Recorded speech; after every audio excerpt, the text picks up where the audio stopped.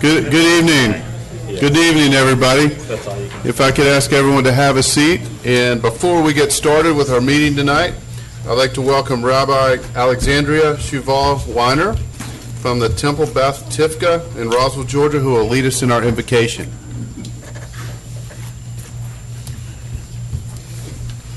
Thus says the Lord, this is what I desire, to unlock the fetters of wickedness and untie the cords of lawlessness, to let the oppressed go free and break off every yoke.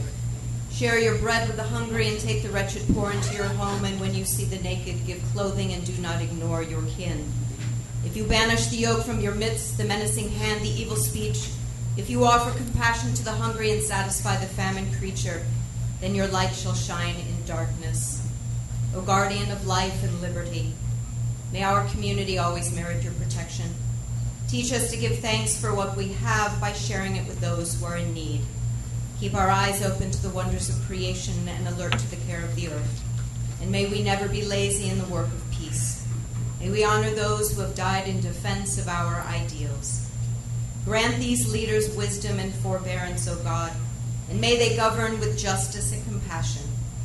Help this community to appreciate one another and to respect the many ways that they may serve you.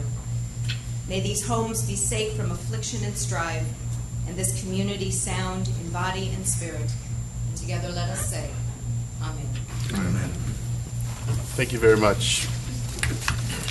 Okay, good evening, everybody. I'd like to welcome you to the regular meeting of the Milton City Council for Monday, April 25th, 2016. We call the meeting to order.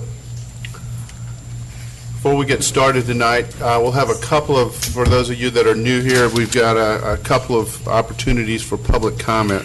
One being in the beginning of the meeting, we'll have general public comment. If you've got something you want to speak about that is not on tonight's agenda, any topic that we're not discussing later, for just general public comment. And then as we talk about each agenda or zoning issue, then we'll have public comment for those items. That being said, there's some yellow cards in the back. If you fill that out with your name and address and turn it into the city clerk here in the next couple of minutes, if you haven't already done that, as we won't be taking cards later. And then when you get up and speak, which we appreciate everybody getting up and speaking, please, just for the record, say your name and address. So if the city clerk will please call roll and make general announcements. Good evening, Mayor and Council. I'll be happy to call roll for the April 25th, 2016 regular meeting. I would like to remind those in attendance to please silence all cell phones at this time. Those attending the meeting who would like to provide public comment either during the public hearing or during the call for public comment, you're required to complete a public comment card prior to speaking on the item. There is no public comment for consent agenda items or items under first presentation. Those called to speak will be taken in the order that the speaker cards are received by the city clerk prior to the beginning of tonight's meeting. All speakers will identify themselves by name, address, and organization if applicable. The city council may allow public comment on either an agenda item or general public comment from a representative of such an organized group or association, provided that they have filled out a notarized affidavit and that they have the authority to speak on behalf of said organization or group on a form provided by the city clerk prior to the agenda item being called. Demonstration of any sort within the chamber is prohibited, so please refrain from any applause, cheering, booing, outbursts, or dialogue with any person speaking. Please show the same respect to the person speaking that you will expect to receive yourself. Anyone in violation will be asked to leave. As I call roll this evening, please confirm your attendance. Mayor Joe Lockwood. Here. Councilmember Karen Thurman. Here. Councilmember Matt Koontz. Here. Councilmember Bill Luss. Here. Councilmember Bert Hewitt. Here. Councilmember Joe Longoria. Here. And Councilmember Rick Warren. Here. Would everyone please rise for the Pledge of Allegiance? Pledge allegiance to the flag of the United States of America and to the republic for which it stands, one nation, under God, indivisible, with liberty and justice for all. Thank you again, and I want to welcome everybody here tonight. As I said before, if you have any public comment, both general or on a specific item, just please fill out the yellow comment card and give to Sudi here, our city clerk. Sudi, if we can, if you call the first item on the agenda. Our first item on the agenda this evening is the approval of the meeting agenda. This is agenda item number 16091. I'd like to make a recommendation that we move staff reports until our following meeting. Is there anything else anybody else may have for the agenda or staff? Okay, I'll open up for a motion. I'll make a motion to approve the meeting agenda as modified. Second. Okay, I have a motion by Councilmember Hewitt, second by Councilmember Longoria. All in favor, please say aye. Aye. Any opposed? That's unanimous. Okay, the next item is public comment. Public comment is a time for citizens to share information with the mayor and city council and to provide input and opinions on any matter that is not scheduled for its own public hearing during today's meeting. There's no discussion on items on the consent agenda or first presentation from the public or from council. Each citizen that chooses to participate in public comment must complete a comment card and submit it to the city clerk. Please remember, this is not a time to engage the mayor or members of city council in conversation. When your name is called, please come forward and speak into the microphone, stating your name and address for the record.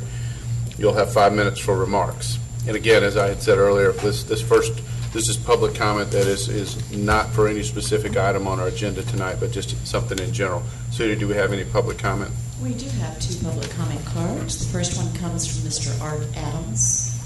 Okay.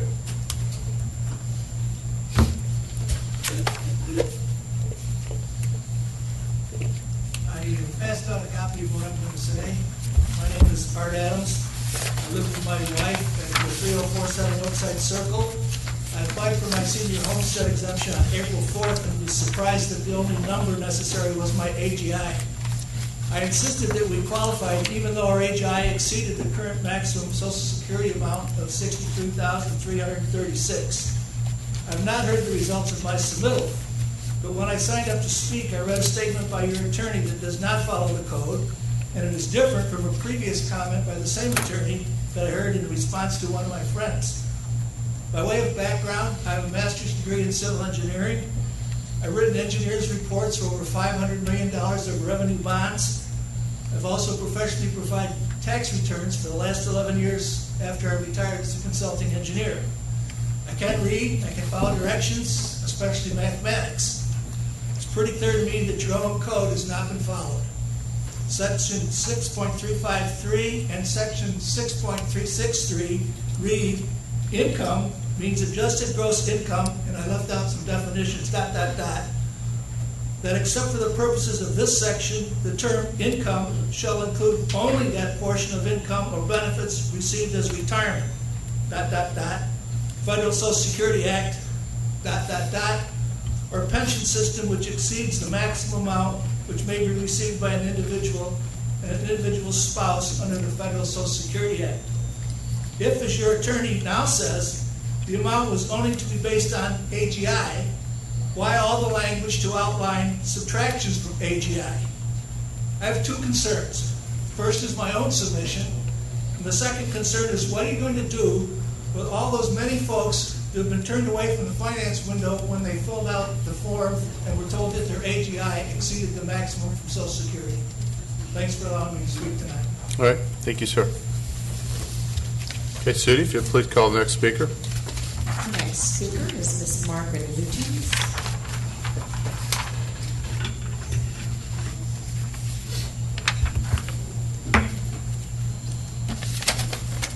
Hello, my name is Margaret Lutens, and I live at 3515 Peacock Road, right around the corner from here. And as many of you know, I have been coming to city meetings for the last 3 years in order to try to get some respect for the environment right outside of my HOA property.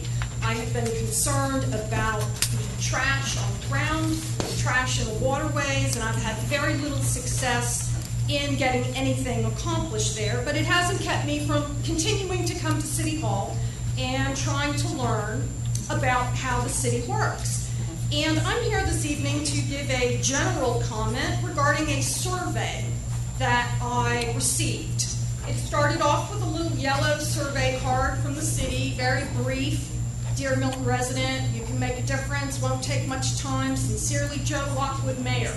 Not a lot of room on the card for anything other than the mayor's name. Well, I get the survey a little bit later, 10 days or so. And here's the survey. I don't know whether any of you at council are familiar with this survey, whether any of you had any input into the questions on this survey, but they are very specific and very personal. And as I look at the survey, I notice that something is missing. It is from the mayor. Why isn't it from the rest of you on council? As I understand it, policy decisions should be made by the mayor and council. So I have to question why I'm just getting this from you, Mr. Mayor. And some of the questions in here, well, I'll save that for just a moment. Earlier today, I got a second copy of the survey. And I thought, well, okay, I didn't know what it was till I opened it. And the first thing that I see is that here's a second chance. And I'm thinking, oh, well, perhaps the mayor has realized that he's omitted council and he's added their name for the people that haven't opened their mail or responded to the survey the first time. But that's just not the case. Respect seems to be a real problem in this community, and it is our #1 core value here. And I have come to the conclusion, since there is such a lack of respect amongst ourselves, us, the citizens, the public, you, as I look at you, that it's unrealistic for me to expect that there be any respect for the environment. The questions here are rather interesting for people that did not have the privilege of having received one. One of the questions are openness and acceptance of the community towards people of diverse backgrounds. Well, I'm thrilled that we had a female rabbi here to speak this evening. That's certainly a positive step in that direction. I'd like to think that there was openness and acceptance of the community towards people like me who live in a townhome in a high-density situation on the wrong side of Highway 9. So respect seems to be a real problem in this city. Other questions involve, have you talked to or visited with your immediate neighbors? I find this question rather shocking. Who doesn't talk to their neighbor? Apparently, people in this community don't talk to their neighbor. There's a question asking whether you've done a favor for a neighbor. Again, I'm just shocked at some of the questions in this survey and wonder why this survey is being taken. Is not talking to your neighbor something to be valued? Is there to be pride taken in not doing a neighbor a favor? I have concerns about our core values. As I look at them here, I see transparency's gone. Where did transparency go? It's respect, which I find lacking in all aspects. Integrity, collaboration. Again, this survey would have been a perfect opportunity for everybody, the mayor and council, to have collaborated on this. And it also says bold leadership, and I'd have to agree that this is indeed bold leadership, because as I was looking at my papers from before, I see that our renegade mayor had a Legacy Milton initiative, which I believe was something the mayor did again without council. So I feel he's not disrespected you once, but twice that I'm aware of, and I'm here to ask for the respect on behalf of everyone. Thank you very much for your time, and I hope we have continued respect as the meeting goes on. Thank you. Thank you. That's all, sir. All right, thank you. So if you'll please call the next item. Next up is consent agenda items. The first one being approval of the March 21st, 2016 regular city council meeting minutes, agenda item number 16092. Next is approval of the April 11th, 2016 regular city council meeting minutes, agenda item number 16093. Our third consent agenda item this evening is approval of the financial statements for the period ending March 2016, agenda item number 16094. Fourth is approval of a construction services agreement between the City of Milton and Lane Inliner LLC for High Grove Club Drive at 1720 for stormwater system improvements, agenda item number 16095. Next is approval of a construction services agreement between the City of Milton and Excellaire Construction LLC for the Cogburn Road Sidewalk Project, agenda item number 16096. Our sixth consent agenda item this evening is approval of a professional services agreement with Cheryl A. Hilbert, consultant, for facilitation of strategic plan implementation, departmental operating plans preparation, agenda item number 16097.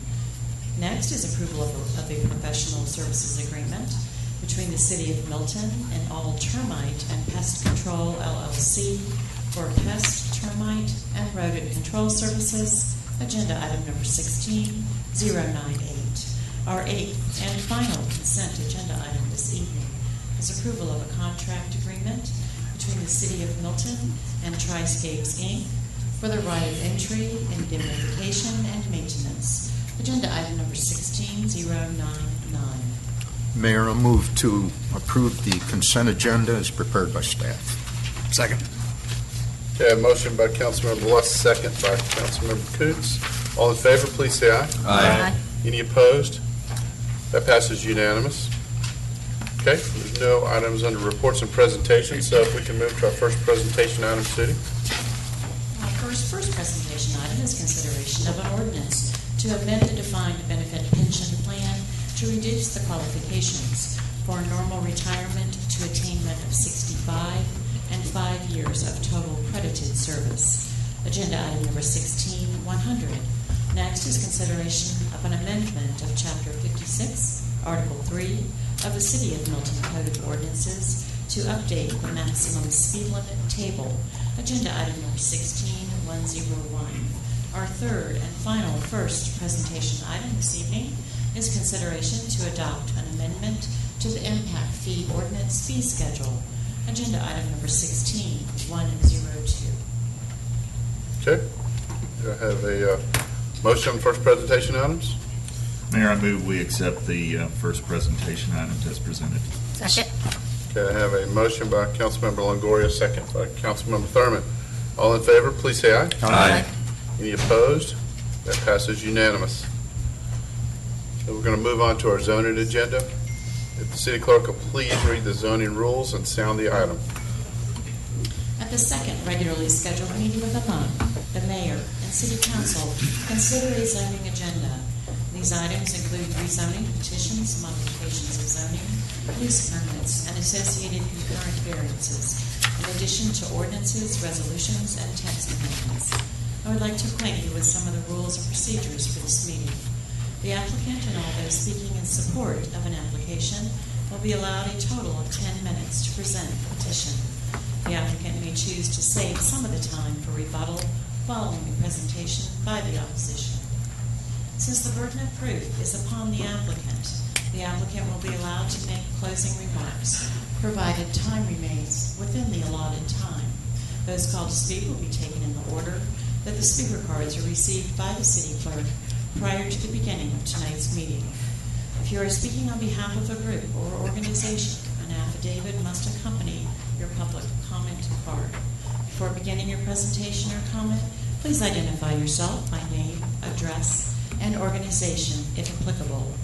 Our zoning item this evening is consideration of RZ 16-02, BC 16-01, to rezone from AG1 agricultural to CUP community unit plan to develop 50 single-family homes on 63.57 acres at an overall density of 0.79 units per acre and a concurrent variance to increase the maximum lot coverage from 20% to 50% for each individual lot.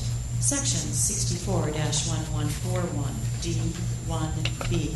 This is agenda item number 16086. First presentation is at the April 11th, 2016 regular city council meeting. Ms. Kathy Fields.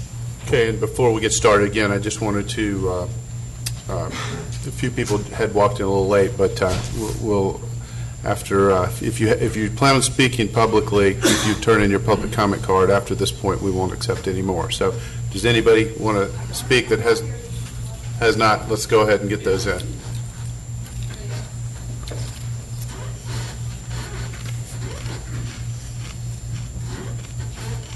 Okay, at this point, we won't accept any more. So, Karen, I think you want to say something before we get started. Yeah, Mayor, I found out last week that one of the landowners is a client of my firm, and although I do not work with them and I have no business relationship with them directly, the city attorney has recommended that I recuse myself from this item, and based on the fact that the land is under contract under a contingency based on the zoning. So I will be recusing myself from this item. Okay. We'll turn this over to Kathy.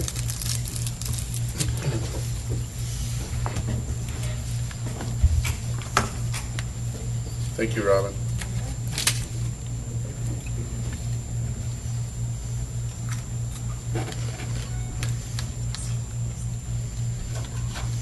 Thank you, Mr. Mayor, members of the City Council. The first slide in front of you represents an outline of the subject parcel that we're going to be discussing this evening. The current zoning for this parcel is AG1. The 2030 future land use map shows this area for a proposed land use of AEE, agricultural, equestrian, and estate residential. This is the site plan that was submitted on January 7th. And this is the required yield plan for the parcel that shows a yield of 50 lots. This was based on a soils analysis, level 3 soils analysis test. And this shows a rendering of how those 50 lots would lay out. Next, we received a revised conceptual plan that was submitted on February 17th. And then, subsequent to that, another revised conceptual plan. And the difference between these two recent submittals of the conceptual plan really relates to the number of units along the frontage along Ebenezer Road. It's essentially the differences.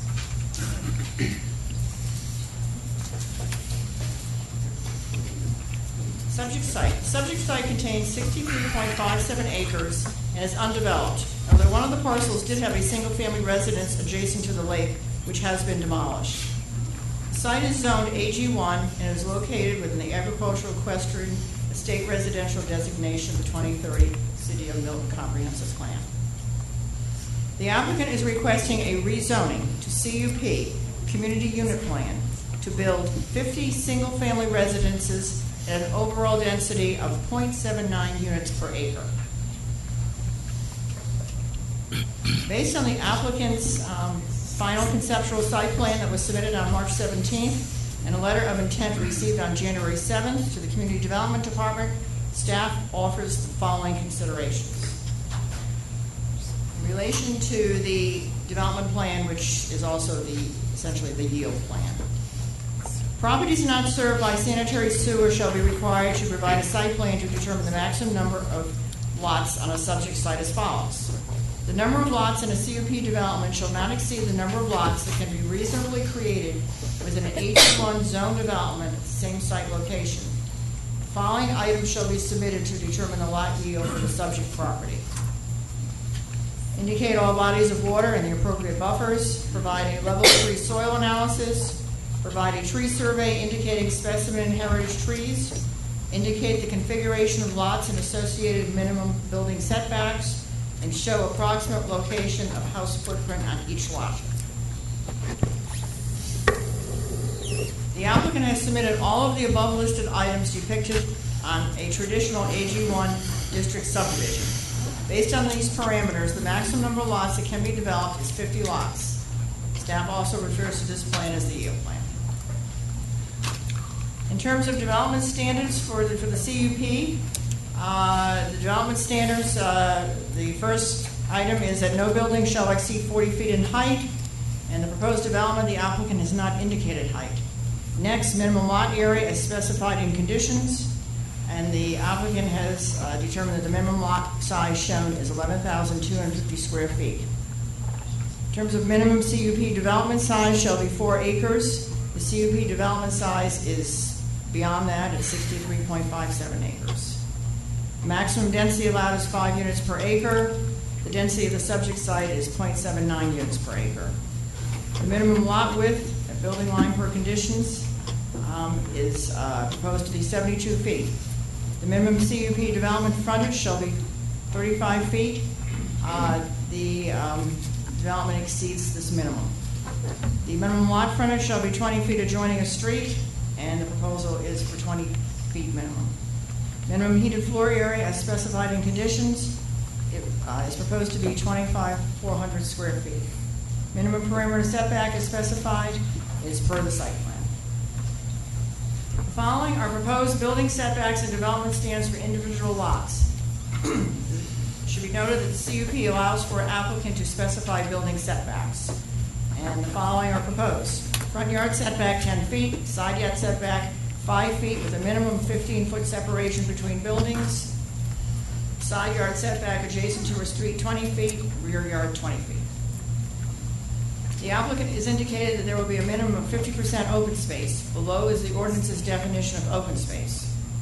Open space means a portion of the site which is permanently set aside for public or private use and will not be developed. The space may be used for passive or active recreation, or may be reserved to protect or buffer natural areas. The term open space includes wooded areas other than required landscape strips and buffers, pathways, walkways, fields, and sensitive environmental areas such as wetlands, etc. The term open space does not include detention facilities and platted residential lots. Other site considerations of the applicant's revised conceptual site plan that was submitted on March 17th. The proposed site plan does not indicate sidewalks within the development or along Ebenezer Road.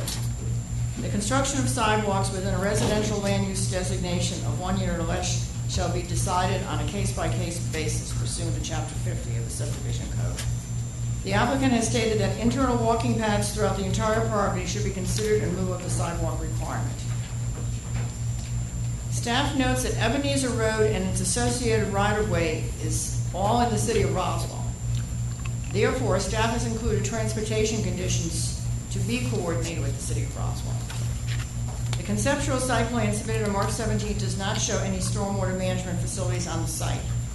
A conceptual stormwater management plan will be required prior to the submittal of a land disturbance permit.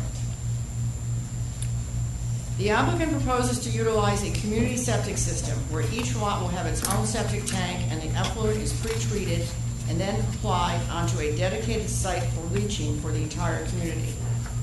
The site plan indicates the general location of the community septic leaching area in the undeveloped area on the site plan submitted on January 7, 2016.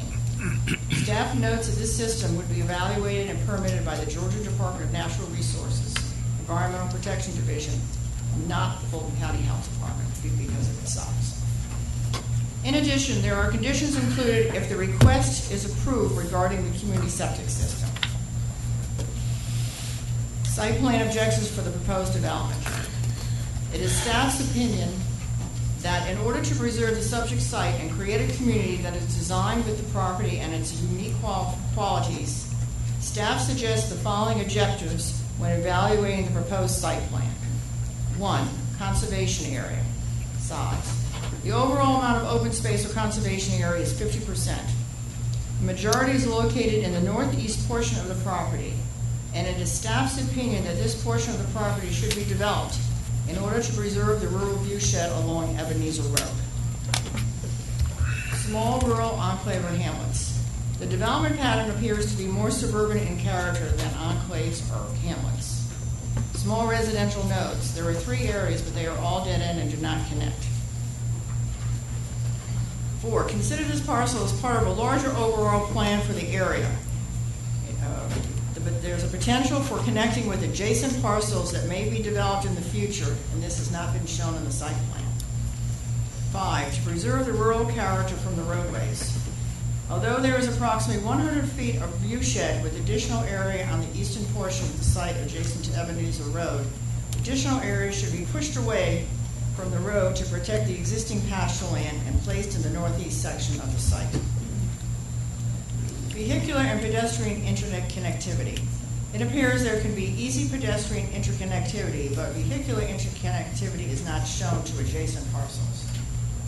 Naturalized detention areas. It appears that the existing pond will be utilized, but future details will be needed.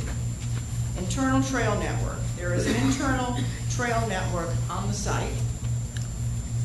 9. Rural architectural local vernacular. The applicant is in agreement with this type of architecture, but has not agreed to individual building permit approval by the city architect. 10. Preserve existing vegetation and topography to the extent possible when siting homes. The applicant has indicated that he is not in agreement for the city arborist to approve each lot's site plan. Kathy, can I, excuse me for 1 second, and Robin, from what I'm seeing here, maybe there was a citizen that wanted to turn in a public comment card, but is leaving. I understand, but and if it's up to the council, but I don't know if we could grab that person and at least maybe have her turn in her card if it's the will of the council. If not, what's the council think? You guys okay with that? Allow one or not? I just hate for somebody to come here and then. Well, either we have a policy or we don't have a policy. If we don't have a policy, fine. Let's get anybody to turn in cards anytime they need to. But if we got a policy, we should stick to it. With all due respect, you did ask if someone was speaking that was needed to be turned in. Yep. She only wanted to have a card to vote. Ah. Oh, yeah, no, that's, I think that, you can put it in the record there. All right, thank you. Sorry, Kevin. That's quite all right. I think I was on 9. Rural architecture, local vernacular. The applicant is in agreement with this type of architecture, but has not agreed to individual building permit approval by the city architect. Preserve existing vegetation and topography to the extent possible when siting homes. The applicant has indicated that he is not in agreement with the city arborist to approve each lot site plan for removal of vegetation, which is not subject to the tree preservation ordinance. Variable lot sizes and building locations on the lot. Although there are different lot sizes, they are divided up into 2 locations instead of variety sizes on the street. Additionally, the houses are not positioned in a variety of locations. Therefore, it's staff's recommendation not to support the applicant's revised conceptual site plan submitted on March 17, 2016, because it does not meet the above site plan objectives and provide the best solution for developing the site plan. The applicant submitted a set of architectural conditions on April 19th for the proposed development. If this petition is approved, staff is in support of them, and they are included in the recommended conditions. VC 16-01, to increase the maximum lot coverage from 20% to 50% for each individual lot. The applicant has requested the above concurrent variance to increase the maximum lot coverage based on the fact that the lots are small in size and would not meet the maximum 20% lot coverage requirement, which is typically attainable when 1 acre lots are developed. Staff does not recommend the submitted site plan by the applicant and therefore recommends denial of VC 16-01. But the request is included in the recommended conditions if the mayor and city council choose to approve the increased lot coverage to 50%. Environmental site analysis. The applicant has completed the listing of questions on the ESA as required by section 64-2126 of the zoning ordinance. Field survey of the site was conducted by staff and verified the presence of a perennial stream, man-made pond, wetlands, floodplain, steep slopes, and specimen trees. At the time of submittal of a land disturbance permit, more detailed evaluation of the specimen trees will be made. It appears that specimen trees were not identified on the eastern portion adjacent to Sweet Apple Road. This shows the increase of the number of students for Crabapple Crossing, Northwestern Middle School, and Milton High School should a development of 50 lots occur on this site. In terms of the financial modeling results, the present value annual net fiscal impact of this development is $243,228. Public involvement. Community zoning information meeting. On January 26th, the applicant was present at the community zoning information meeting held at the Milton City Hall. There were 7 residents from the community in attendance who signed the sign-in sheet. The community stated they were concerned about the additional traffic that 50 lots would produce and the small lots instead of 1 acre lots. City of Milton Design Review Board, courtesy review meeting on February 2nd. The applicant, the comments were the applicant would revise the plans after community staff meetings and represent to the DRB at its April meeting.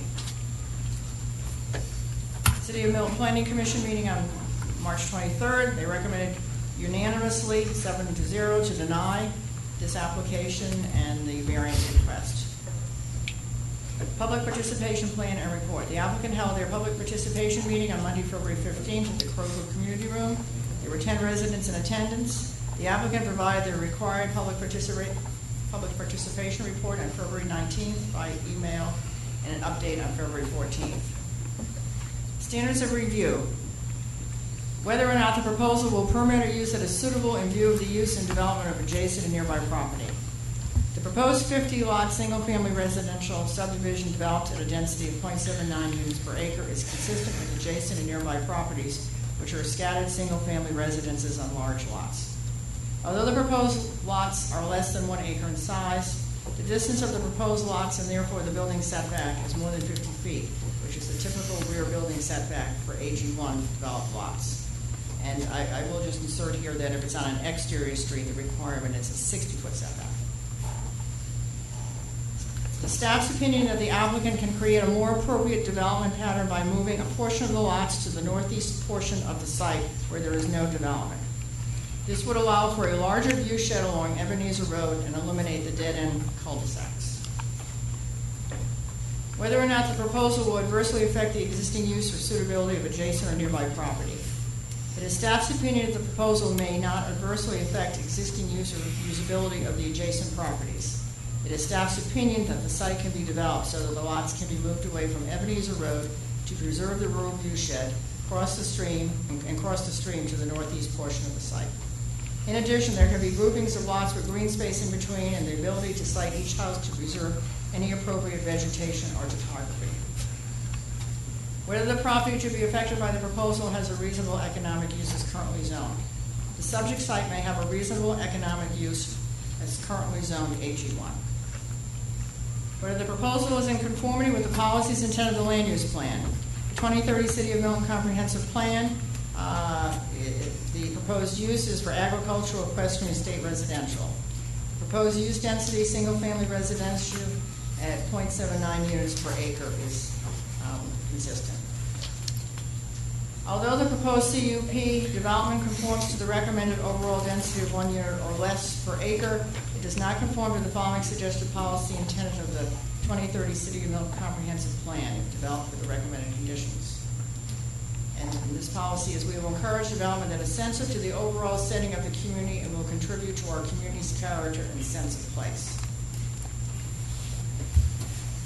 6, whether there are other existing or changed conditions affecting the use and development of the property which give supporting grounds for either approval or disapproval of the proposal. It is staff's opinion that the proposed conceptual site plan submitted on March 17th by the applicant does not provide the best site plan for the subject site considering the site's pristine rural character. Whether the zoning proposal will permit a use which can be considered environmentally adverse to the natural resources, environment, and citizens of the City of Milton. The proposed use may not be environmentally adverse to the natural resources, environment, and cities of Milton and citizens of the city, but it is the opinion of staff that the homes can be better sited on the property to preserve the natural resources such as trees and unique topography of the site. Based on the above analysis of the proposed development, staff recommends denial of RZ 16-02 and BC 16-01.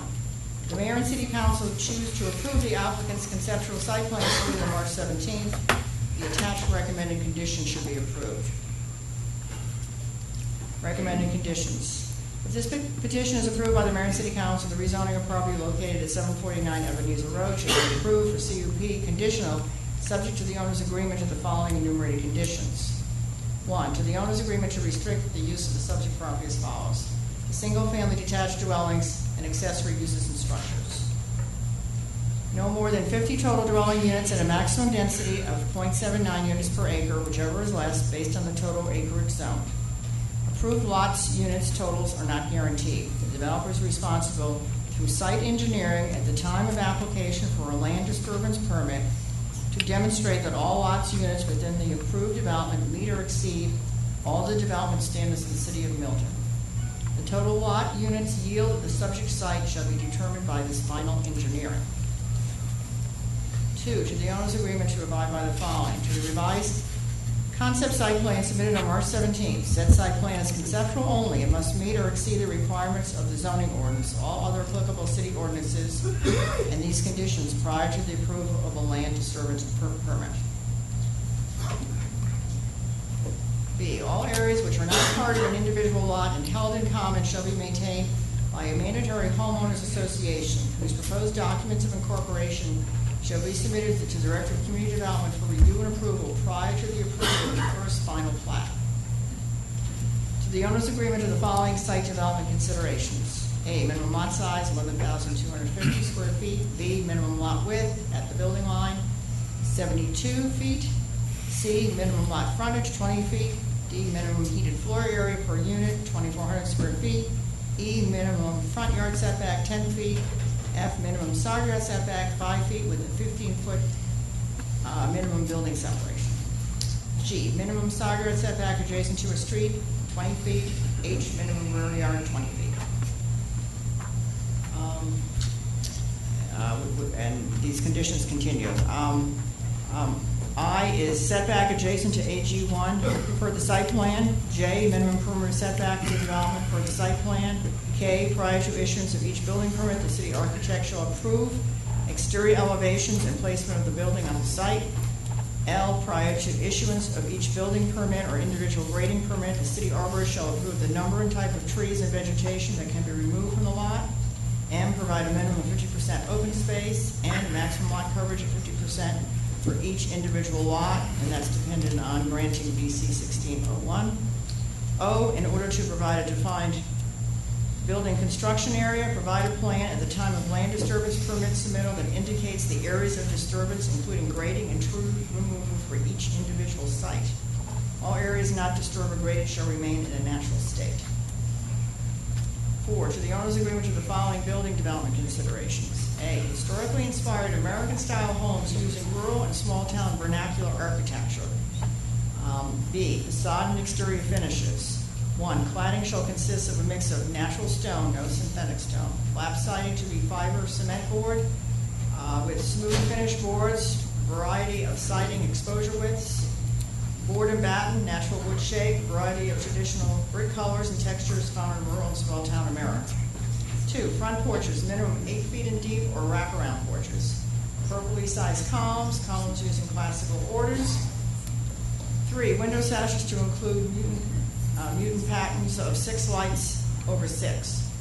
4, when shutters are used, they will include hinges and be sized appropriately for the window. 5, roofing materials to include allowable roof types, standing seam metal, architectural asphalt, shingles, wood shake. 6, roof shall be sloped or gable. Shed roofs for accent only. 7, metal gutters with round downspouts. 8, carriage-style garage doors. 9, rear homes along Ebenezer Road to include 4 sides architecture.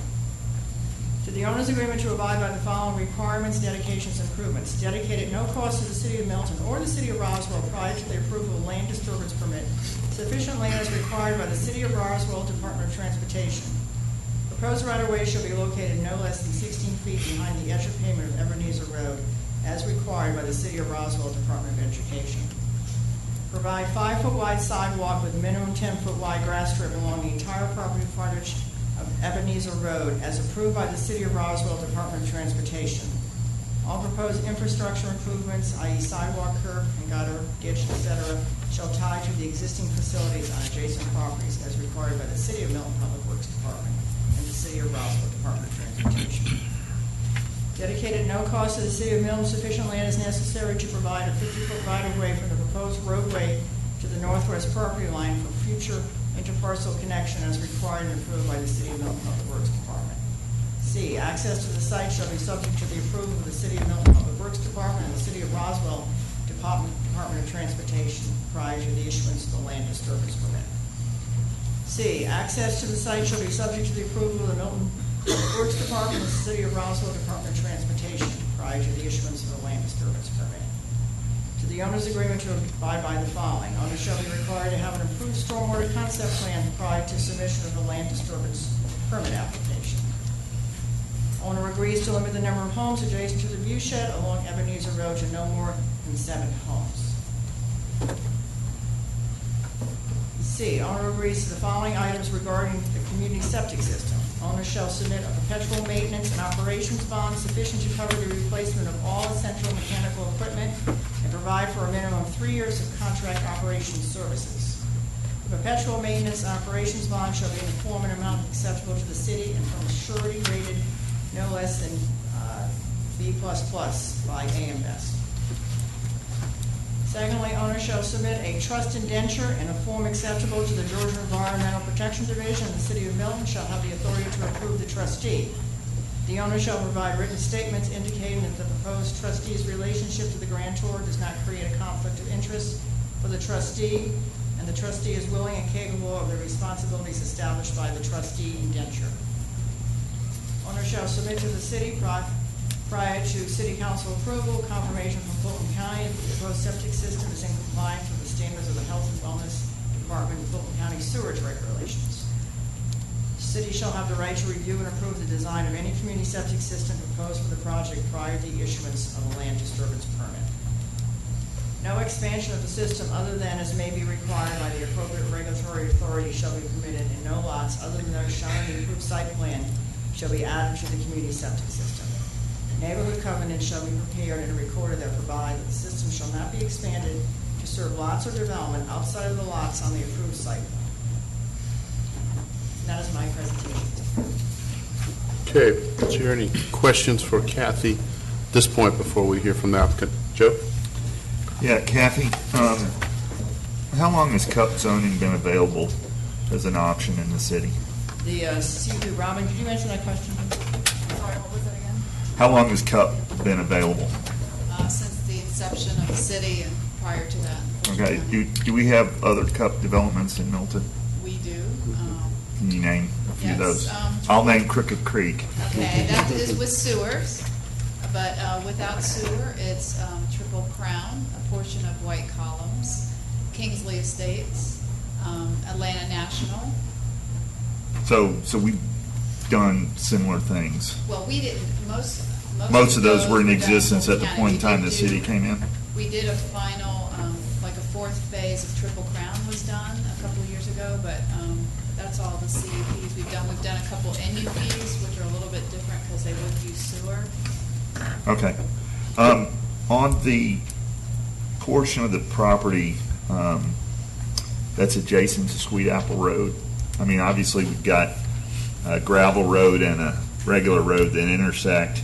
There is no access in the proposal from the gravel road, but did that impact or come into play in terms of the yield plan itself? Because obviously property adjacent to a gravel road is supposed to have 3-acre lot minimums.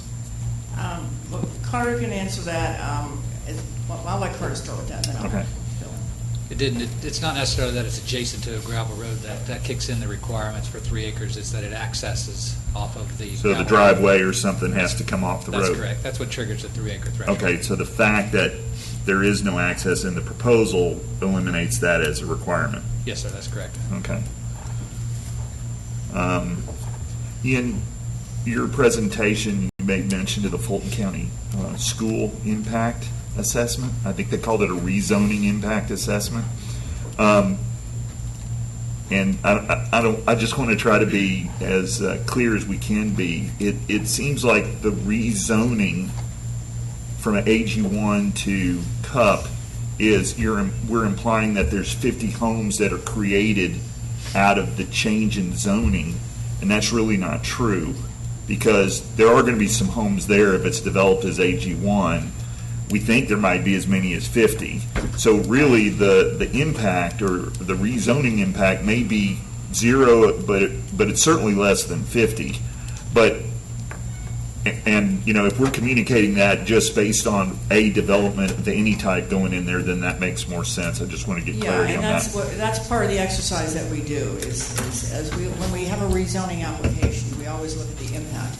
But clearly, if this were developed under AG1, there would certainly be an impact. We wouldn't show it because it would be allowed by right for them to develop it. Okay, all right.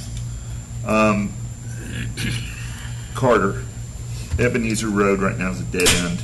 Correct. Is there any plans to extend that or connect that anywhere else? Have we given any consideration to that? It has not come up in any of our transportation discussions. Based on the old maps, it looked like it at one point did go down and tie into Lackey, but I mean, that would be the logical tie-in point.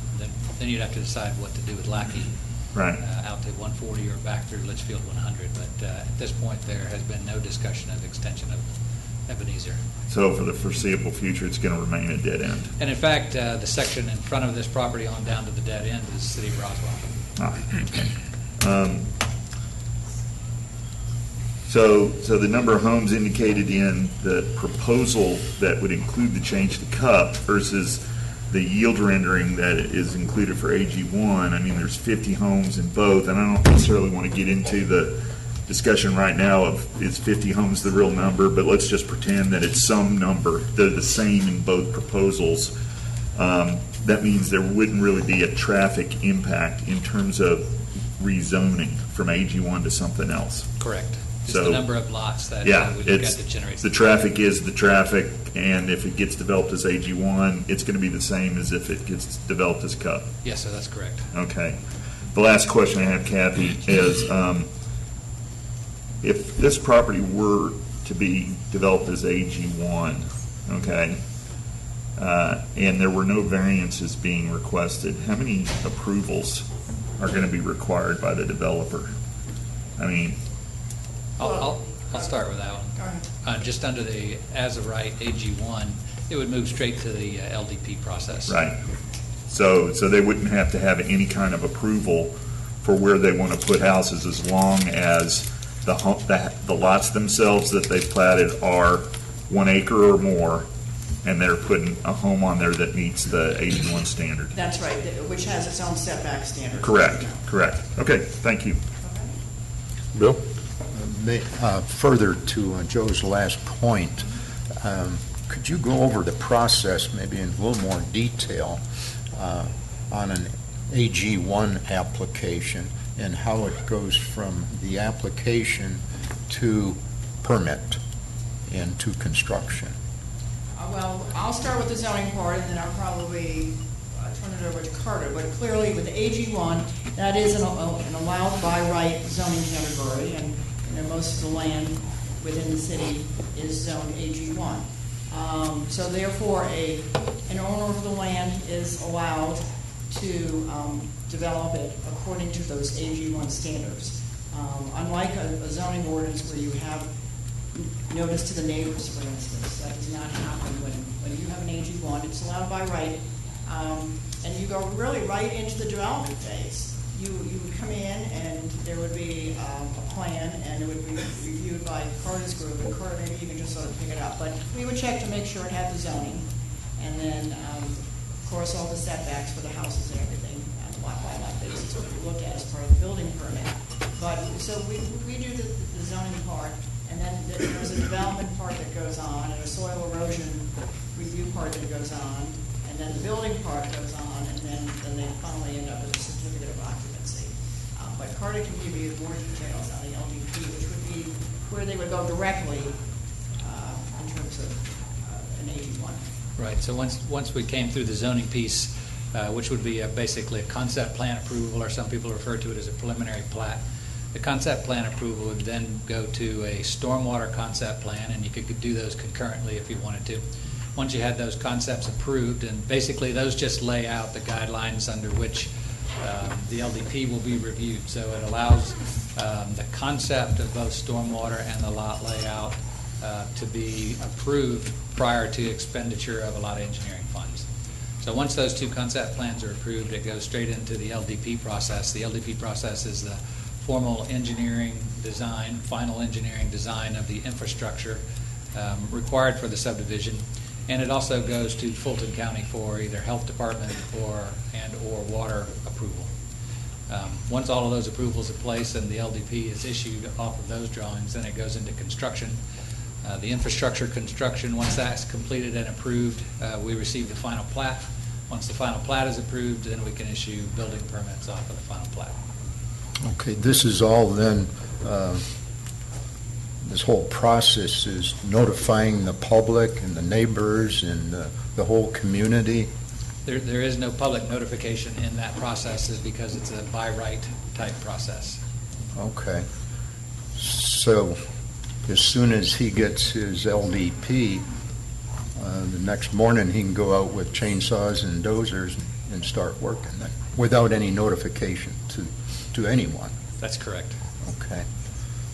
Maybe you could go through the process for CUP then, and either compare it or contrast it, however the case may be. Okay, well, CUP is a rezoning process that we do. And we, of course, send out notices to the neighbors. Well, a plan first comes in, and we look at the plan to make sure that it does meet the requirements. And we also, at that time, ask them to provide us with a yield plan, which was part of the CUP rezoning process. They must provide that. We then advertise the application, and Robin will hold the first public meeting, which we call the Community Zoning Information Meeting, which is an informal meeting for neighbors, interested parties to come in and talk informally to the developer in terms of what his proposed project is. Subsequent to that, the developer has to hold his own public meeting. We call that the public information meeting. It's usually at a Kroger or someplace near the proposed development that's going on. And then subsequent to that, there will be a courtesy review by the DRB of the site plan they're looking at from a design perspective.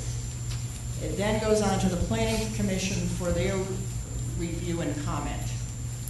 And staff at that point has provided to the Planning Commission, and that report then follows through the City Council with their review of the application and their recommendation for approval or denial with conditions. We can, under a rezoning, attach conditions to the application, which we did with the application before you. And those conditions include, for instance, full architectural review for all buildings. We've included the design guidelines that we would use for that. That's included as one of the conditions I read off tonight. We've included a much more enhanced role for the city arborists, rather than just identifying specimen trees. We've suggested he be granted the authority to review and approve all trees that are being removed from the site. And then next, we've also put a condition in that mandates that for each building lot, that a site construction area be reviewed and approved by the arborist, so that the whole lot, for instance, isn't just clear-cutted and graded, that it's done very environmentally sensitive. Now, these are all conditions, and we do that for most rezonings. We'll always have conditions that we can legally include, and we provide those to you, and then you certainly make a final determination as to whether or not to include those conditions or not. But we do have that flexibility with the rezoning, because it's a case-by-case basis. We're looking at it very specifically, and so we're able to attach those. When it's an AG1 by right development, that is already inherent on the land. It goes with the land, and they are entitled to develop it. Of course, we do have certain requirements about development standards, which you can and cannot do, including setbacks and whatnot, and saving specimen trees. There are some general development standards, but we can get very specific when we do a rezoning. And so I think that's different type of answer to the question. So would you say, in this last part of your discussion here, the variation between CUP or any rezoning as compared with AG1 is CUP is pretty specific as far as how the land is graded, how trees are removed, how homes are sited, et cetera, as opposed to AG1, which is a by right part of the code that you could possibly go in and clear cut a lot and mass grade it. Is that Yes, and true to that's, say? we have seen that to some extent. Clearly, if specimen trees are taken, the developer has to pay into a tree recompense fund for those trees that he's taken out. We try to save trees to the extent that we can. That's always our goal. Sure. But the developer does have that alternative to do that. And, some of these sites do have some topography issues, and sometimes it's easier rather than building into the site. And again, it's up to the developer, and he has that determination to make whether he grades it off or builds into the site. I mean, we've seen it always within the city. We try to encourage good development practices. Okay, maybe one other general question then. Would you say that there's more community involvement on the design of the development under CUP than there is under typical AG1 type development? Yes, because the way the system is, the way the rezoning process is structured, it builds in community input all along the way. One last question here. On your recommendations, on the last page, triple I, it says, owner shall submit to the city, prior to city council approval, confirmation from Fulton County that the proposed septic system is in compliance with the standards of the Health and Wellness Department and the Fulton County sewerage regulations. In a development this size, I think it's stated earlier in this application that it goes through DNR and EPD. Right, yes. Carter or Robin, can you respond to that? Right. Got it. That was a condition established to address the code section in the subdivision regulations that brought Fulton County into the process. Fulton County wouldn't necessarily regulate a system like this. It would go to the state. So the applicant would just need to submit a letter that basically said Fulton County was approval by the state would be approval by the county. Thank you, Kathy. Okay. Rick? Yeah, Kathy, just a couple of questions. Under one of your recommended approvals, 5B, it says dedicate at no cost to the City of Milton sufficient land as necessary to provide for 50 feet of right-of-way from the proposed roadway to the northwest property line for future interparcel connection is required and approved by City of Milton Public Works Department.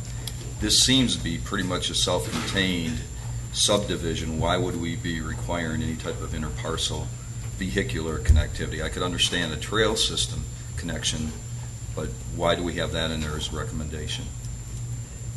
Go ahead, sure.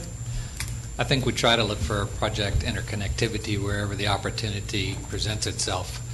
When you look at the potential development to the north and the Lackawanna development and the potential for connecting to sections of Lackey or out to 140, that relieves some of the pressure off of the intersection at Etris, Cox, and Ebenezer.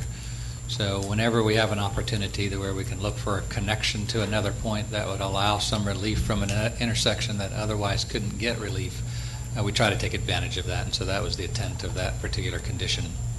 But I guess as far as the option, council could say, because what I've heard overwhelmingly from community is they don't want to have interparcel connectivity. They like the dead-end road, and rather than trying to make that work, it'd be a cut-through. That's still something that council could vote on, correct? That's absolutely a condition that you can choose to accept. Okay, and then one other question. As far as the natural undisturbed buffer, and can it be specified to ensure that this goes into a land trust where it is, where if it's undisturbed today, it stays undisturbed? I've heard varying opinions from different people. Is that something we could protect as part of this development, where you could actually ensure that what is green space today, what is protected, will stay protected going forward? I'll defer to the city attorney, but I would think also we can ask the applicant that too, because you're asking that be made into a permanent conservation easement. You could do that, and then even. I think that would be a question for the applicant to see if he's willing to put that. I think you're talking about the 100-foot buffer along Ebenezer Road? Is that the area that you're referring to? Basically, anything that's designated as undeveloped green I see. space. Okay, so more than, okay. I'll tell you from a stormwater perspective, that is one thing that will count towards water quality is the conservation of green space, provided it's more than 10,000 contiguous square feet. So any types of actions like that, they can get credit towards their stormwater requirements for that. Okay.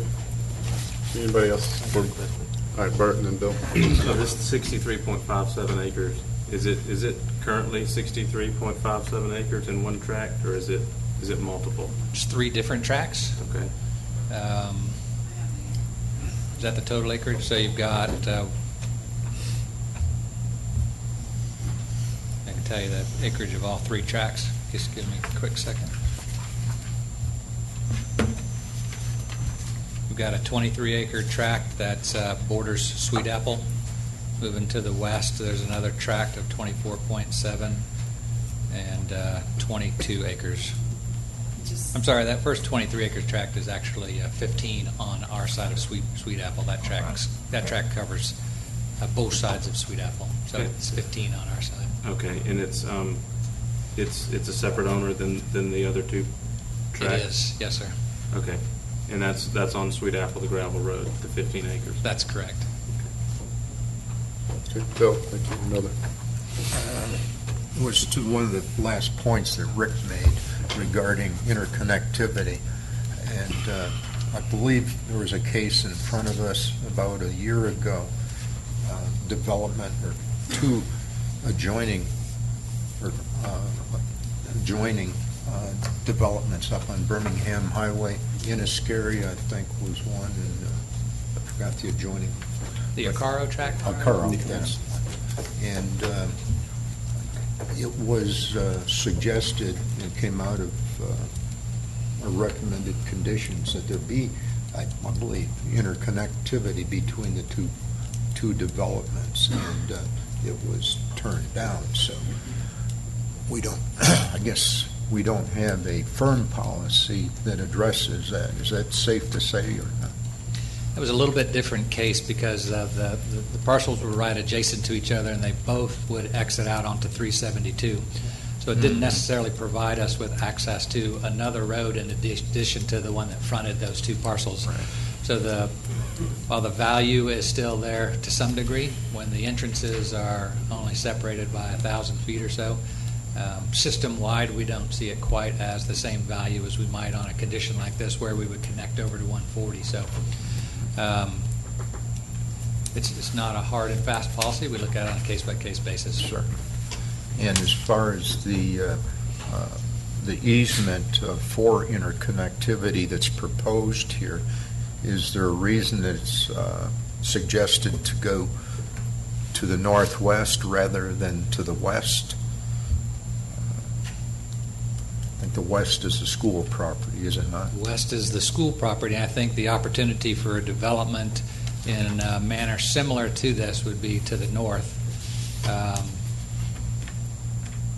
Typically, we don't make a connection like that over to the school without some other road there. So you certainly could make it to the west also. Sure. But I think the value is going to be to the north, trying to get up to 140. Well, I thought I understood, maybe from unnamed source, that the school property was on the market. So. Been available for development. Yeah, that one I also. don't know. I'm sorry. I'll leave it. Thank you. Okay, Joe?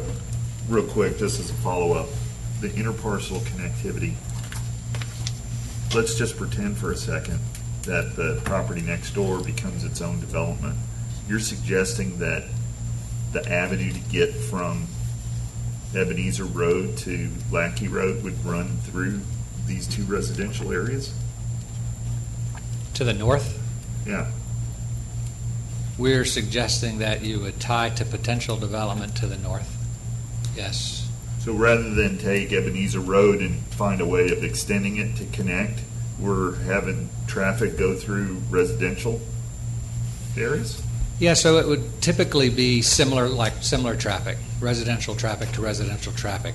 You could look at continuing Ebenezer on, but there is no right-of-way at that point. No, So if that area were to develop, you certainly could. I'm picking on you, Carter, because, I'm sensitive to this just because of what the citizens in Crooked Creek wanted to do, because it was becoming very difficult to have anybody out in their front yard without worrying about getting run over. So I find it hard to believe that we would want to try to encourage that. That just doesn't seem consistent with what we're trying to do as a city. Yeah, and every case is going to be a little bit different. So you look at Crooked Creek, and you're looking at connecting a Highway 9 up to Forsyth County. Yeah. You're looking at connecting it from Highway 9, which is a very congested type corridor, to some not so congested roads when you get up to the Cogburns and Hopewells and Hamby's. So traffic is going to go where traffic finds the least resistance, just like everything else, and that's a very difficult thing to do, and a very difficult thing to model and estimate.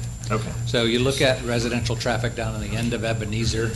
Is somebody going to come all the way from 140 down Cox, down Ebenezer, and back up through this just to get back onto 140? In an emergency situation, certainly could. Excuse me, if we could please. So there certainly could be situations that occur in that stretch where people would do that. Okay. And from a system-wide standpoint, we want that opportunity to exist. No, I get know that the people and the that. residents don't, but we're looking at it from a transportation system. Right. No, thank you. Okay, Bert? Along those lines, real quick, is the portion of Lackey Road that's in Milton all gravel? There's a small section at the very end there, 140, that's paved. And then when you cross into Roswell, it's then paved. But And our section, for the most part, is gravel. Everything else is gravel. Okay. Going back to originally what Joe was asking about the CUP, and Robin, you mentioned some existing neighborhoods that are CUPs. How about, in general, which, to the best of your knowledge, the ones that we have approved? I know we've done a few in the city, since we've been in the city of Milton.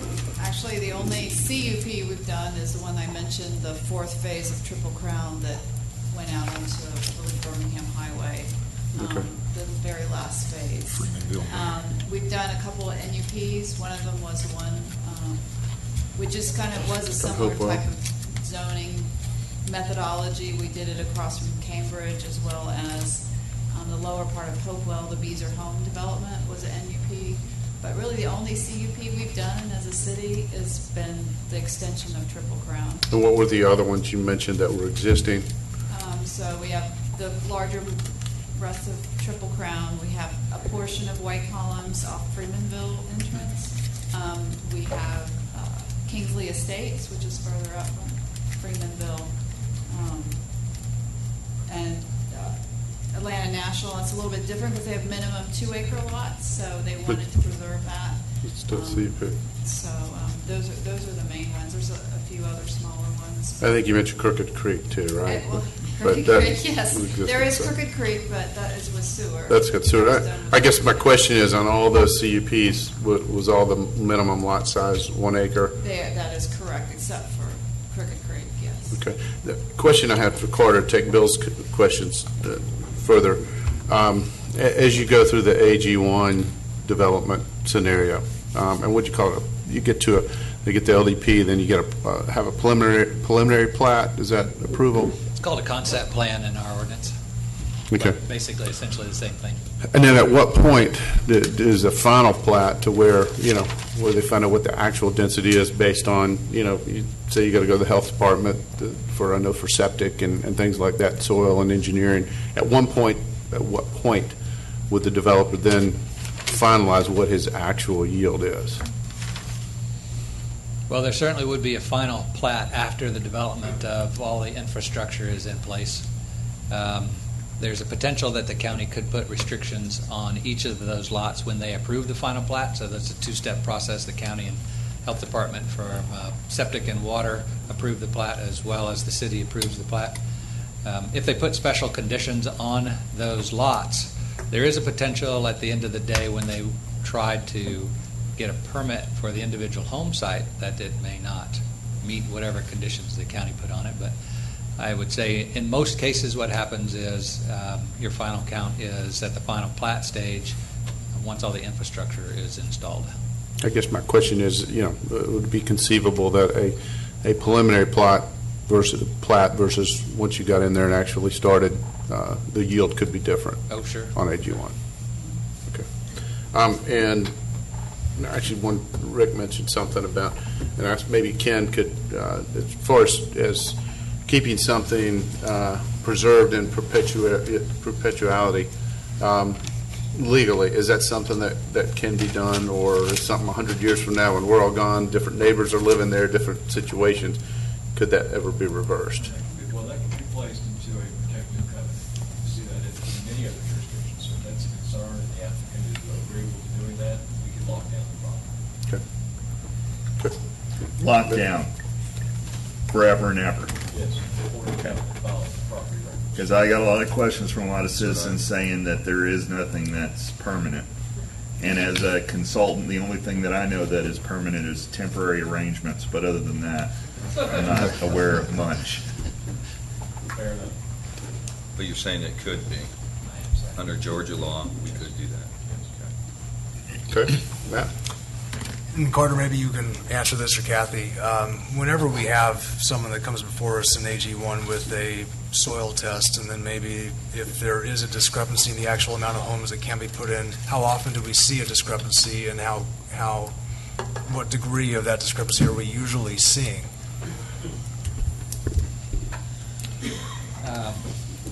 I don't know that we track that internally, that I could give you a good answer. Most of that goes to the county and is approved by the county. And usually any discrepancy is going to be resolved through the use of an alternative type system. I don't know off the top of my head that I've seen one that was approved under a preliminary or under a final plat that never got built on for any reason from a septic perspective, but I'm sure that probably exist out there. Bill? Question for our city attorney. Point has been brought up that if this is approved tonight, this would set a precedent for all of the rest of the development that might occur in the city. What's your comment on that, sir? Right, so I'll break that into two responses. First response is does it set a legal precedent? And my answer is it does not. Land is unique. Every piece of land in Milton is unique. The circumstances surrounding land development are unique. The application of your zoning code of land is unique. It is the product of your legislative discretion as you view the surrounding properties. And so I don't believe it establishes any sort of a legal precedent with respect to tying your hands with respect to a future land use application. That's my legal answer. I will tell you, however, that we all also must at least be cognizant of the fact that if you approve some particular land use, it doesn't have to be this one, but you may hear about it again. In other words, another member of the development community or property owner may say, well, remember when you did this. Just need to be mindful of that. But from a legal perspective, there is no legal precedent, Councilman. Thank you. Okay. Anybody else? Bert? To further Matt's question, Carter, I guess my question is if you take a conceptual yield plan similar to page 7 in our packet that has the 50 Ag 1 homes on it, there's a whole nother layer of site design and engineering that may come out with the LDP yield. That's correct. And that you may with topography or soil conditions or whatever, you're probably going to catch any of your changes, your reductions, if they are, in that process. That's correct. More so than from LDP plans to final plat. That's correct. So there's the chance to catch those potential additional lots is from concept to LDP plans. That's correct. At the time the final engineering is done. Okay. That was, back to the question I asked. Okay. Anybody else? Right. I guess bridging off from that, so from LDP yield, if it's today, if it says it's 50, but when you go and you do the final analysis, that could actually go down. It could. Okay. So if because I've heard a lot of concerns about the validity of the soils, and I'm not a soils expert, but that is something that before any land disturbance permit would be granted, that would be looked at again. That's at a more correct. detailed level to say, no, the layout of where you're looking at, this is the true yield, or here's what's allowed. It's not necessarily from a soils perspective, though. It's just, it's more from an engineering perspective when you start looking at the grading of the roads and the conditions that, subsurface conditions that exist associated with that. So the level 3 soils report that's been done and associated with this is typically pretty good. If you get some significant excavation, that you may change your soil types. I mean, you may need to reduce some of that, but typically it's going to be related to other items associated with the development of the final plat, rather than the 4 or 5 items that are listed in the zoning code that we review the yield plan from. Okay. And then one last question on precedent setting. So Ken, I heard what you said. This does not set a legal precedent where someone can come in and claim they did it here, I'm entitled to do it here with CUP. It's still individual lot zoning application dependent. We would actually review each one. We could look at a site, and if this was denied or approved, we could deny or approve any other future CUP that comes forward based upon standards that we're looking for. Correct, based upon the zoning considerations the Milton City Council applies, yes, sir. Okay. Just to clarify that, though, what if it was one next door or next that had the exact same characteristics and issues as that, to your point earlier about it's going to kind of raise the eyebrow? That's the difference between arguing that we did it next door versus that being legally mandating that you do it here. Because again, even if it's next door, property considerations, traffic, access, topography, all of those are going to be different. Land is by its very nature different, but to the mayor's point, just to be mindful of the fact we can still hear the argument. We can't shut down the argument. Right. But from a legal precedent, all to maintain the same position. Okay. Joe? But Kathy, Carter, sorry about this, but I want to,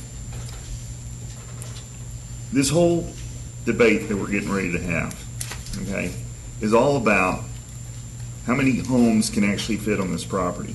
Okay, I find it a little bit concerning that we're going to save some portion of this determination for the land disturbance permit step. And my concern here is that what we need to understand today is exactly how many homes could be developed on AG1 as the zoning versus what happens when we rezone. Because the land they're disturbing, once we rezone, is not the land that they would be developing on in the same way if it stayed AG1. So I've got some real concerns. And when you were saying that part of the step in your conditions, I got a little bit worried then. I was going to save it until after we hear the public concerns, but I want to make sure testing the soil for a home that we're getting ready to build that doesn't need to have a septic tank, set up for, or a leach field rather, set up for it, is completely different, than other conditions. So how are we using that to make the final determination on yield? That's right. So the yield plan is a little bit different than an engineering plan, and the yield plan has 5 specific conditions that we will review it by. In an ordinary situation, you would then take that yield plan through an LDP process and through final plat. This is a little bit unique in that the zoning plan would then, if approved, would then control the LDP process.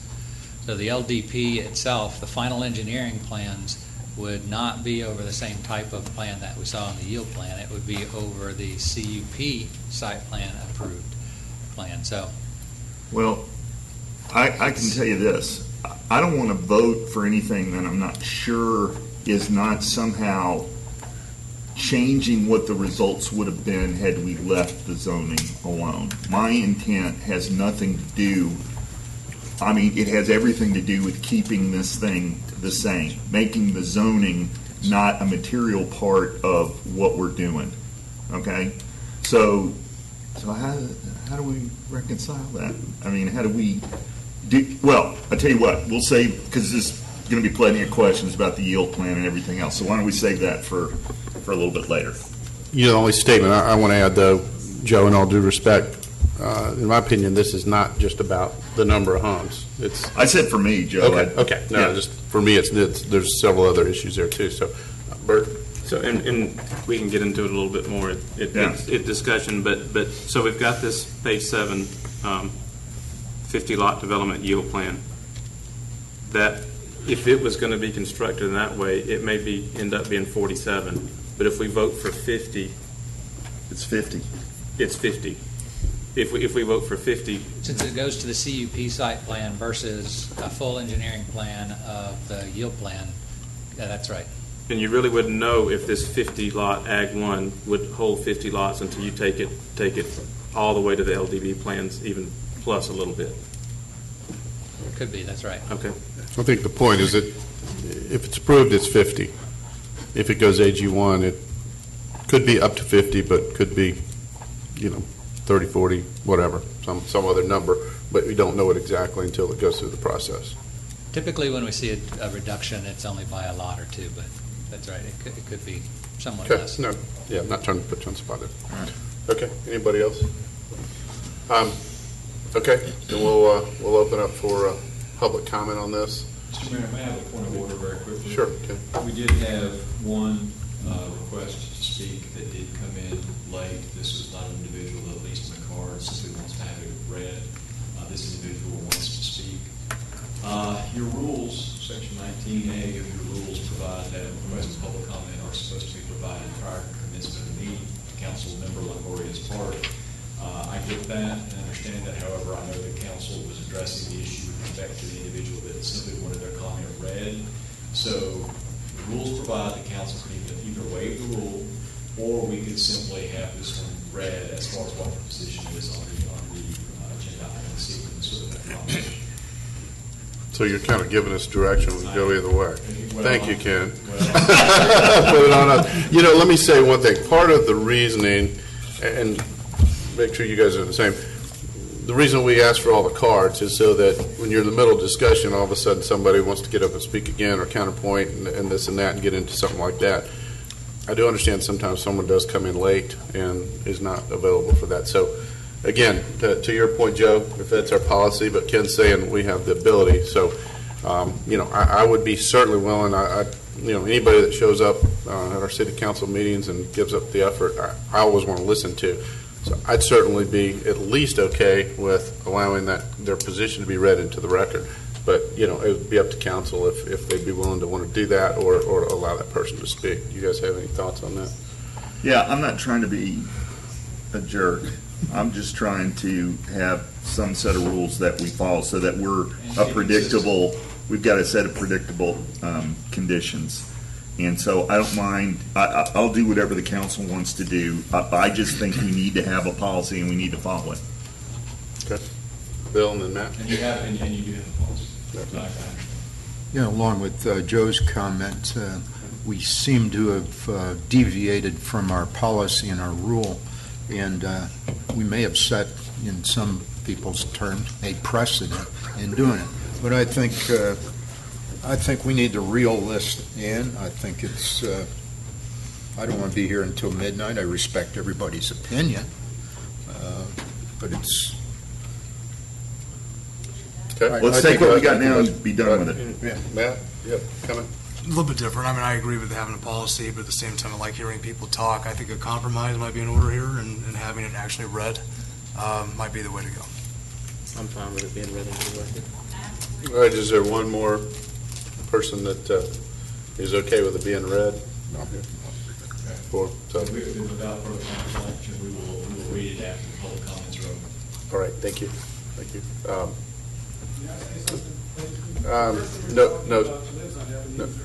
Okay, all right, thank you, sir.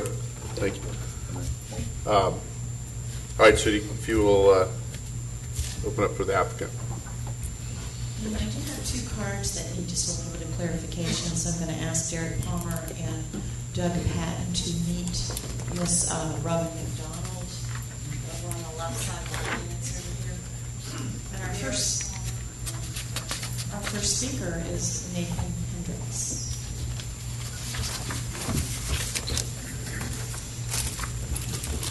Mr. Mayor, members of the council, you actually got two applications in front of you. One's the rezoning application, the other is the current variance.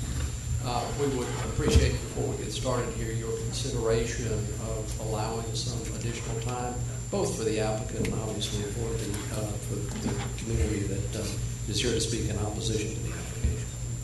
I will pretty much assume that we would have to look at that as we go along.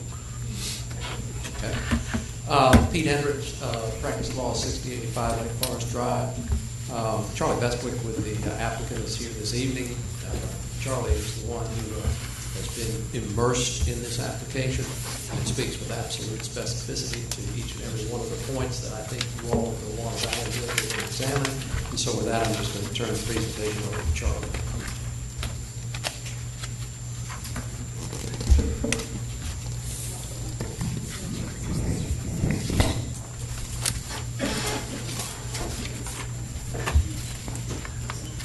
Good evening, Charlie Bost with Brightwater Homes, 230 Hammond Drive. We have an amazing opportunity this evening to create a place that protects the rural look and feel of Milton, to protect the environmentally sensitive areas of this precious site, and to create empty nester housing for those folks that would like to stay in Milton and have that sort of place to live.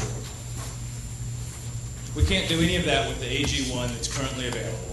Or we'd be trying to do that today, and we wouldn't be trying to make this change. With our plan, we can protect the rural nature of Ebenezer Road. With AG1, we will destroy all the natural beauty along Ebenezer and have homes as close as 60 feet to Ebenezer Road, as opposed to our plan where the homes are 200 feet back from the road. We can preserve buffers.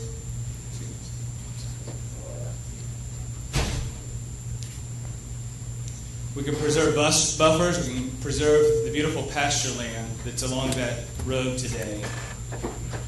We can preserve 35 acres. Say that again. 35 acres of the 64 we will preserve permanently for the city, for the neighbors. We'll create 2 miles of hiking trails, nature trails, lakeside park, fishing. We have a land trust that's very interested in our site, so we can protect this permanently over and above, on top of the HOA preservation. We're doing this because we care about preserving these areas. We want to protect the environmentally sensitive property. I'm an environmentalist. Someone recently described me as an environmentalist who happens to make his living with building homes, designing homes, and creating great places. I'll take that explanation of who I am. I've been that way since I was a child. I've been involved in many environmental projects. I've been a volunteer docent trail guide for the Chattahoochee Nature Center for many, many years. I helped write the Etowah Habitat Conservation Plan. I helped take Cherokee County's conservation zoning and rewrite it to be stricter on developers. It's since been gutted, but that helped for 10 years. Not just a developer trying to clear trees or get in my way. I care about this deeply. My team cares about this deeply. With AG1, we'll mass clear and grade this site. You can see the dramatic difference between the sites and what will be cleared and what is not.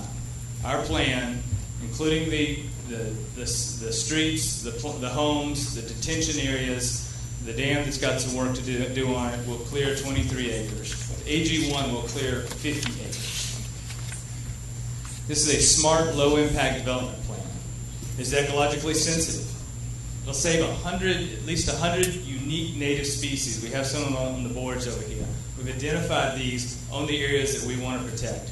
This is special property because, unlike much of the property around Milton and in suburban Atlanta, it is not covered with ivy and kudzu and privet and honeysuckle and all those. Instead, it happens to be a site with much of the native flora and fauna preserved on it. We want to protect that. Only with the CUP plan can we create empty nester targeted housing, because on a 1 acre lot, works great for families. We hear almost every day from somebody in Milton when we're selling homes that they're looking for a place for after their family. It's great for family homes, the big backyard and all that sort of thing, but they want low maintenance. They still want a very high-end home. We're still building homes that are high $700s to $1 million. These are still very high-end homes. Trust me, this land is way too expensive for us to build anything less than that. With these empty nester homes, we'll actually have, if anything, a decrease in traffic and impact on schools. And we'll have the opportunity to continue our great legacy of architecture, great architecture in Milton. So we've built many homes here. We've built them recently. We've had some award-winning homes here. We were published in the AJC 2 weeks ago for one of our great farmhouse homes here. And we've also, if you saw the conditions that were put in there for how we'll build the homes, those were conditions we put in there. Those aren't seated Milton conditions. Those are things we put upon ourselves because we want to demonstrate that we're going to have high-end homes here that meet a high level of architectural quality. I want to respond a minute to some of the feedback that we received. We've been working on this for 5 months. We've had multiple public meetings. We've met with a lot of individuals that live on the street, a lot of other community members that care about this, and we got a lot of feedback. We have a better plan today because of that feedback.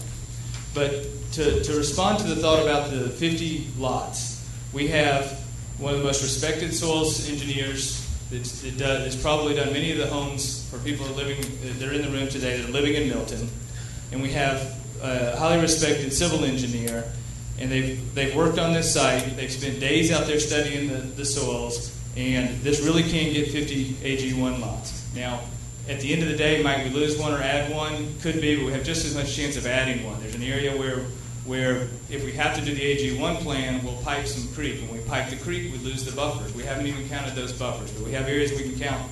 There's a chance we could actually pick up a little bit. But 50 is a very good number, certified by engineers. It's been available to the public for 3 months. There have been some people just in the last week start to question the validity of it. But in 3 months, we haven't had one engineer, one qualified engineer, question it whatsoever. It's a real plan. Crossing the creek is not a financial issue for us. It's an ecological one that would destroy this property. It's an expensive crossing. It's $250,000 to $300,000. Community septic systems that we have to do with the CUP plan is $350,000 to $400,000 more than individual systems.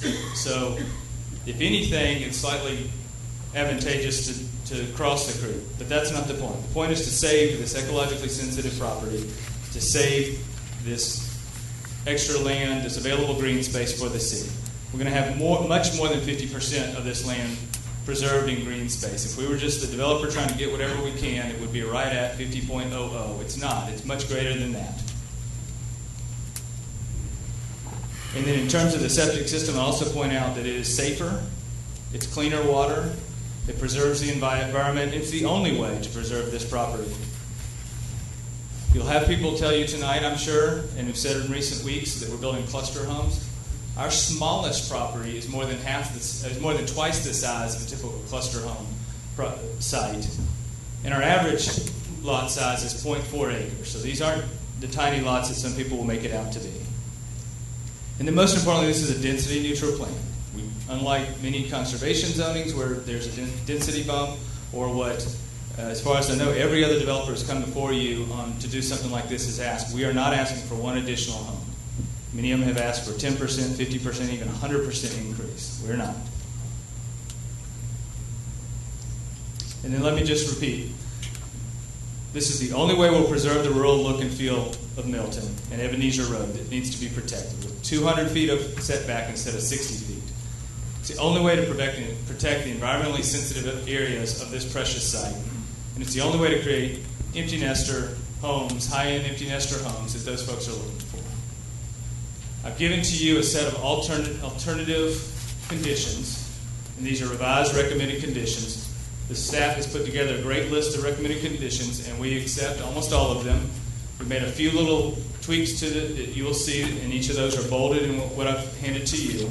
Many of these address some of the questions you put in here, and many of these actually make things a little stricter on us and do an even better job of protecting pasture land and preserving the area in there. So if you'll take a look at any of those items, we are ready to accept all these with the very minor revisions that we've added. One of these I point out to you is protecting the street type on Ebenezer and keeping it a rural street section rather than going to a suburban with curb and gutter and that sort of thing. Thank you for your time. Thank you. Okay, Sudie, if you please call the next speaker. That was 10 minutes. Okay, all right. I certainly, and as I've always said, out of respect for everybody that's shown up here tonight, I certainly want to give them a time to talk. So I think it's obvious we're going to have to add some time, both on, and that'll be added equally. So at this point, I don't even know how many comment cards we have, but we could start with adding 10 minutes to each side if the council's okay with that, or we could add more if we think that. I've got a total, I could give you a give me a total. 20 in support, 3 being read into the record, 22 in opposition, 5 being read into the record. Okay, so about 40. I'd be willing to say 20 minutes on each side at this point. Is that okay with council? I'm good with that, but we should have an individual limit so that. We typically do 2 minutes. We could,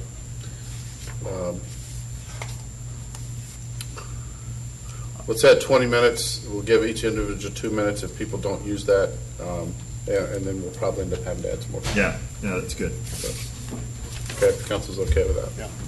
All right, so if you want to continue on with those in support, they have an additional 20 minutes at this point.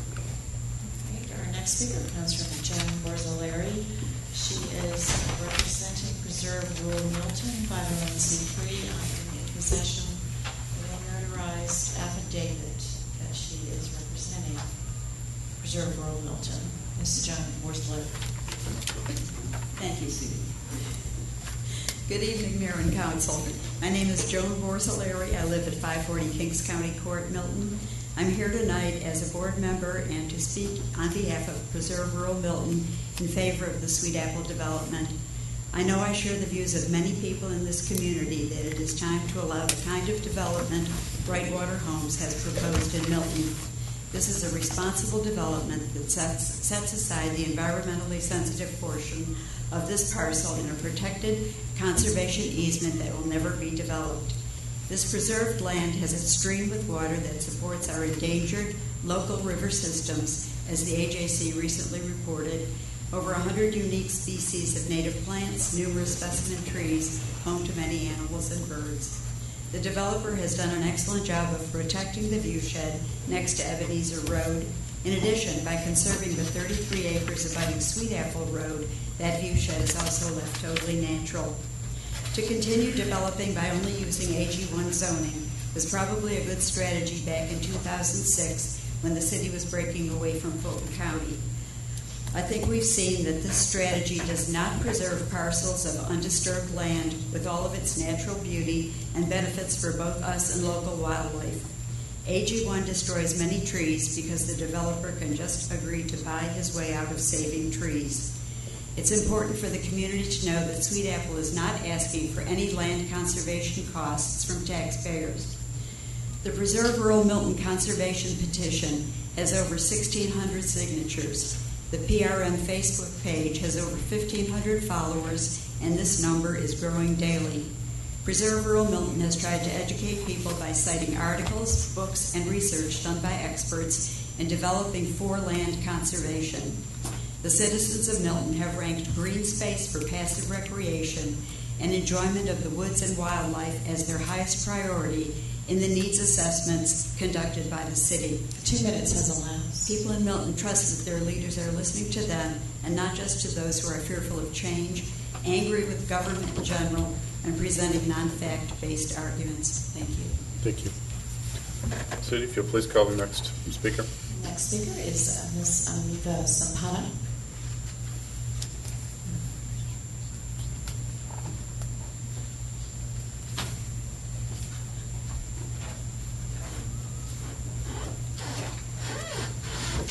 Amita Sampana. Is the speaker still here? Okay, we'll move on to it. Move on to Aisha Sheikh.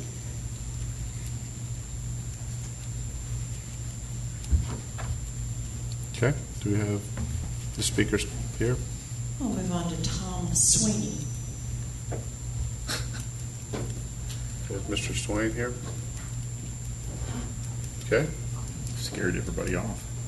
It's you, Joe.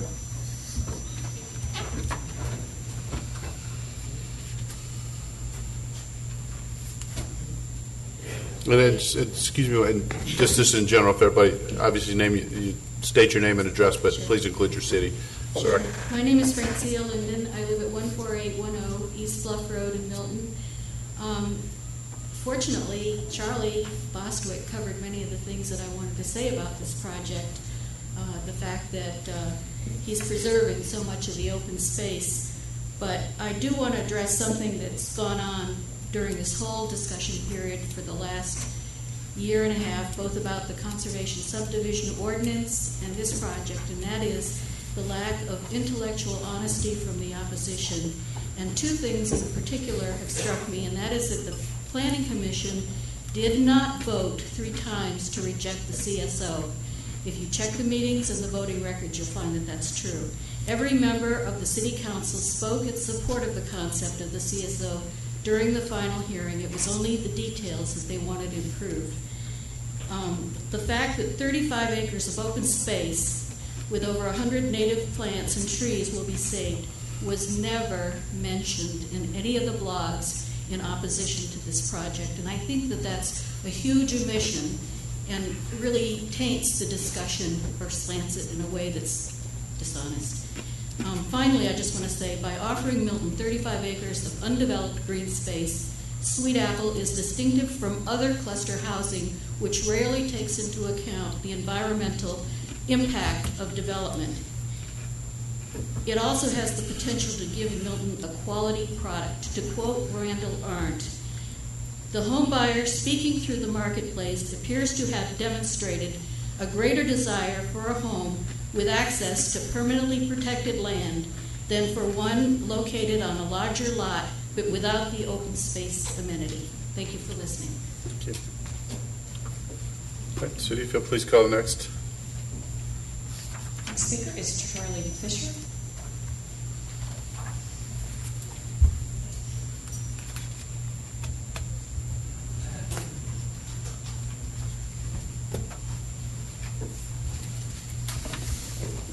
Good evening. Charlie Fisher, 388 Taylor Glen Drive. I am in support. Is that in Milton? Milton, yeah. Thank you. I am in support of the proposed development, and I'd like to say, here we go again. Here's another opportunity for the City of Milton's elected officials to right the wrong. This new development has the making of what will save Milton from becoming just another city of 1 acre sprawl. The owners have gone beyond the call of duty in complying with the city and the community. The surrounding area where this project is intended has the blessings of many of the homeowners. Also, these homes will be between $700,000 and $1 million. That's higher than 80% of the new homes being built in Milton today. Yes, they will have a community septic tank, but it's going to be inspected once a month. Most of us have never had our septic systems inspected, only pumped out. As a family with 3 children, 2 of them are grown, 1 will be in college next year, I don't need a 5-bedroom home on 1 acre of land. I can do with 3 bedrooms, 2.5 baths on a half-acre land. Is that available in Milton? No. This development will certainly help us find homes like that for people like my wife and I. You are our leaders in the city. You should stand up for what's right and let us have the flexibility of having options on where to live. I don't want to move because a group of people want us to become a bedroom community of 1 acre lots and 5,000 plus square foot homes. The Planning Commission, in their hearing on the rezoned, talked about how the great local control of our destiny is now that we are a city. So instead of being known as a city council, 2 minutes is could allowed. and did not, the city council could do something. The legacy is in your hands. Thank you. Sudi, if you please call the next speaker. Next speaker is Joe Lumpold.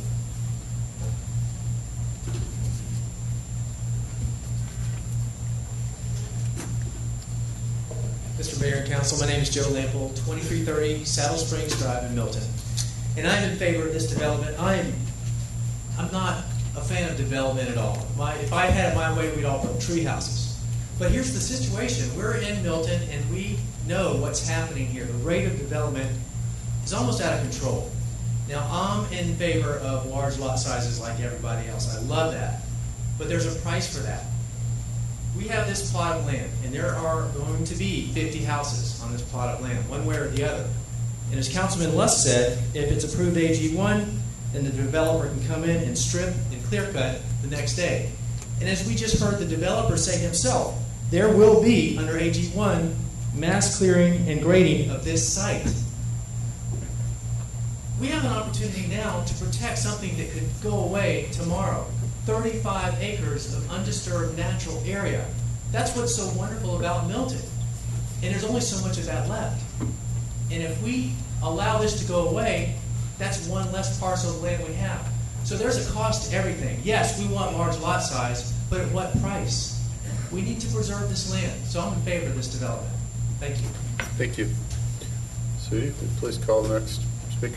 The next speaker is Miss Margaret Lutens.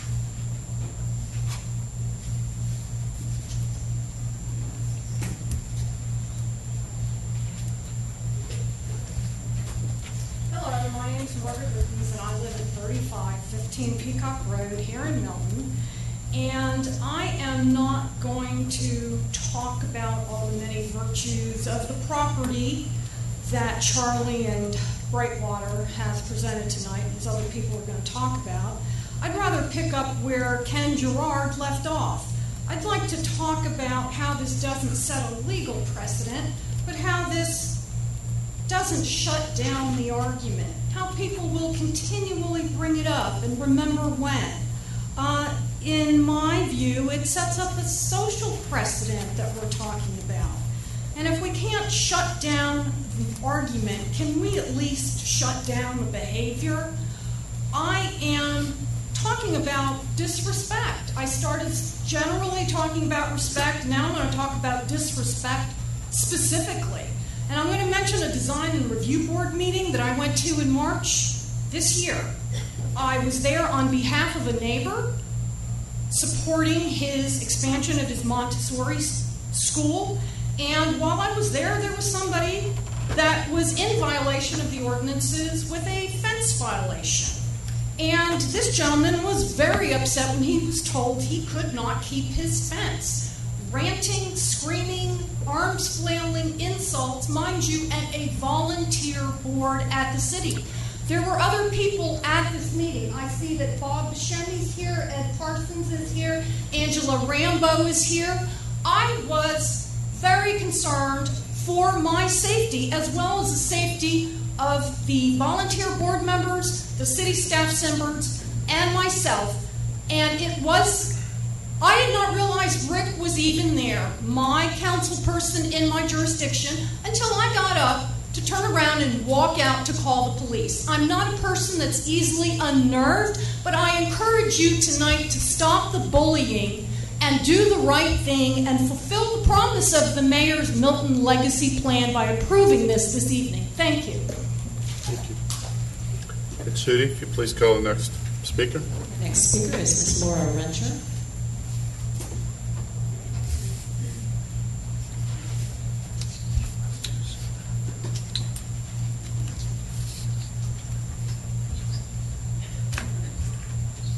Good evening, Mayor and City Council members. My name is Kathy Ortworth Towers, and I am speaking, actually I live at 150 Buttermere Court in Johns Creek. But I'm here tonight I'm speaking on behalf of Laura Rencher. She's at 1060 Birmingham Road in Milton, and I'm here to read her comments. But in consideration of time, I've kind of condensed it just slightly. I am in support of the rezoning because I believe it's an important step for this city's conservation plan goals. It represents a balance between development and conservation. Landowners should have the option to develop their land and choose not to destroy the integrity of the entire plat. This developer actually has made every effort to accommodate all of our concerns about the view shed and septic. It's important to balance the community's rights and the landowner's rights. As we know, change is really hard, and we fear what we don't know. Fear seems to be impeding the balance between conservation and development, whether it be fear of community septic systems, fear of establishing a precedent, or increased development. Each argument seems to be based kind of on fear.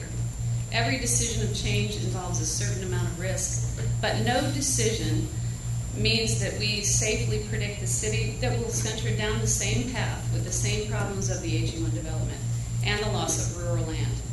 Landowners can cash in on their favorable property values, and no one could blame them. It would be a shame if the loud minority holds back the city's vision and progress. We all agree that we value rural character, open space, wildlife, and equestrian presence in the city. It's important to look for solutions and to a compromise. As a community, we can find answers. We can look at all sides. 2 minutes has allowed. This is the only way forward. Leadership is about having a vision, and it takes a brave citizen or council member to be the voice of that vision and vote for the rezoning. Thank you. All right, Judy, if you'll please call the next speaker. Next speaker is Mr. Jack Linden.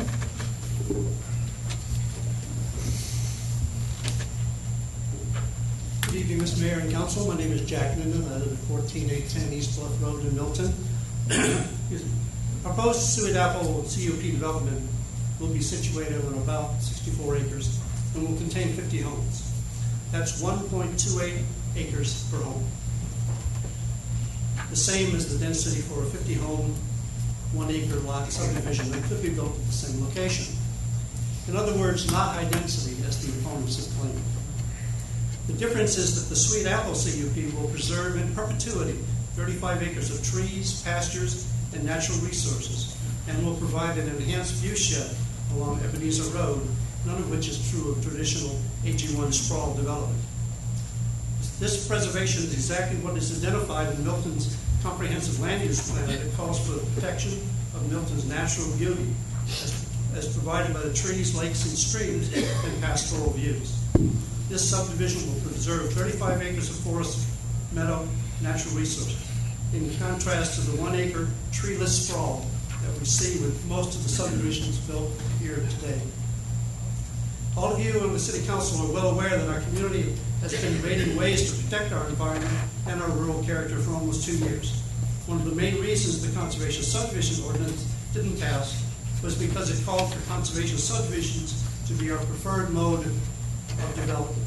Many landowners and members of city boards were concerned that this would require the landowners who want to develop their property to submit conservation plans along with their standard 1-acre plans. That objection, however, is not true here.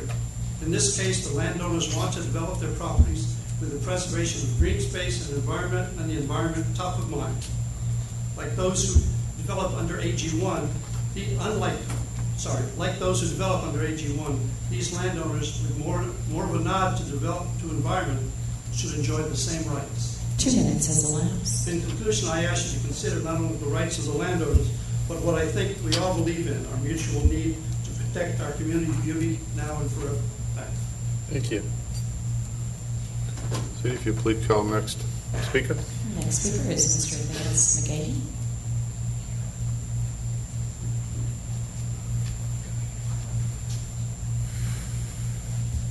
Hey, Mr. Mayor and Council. I'm a little bit different. My name is Vance McGahee. I live at 255 Meadowwood Drive, Roswell, Georgia. The reason I'm here is we received a letter because the property that we own is 26 acres on Sweet Apple, which is adjacent to this development. I can't tell you how ecstatic I am about how this has come about. This land has been in our family for 50 years. We have held off on selling it because, for lack of a better term, I always used to term a wham-bam, thank you, ma'am developer. Someone who comes in, cuts the road, cuts down all the trees, builds a McMansion and plants a Bradford pear, or leaves a 20-foot buffer strip and says it's a conservation easement. That's not a conservation easement. And we've never done anything because current zoning models are based on an archaic zoning, which really stemmed from after World War II. You know, 1 acre, 1 house, half acre, 1 house. It was suburban sprawl after World War II. And so there was nothing in zoning that addressed our need to both preserve the land and to develop it. And then a few years ago, along came a visionary many of you have heard of. His name was Steve Nygren, and developed Serenbe in South Fulton County. Serenbe is an absolute wonderful model where it's based on the English village concept, which is where you did cluster homes together, but you had pockets of homes interconnected with fields, farms, and forest. And people that move there say they can't believe they found something like that, because they have a smaller yard to take care of and an incredibly energy efficient home, but their kids can go on hiking trails and see, and the rest of the land is preserved in its natural state. So finally something has come along that addresses both developing the land and preserving it. And that is what Brightwater is going to do, to leave 35 acres. The land is gorgeous. It's been described as being in Cashiers, North Carolina. If you follow the spine of the creek and the mountains and valleys around it and the lake, it's absolutely beautiful. That's why we've never wanted to do anything with it yet, because there were no laws or zoning that addressed how to preserve and develop it. This does. I urge you to be visionaries on this. You will get praise in a few years from now, because people are going to be visiting this saying, this is what we wanted all along. 2 minutes has elapsed. To walk out of our house, to let our kids go to creeks and not have a big yard to take care of, but to be able to play in the woods and the fields. So be visionaries, okay? Be bold. You know, it was Einstein that said insanity was doing the same thing over and over and expecting a different result. A1 zoning, you're not going to get preservation of land. This does. Thank you, sir. City, if you please call the next speaker. Next speaker is Mr. Bernard Wolf.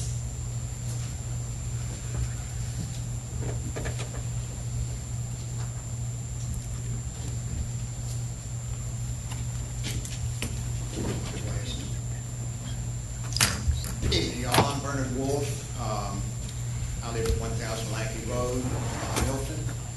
I'm the representative of Wacapani, which is the largest undisturbed virgin forest and farmland remaining in Milton and Roswell.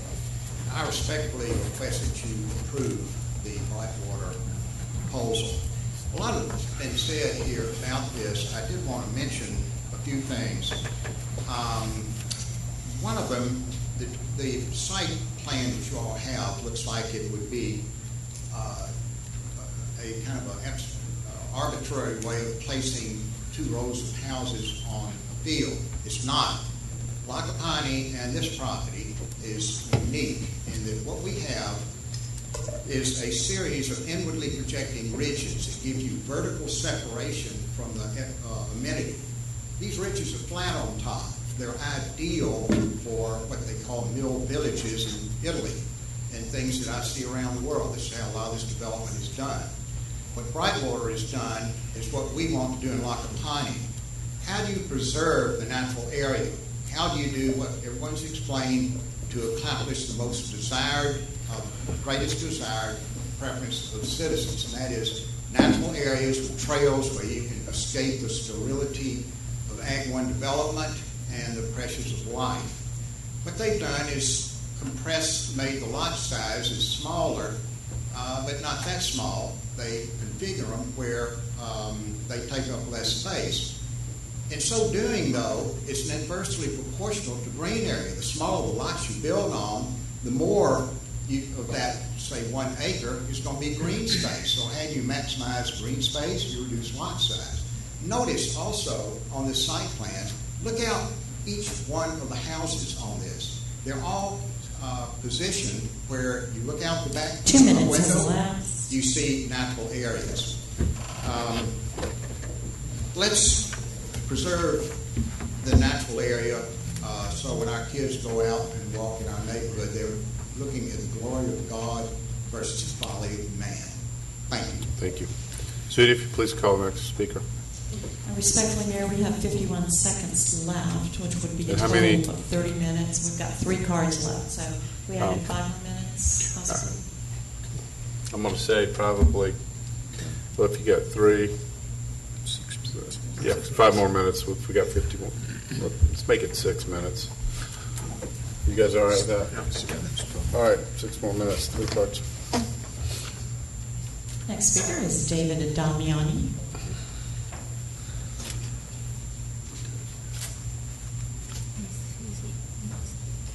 Hey, y'all, I think you've confused and I'm in opposition to this. Okay, So- all right, put that card in the other side then. Thank you, Sid, or thank you. William Alberts.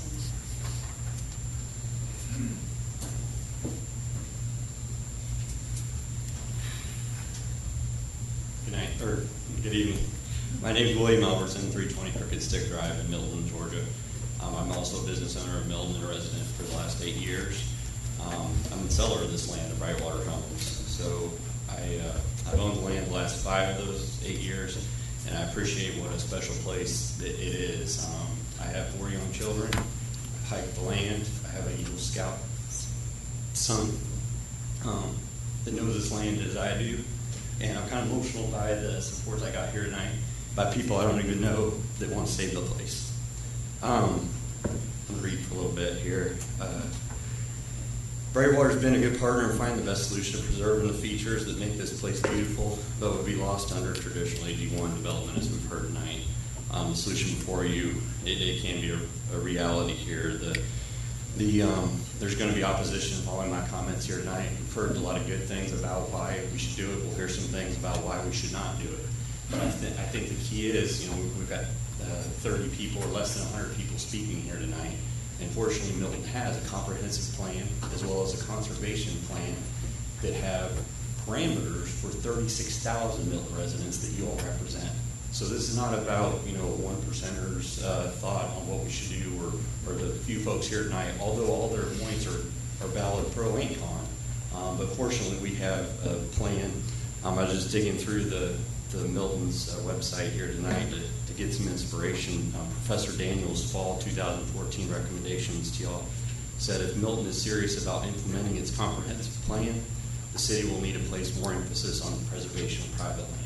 So here's a situation where Charlie and I got along well. We share the same view that this is a special place, and we've worked together to come up with something I think serves those 36,000 residents and serve the city of Milton and the plan they have for the future.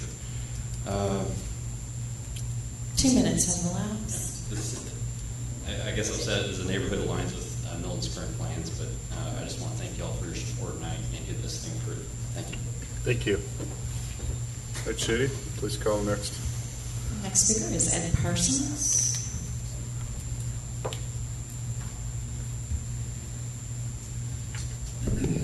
Hi, my name is Ed Parsons. I live on 1760 Red Road, Milton. Full disclosure, I am a member of the Design Review Board. I am not here representing them. I am representing my own personal views about this. If you would ask me 60 days ago if I would have supported this, I would have said, I don't know. But, we're fortunate enough to have Charlie present this to us. And now that I understand what they're trying to do, I support it. I think it's a great idea. My biggest reluctance was the sewer and how they were going to handle that. And I don't know if everybody's really familiar with what's going on. Every individual house is going to have their own septic tank. And the only thing that's getting pumped out is the liquid, and that's going out across the distribution.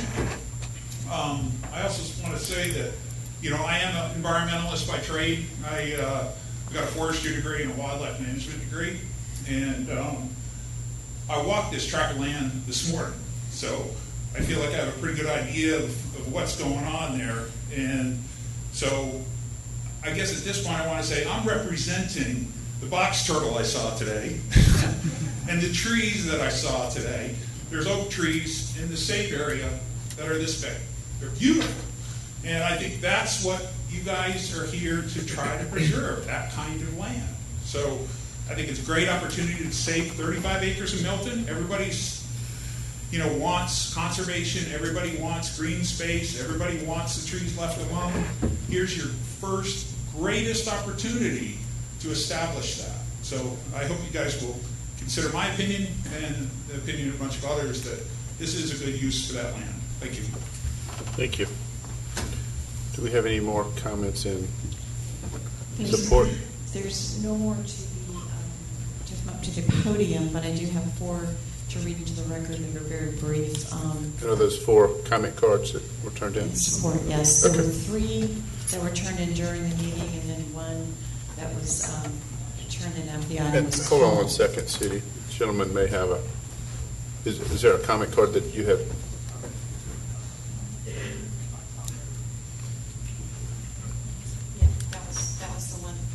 That was the one that we were going to read the position and the address.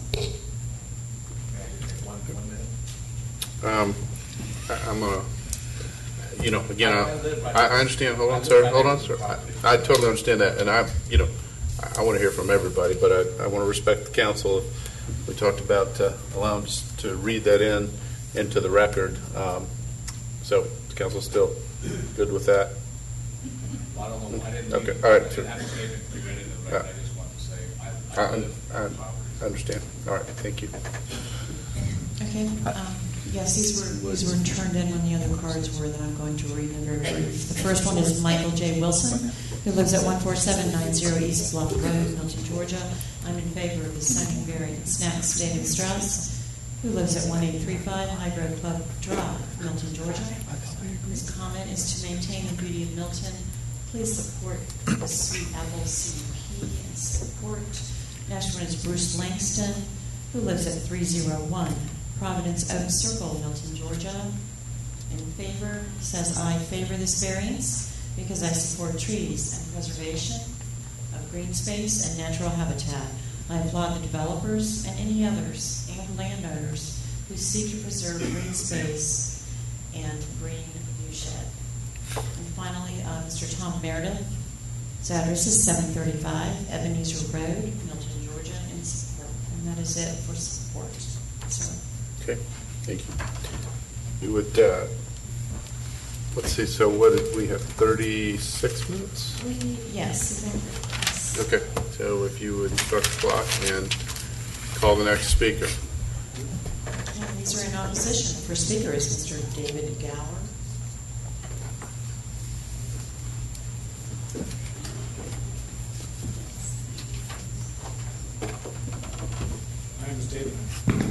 My name is David Gower.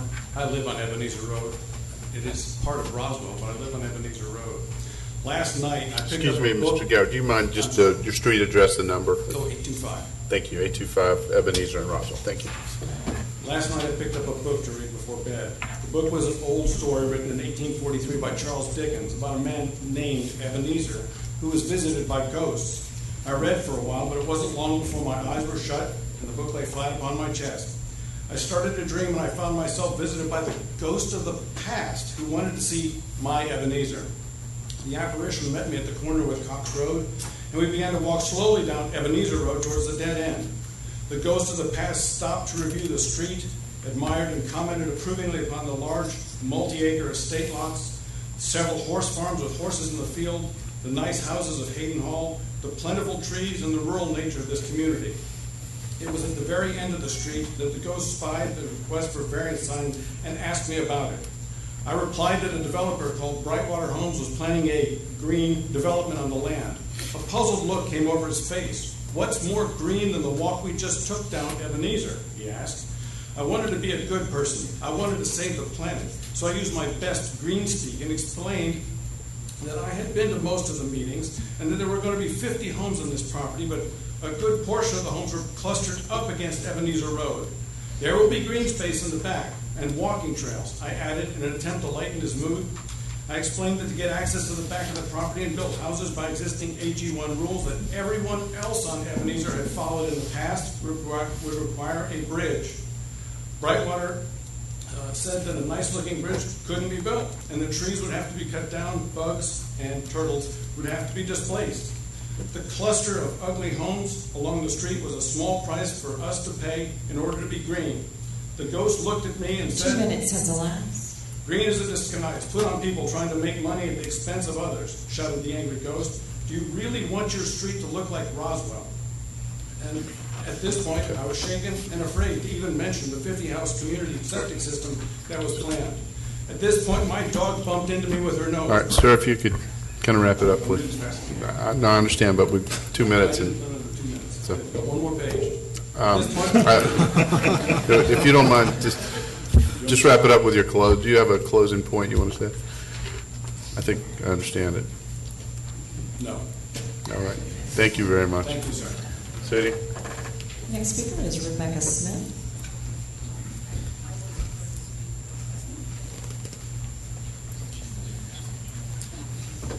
Our next speaker is Monica Chambers.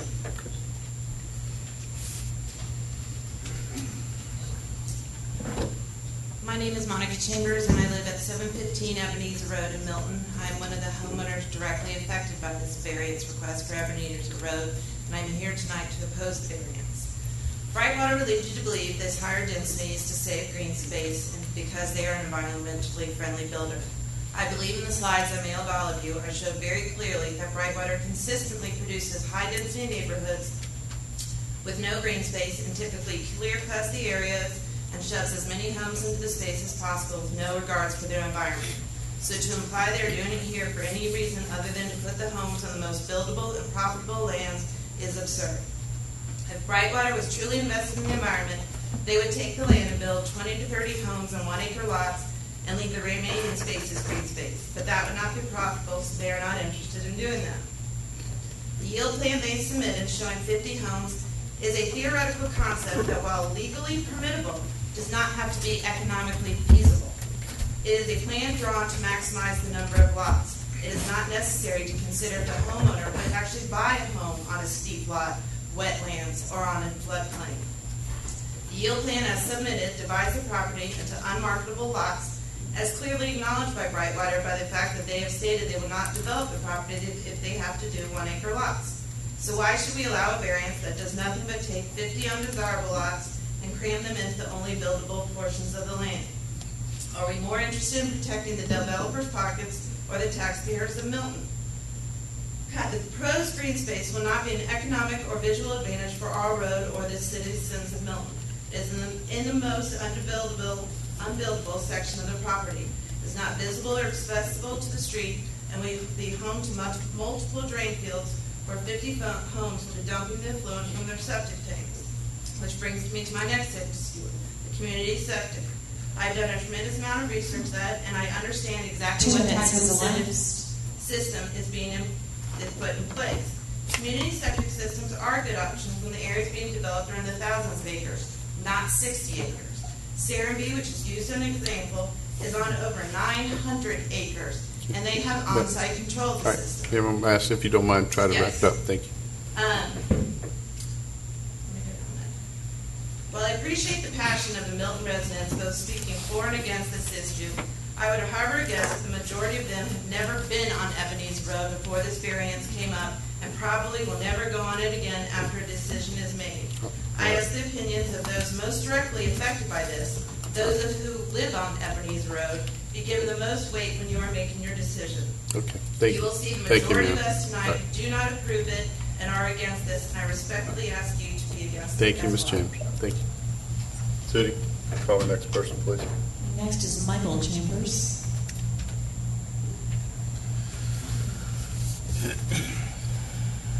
Good evening. My name is Mike Chambers. I'm here actually to represent Matt Capps, who's my neighbor.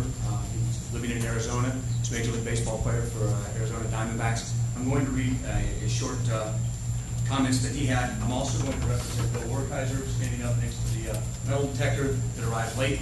Between Bill, Matt, and myself, we own 22 acres on Ebenezer Road. We represent 6 home addresses. We're absolutely, between the three of us, not in support of this development. Bill and I have been neighbors now for 5 years, and I've owned my property for close to 10 years. I can speak really on behalf of this in talking with Bill that our idea of wanting to maintain the current approved AG1 standards made most sense for us when we went through our development. I'll use my home as the example. We live on 4 acres. We developed about 1.25 acres. The remainder is full of trees. We share that same creek bed that runs through WJ's property. I've been on WJ's property. He's been kind enough to allow my kids to fish on it. It's beautiful. I would encourage whoever develops that land to develop it in the best interest of that property. That does not mean that an AG1 couldn't be done that way. It just may mean it may be more expensive, which means the homeowner would pay more to purchase the land. On behalf of Matt, I'll simply state, City Council members, Mayor, and City Manager, my name is Matt Capps. I live at 690 Ebenezer Road. I'm writing today to speak on maintaining the integrity of our neighborhood and city. I was born and raised in Douglasville, Georgia, just west of Atlanta, and lived in Sarasota for 6 years before my wife and I looked to move back closer to home about 5 years ago. One of the more appealing draws to the Milton area for us was the equestrian field, country vibe, and great accessibility to the city and all the amenities that come with the city life. We're thrilled by our decision to buy our home in January 2011, and now our growing family, our 4-year-old son, 19-month-old daughter, we are even more fond of the country and community of Milton. We understand we cannot stop and do not wish to keep people from developing along our road, as we clearly understand the value of living in Milton, Georgia. Our only hope is that when people move to Milton, they move here and find the same values and principles that we have decided to call 690 Ebenezer our house. We have a great area with wonderful people, and I wouldn't blame anyone for wanting to call Milton home, but I believe this is the most endearing traits for our city. Therefore, I formally request that the AG1 zoning be upheld. I would hate to see that disappear. Thank you for your time and listening to my letter. Thank you very much. And just, you know, in all due respect, for everybody that's speaking tonight, I certainly hate to cut you off at the 2 minutes. If you realize I've tried to give everybody a little time to kind of wind it down. If I was being rude, I'd cut it off exactly at 2 minutes, but I am trying to keep the decorum here to where, you know, as close as possible. So if you would respect that, that's nothing from either side. That's nothing personal when I'm wrapping people up, but we do have 2 minutes allotted. So if you could, once you hit the 2 minute mark, I've been allowing people to wrap it up, but please respect that. Go ahead, Sudie. Next speaker is Cleveland Slater.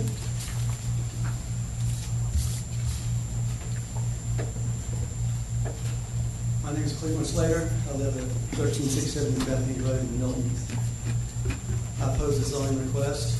In the zoning request, the applicant has already proved that the current zoning classification is a significant detriment to him. I'll be listening carefully tonight to the applicant's evidence that the AG1 zoning classification is a detriment to him. The applicant, by submission of the yield plan, has concluded that the site can be developed for residential homes as it's currently zoned.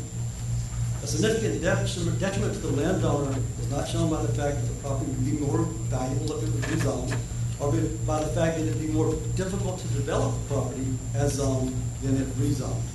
Why do I oppose the rezoning? Quarter-acre lots are not compatible with our long-term land use plans. Quarter-acre lots are not compatible with AG1 subdivisions in our zoned areas. Homes can be located 10 feet from the street. Homes can be located 15 feet apart. Homes can be located within 20 feet of the exterior property line. Point of reference, there's about 20 feet between me and you right now. The yield plan is not certified, stamped, or sealed by a professional engineer. I have heard that it was. There is not an engineer stamp on the document. The yield plan does not respect the soils map data that was provided by the soil scientist. There is drain fields partially or completely located in unsuitable areas. The current yield plan, by any reasonable review, is a density bonus to the developer, an unjustified grant of special privilege to the applicant if approved. As the zoning process has progressed, the site plan has changed several times. The conservation area is now called undeveloped land, an undefined term. What does that really mean? There is no requirement that the land be permanently set aside in an easement for permanent protection. The undeveloped land will be cleared and graded for the community septic tank land system. It can be mined as a source of fuel material for the valley. I ask you to think about the legacy that you want to leave for our community. You have an important decision to make tonight. Think about what would happen if West Paces Ferry, Tuxedo Road, Governor's Mansion area was subdivided in quarter-acre lots. We would not have a beautiful area there. Please try to keep the beautiful area we have. Thank you, sir. Sudie, please. Well, next speaker. Next speaker is Ms. Laura Bentley.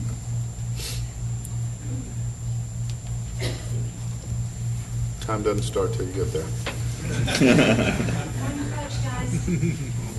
All right. Laura Bentley, 2500 Bethany Church Road. I support and applaud staff's recommendation for denial of this application. Ebenezer Road is beautiful. It reminds me of the road I live on. My farm is my sanctuary, and we purchased here in Milton because of the security afforded with AG1 zoning. Our life saving is invested in our property, and now its value hinges on your decision tonight.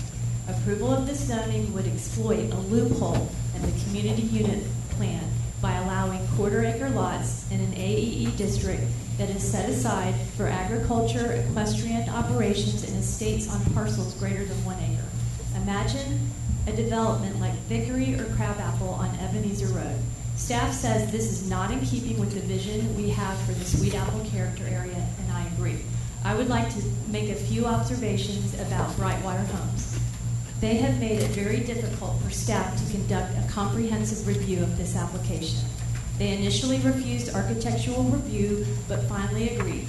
They did not agree to a site review by an arborist to identify specimen trees, which staff wanted because of the intense grading necessary to develop this parcel. They submitted their application void of storm water management facilities. They have chosen to place 50 homes in the most environmentally sensitive area as indicated by the Level 3 soil map. On March 23rd, the environmental survey was submitted and incomplete. Brightwater claims to be a green builder protecting and preserving the environment, but I'll let you decide if their actions match their words.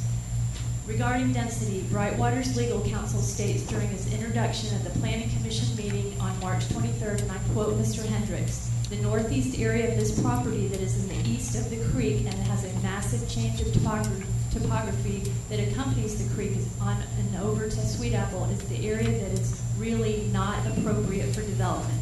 Very true. The land off Sweet Apple is not economic for development. 2 minutes has elapsed. Mr. Slater's analysis found 10 lots that are not buildable, reducing the yield to 40. Same as Mr. Jameson's on the Planning Commission, and everyone knows that David Chatham could only get 36. Please deny the zoning. Thank you.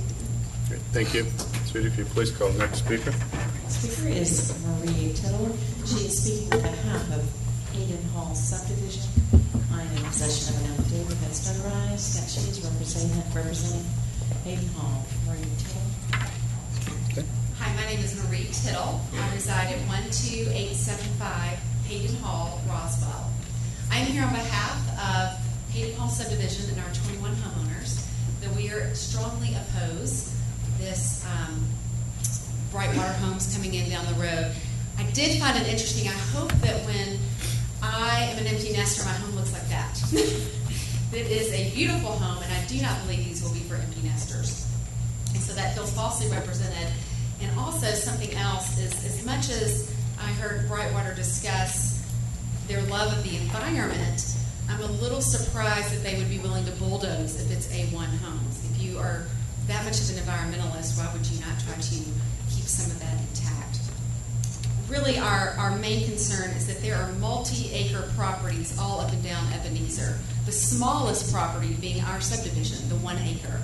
And we would ask that you would keep the AG1 zoning in place and honor that as the council. Thank you. Thank you. Sweetie, if you please call the next speaker. Next speaker is Arnold Moore. I'm Arnold Moore, 395 Canterbury Lake, Milton. I agree with the previous speakers. I want to point out just a few discrepancies that were mentioned. First of all, if you're an environmentalist, you don't reject an arborist review of your property or attempt to do so.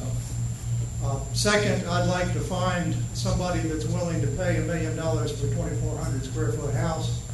My daughter recently bought new houses. She found that the prices of very nice houses are about $200 a square foot. So these are either going to be very, very nice houses or much larger than they're talking about, or they're going to cost less.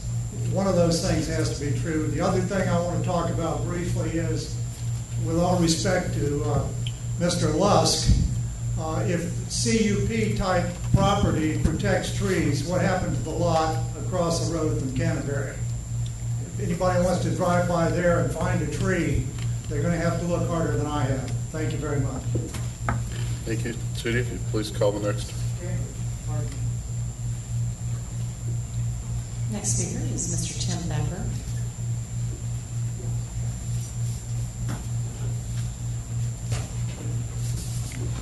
Tim Becker, 15625 Canterbury Chase. Good evening. Thanks for giving me the opportunity to speak with you tonight. Tonight I was going to speak about overwhelming citizen opposition to the CSO.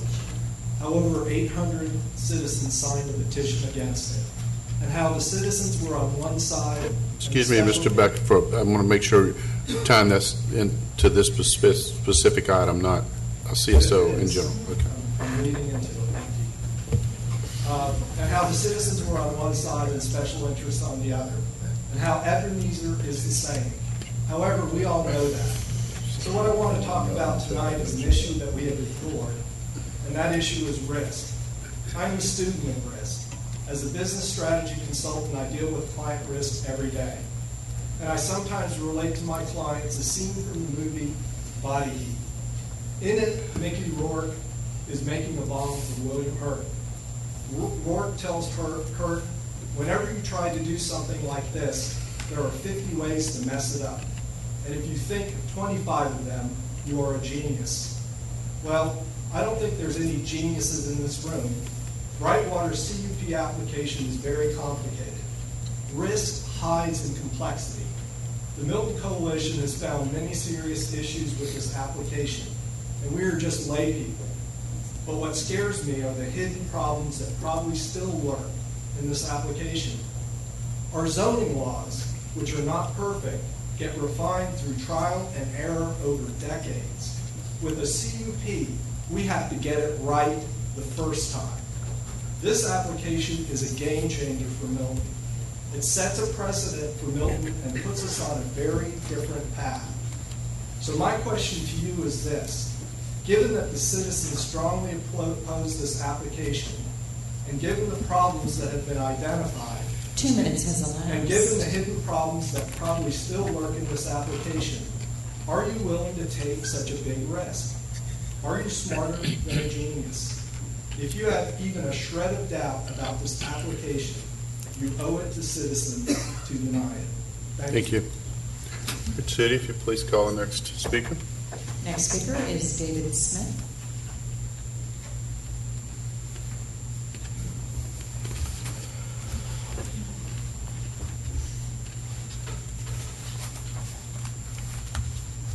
Good evening. Again, David Smith, 120 Vannet Court, and that's in Roswell.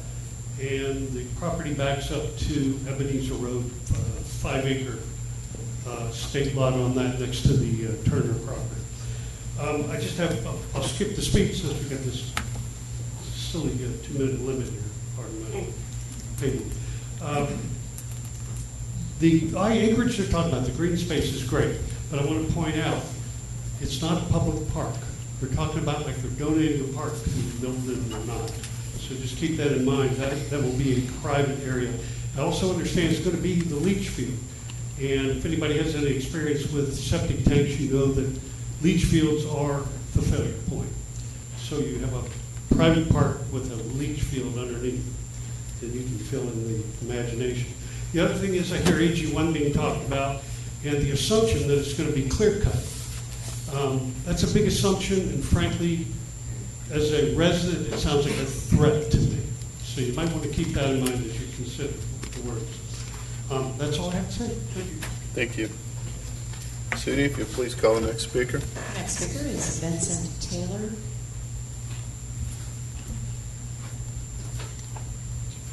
Vincent Taylor, 15670 Canterbury Chase in Milton. I want to voice my objection to this. I moved here 5 years ago with my wife, and we moved here because of the character of Milton, and we would not like to see this rule. I think this rule eventually destroyed. I've seen this from where I grew up. The lot size was 1/4 acre minimum, and gradually over the last 30 years it has been changed so that people got variances to put 3 houses on the 1/4 acre lots. So the houses were knocked down and 3 houses built in their place, and it's a disaster. Thank you. Thank you. City, if you please call the next speaker. Next speaker is Kurt Milton.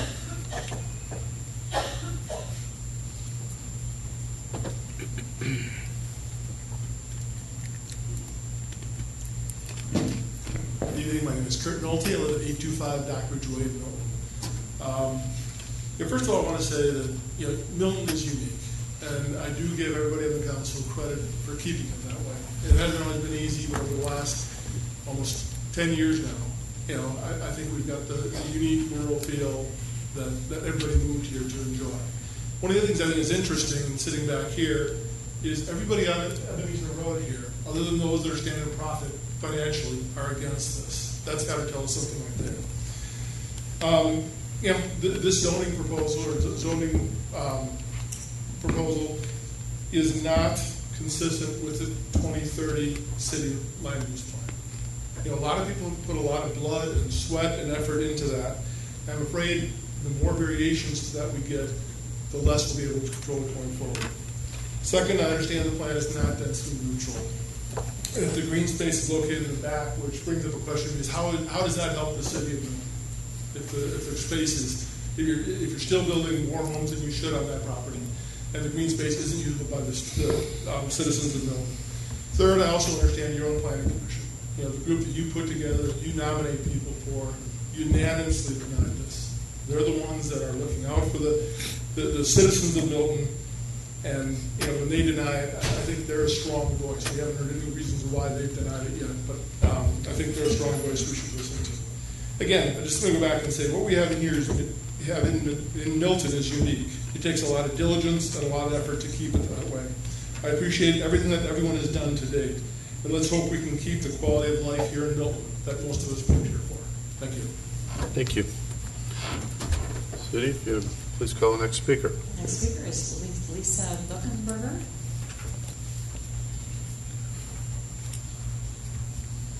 Hi, I'm Lisa Buchenberger at 205 Stable Point in Milton, Georgia. Just 5 points. One is I want to say let's listen to the staff, both the planning committee and the community development, deny this proposal for rezoning. I want that to be denied. Second is I haven't heard enough about the risk that the community septic would pose, or enough data to why would the city want to take on that risk. Now, of course, if the city was going to get this 35 acres as a city park, that might be interesting.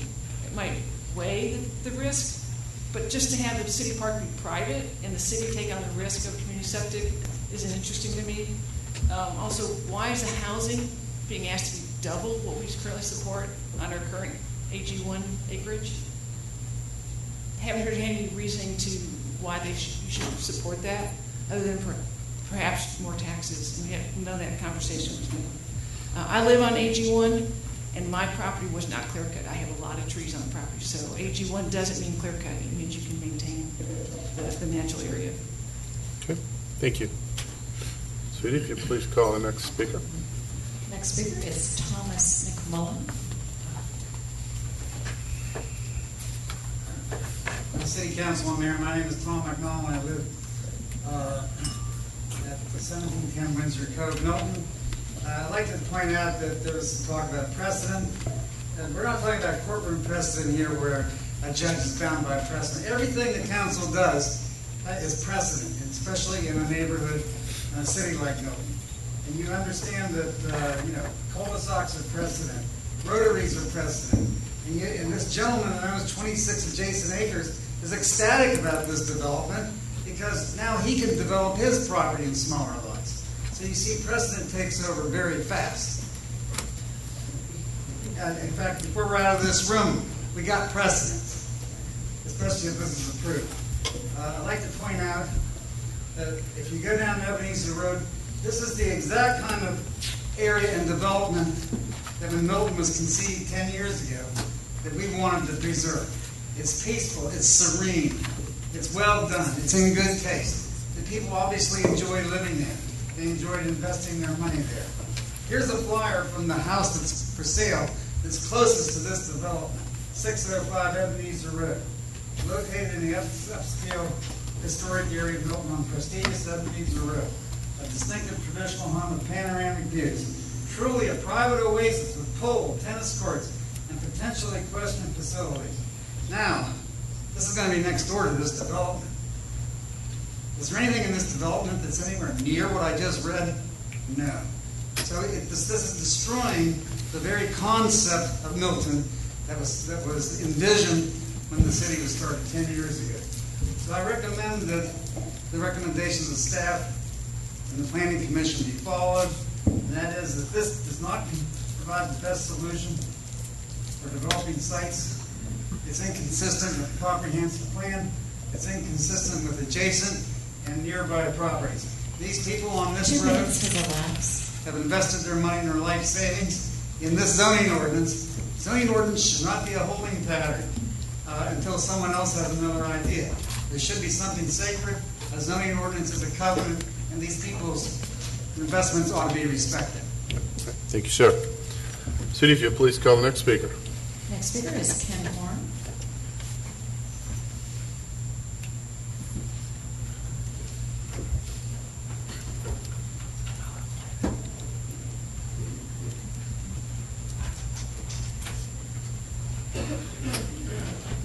Good evening, Mayor and City Council. My name is Kim Horn, and I live at 415 Wade Glen Court in Milton, and I'm here tonight to ask for denial of the RZ 1602, VC 1601 Ebenezer Road. Please support both staff and Planning Commission's recommendation to denial. You've heard many of the reasons that people spoke before me for denial. This petition is in direct conflict with the comprehensive land use plan. The land is zoned AG1. It has the appropriate use to be zoned as AG1 in its strictest terms. The rezoning is inconsistent with the adjacent and nearby properties of single-family residents. You've heard many people this evening that live on Ebenezer Road in the nearby areas saying that they do not want this development. Please listen to what they're saying. It's not reasonable to have quarter-acre lots on AG1 land. No tree survey was submitted. The policy states that to determine what can reasonably develop under AG1 standards, a tree survey must be submitted. None was submitted. The concurrent variance, which also should be denied, is asking for 50% more lot coverage than is allowed. 20% is attainable within the AG1 standards. There's no basis for this variance. The petitioner does not own the land. The developer could walk away from this today. So don't approve something that's unknown. Please don't support this variance. Thank you. Okay. Thank you. Sudi, please call the next speaker. Next speaker is David Damiani.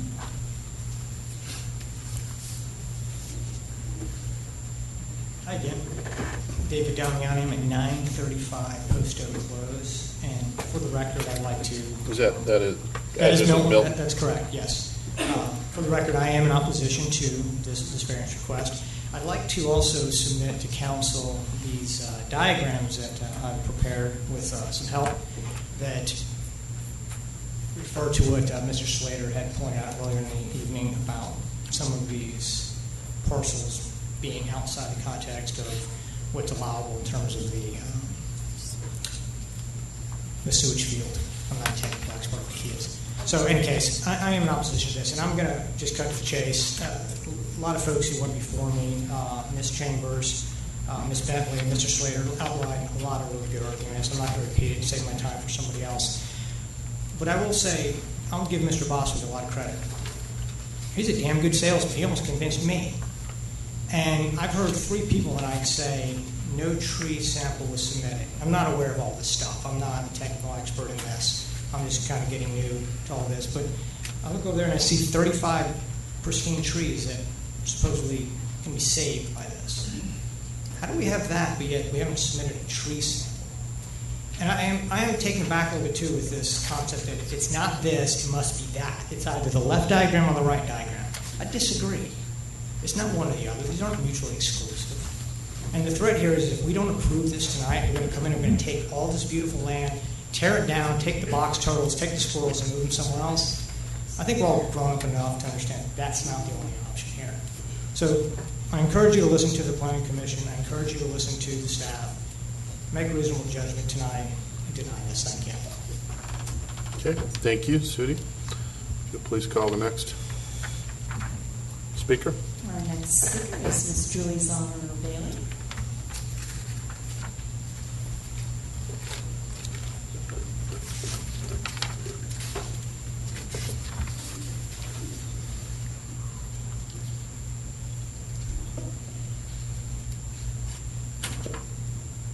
Good evening. My name is Julie Zahner Bailey, and I live at 255 Hickory Flat Road, Milton, Georgia. I respectfully request that you deny this rezoning and the subsequent variance that goes with it. Staff recommends denial of the petitioner's application. The Planning Commission recommended denial of this rezoning. This petition for rezoning is in direct conflict with the comprehensive land use plan. The land use plan says that this should be AG1 within the agricultural, equestrian, and estate lots. This is counter to that. The agricultural state lot districts do not allow for quarter-acre lots. This would be precedent-setting. It would allow others to come forward and indicate that you were inconsistent with the comp plan, and we don't need inconsistency with the comprehensive land use plan. Our best legal defense against any rezoning case that goes to court is consistent application of the law. We all know it. You know it. We've heard it from attorneys in the past that have presented to our boards. We need to be consistent with our land use plan. This rezoning is inconsistent with adjacent and nearby properties that are single-family residences on large lots. We've heard from Ebenezer Road residences. They don't want this. It's inconsistent with their investments. Most citizens do not want this rezoning because it would set a negative legal precedent. The distance of the proposed lots are in many instances less than 50 feet from adjacent properties. This does not protect the city rural viewshed, which so many have wanted to protect. The subject site has a reasonable economic use as currently zoned. The community unit plan document states that the comparison of yields between an AG1 development and a CUP should be what could reasonably be built. That analysis does not deem 50 units on this particular parcel. That yield is inconsistent with what the facts would show. A more detailed review of the soil maps in the proposed development reveal a number of issues with the claim that this land could yield 50 lots. This shouldn't be a guessing game, and this is not the time to say, trust me. This is a time to make it certain that what could be developed is what would be developed. If you approve a CUP this evening, you're effectively allowing for higher density development. That's not what any of you ever said that you would do, and it is indeed what would happen. The use of a CUP to drive high density lots that would otherwise never be allowed is a flawed process. We shouldn't allow a flawed process to increase density. I've heard several of you tonight question this yield plan process, and you're absolutely correct. The land use and the disturbance of land that doesn't happen until later in the AG1 process is the only process that would legitimately identify what density is allowed. To approve under a CUP without that land use process is absolutely allowing for higher density. We all know it, and to say that that elephant doesn't exist is outrageous. Why does the most recent plan not show stormwater management facilities? It's another premier example as to why the density is overstated. There are a multitude of reasons. I sent you a 4-page document. I hope that you read it. If you didn't, I ask that it be laid into the record and across the record for this evening. And just thank you. Please deny this rezoning. It's not appropriate. It's not Milton. Thank you. How many cards is it total time? We have 2 more public comment cards, and we have 6 minutes left. Okay. 5 minutes. All right. If you please call the next. Next one is Gary and Nancy Cochran.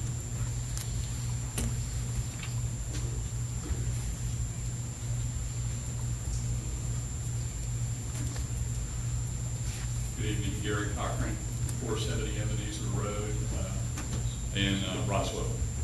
And look, I didn't know I was going to be in this near sweep position tonight, so I'm going to make it relatively short.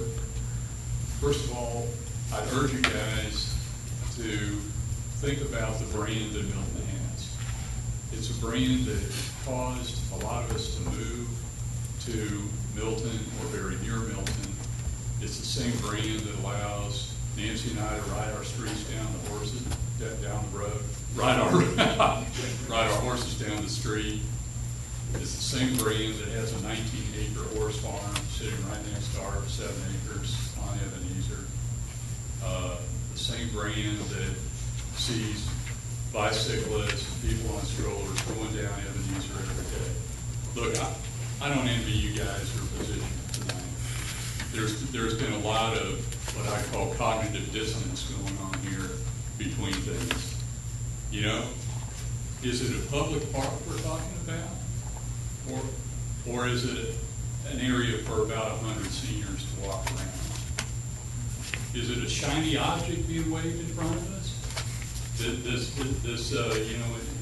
Or is it really something that's deeply felt by the developers? Does the developer really an environmentalist?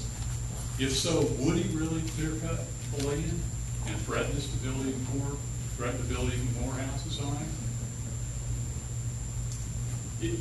Is the staff's recommendation valid? Is it well thought out? Is what's being proposed consistent with the land use plan?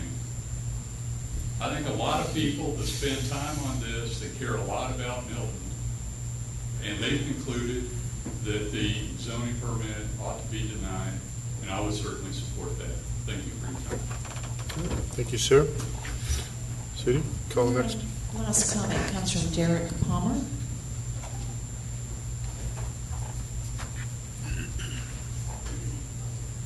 Hello. Hello, my name is Derek Palmer, 15700 Canterbury Chase, Milton, Georgia. About 3 years ago, me and my wife, we moved here to Milton. There's a reason we chose Milton: the beauty, the principles, and the value. Fast forward to today, I'm currently the Homeowners Association president of Canterbury on the Lake. The reason being because we care. We care about Milton. We care about the presence of Milton. We are totally against cluster home. If you talk to most of the neighbors in my neighborhood, they are totally against as well. Instead of 50 homes, why not 30? Why not 20? Once again, we're against that group. Thank you. What do you have now, Sudi? You've got, A few to read, 6 to read into the record. and those are cards committed or Yes. submitted tonight. Okay. Yes. First one is from Joe D. Whitley at 1250 Birmingham Road, Milton, Georgia. He says, I am in opposition to the rezoning of this parcel of land. The council has before it proposed rezoning decision that is not supported by either the city staff and the planning commission. The planning commission, as you know, voted 7-0 against the rezoning of the parcel.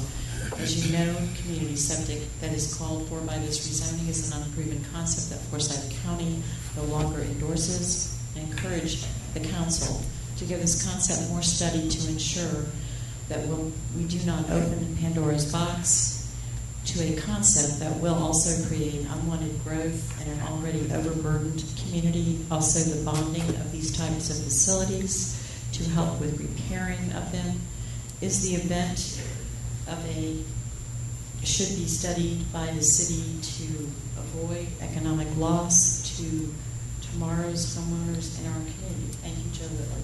Next one is Rosemary Nelson, resides at 15170 Sandy Point Trace, Milton, Georgia. I am opposed to rezoning from AG1 to CUP.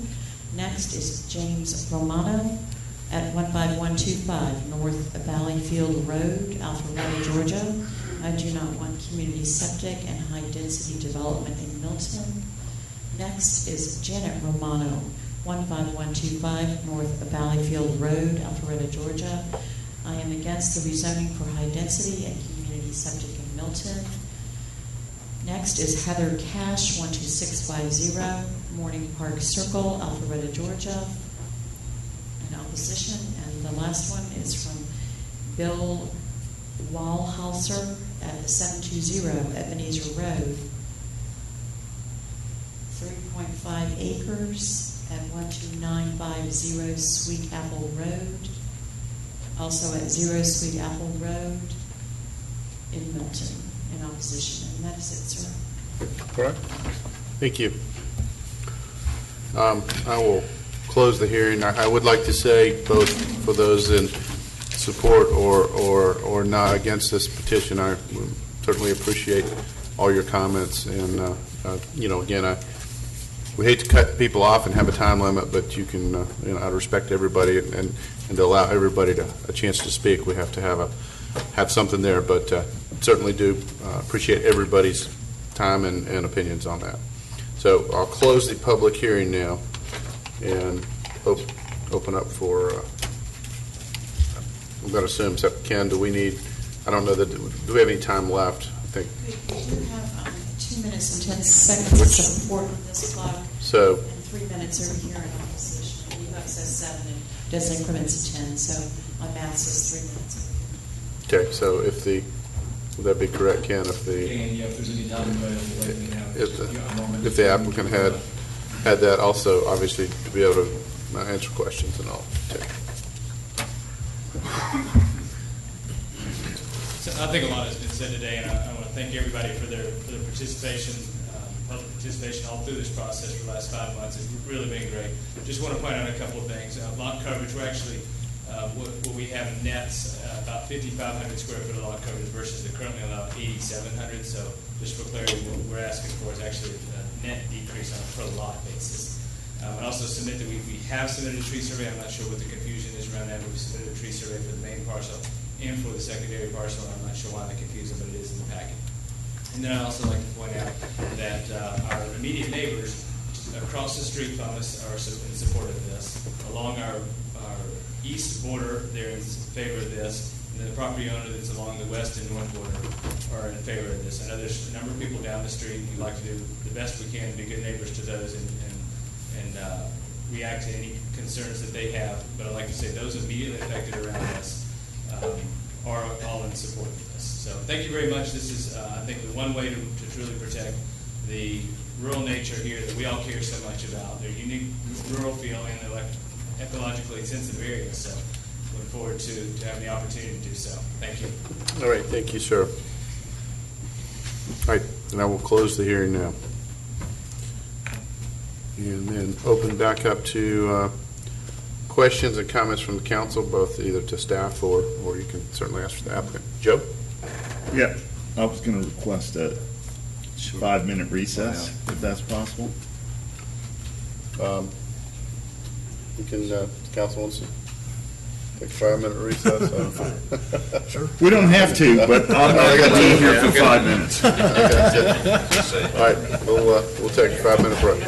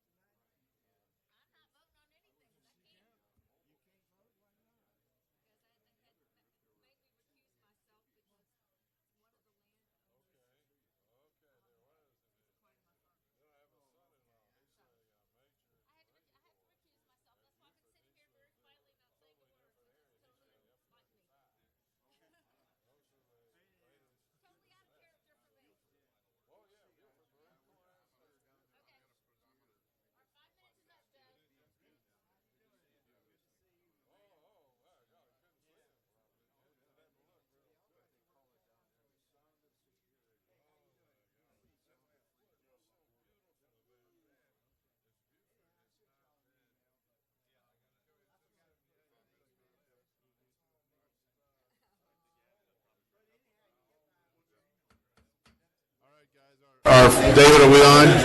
Our 5 minutes have been up, so if everybody please have a seat. Daughter sent hers too, I think. Stacy sent, maybe she did. I don't know.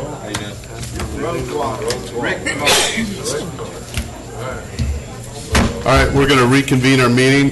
Before we move forward with public comment, there was a statement made where we had 3 minutes left. So, in talking to Ken, and Ken, if you want to, I'm willing to allow, if the council will, to use the 3 minutes. But then, obviously, we'll have to go back to those in support, the applicant. So, if there's time left for the opposition to speak from the time that was afforded by the council, then what we can do is allow those in opposition to exhaust their time, but then the applicant is going to have the last word, and they can exhaust theirs. Okay.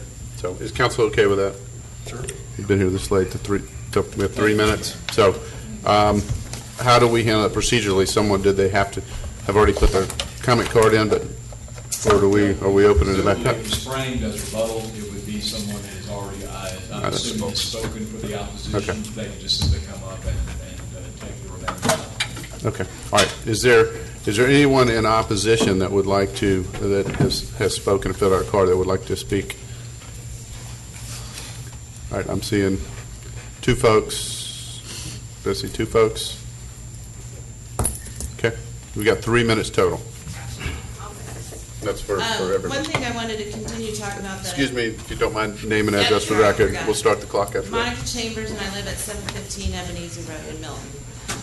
One thing I think that's kind of been left out a lot tonight is the community septic system. This plan that we keep hearing about, the individual septic tanks on the property and how it's going to be pre-treated effluent going to those fields. But what is failed to be mentioned is where there's failures in septic tanks is the drainage field. And what causes that can be very simple stuff as far as it's not billed right, the land itself, a homeowner making a mistake in their individual septic tank, and that flows to that drainage field. So you've got 50 homes sewage being down there. Pre-treated effluent is not potable water. I keep hearing from different groups that, it's clean water, it's clean water. It's not. It's full of bacteria. That is what causes health problems.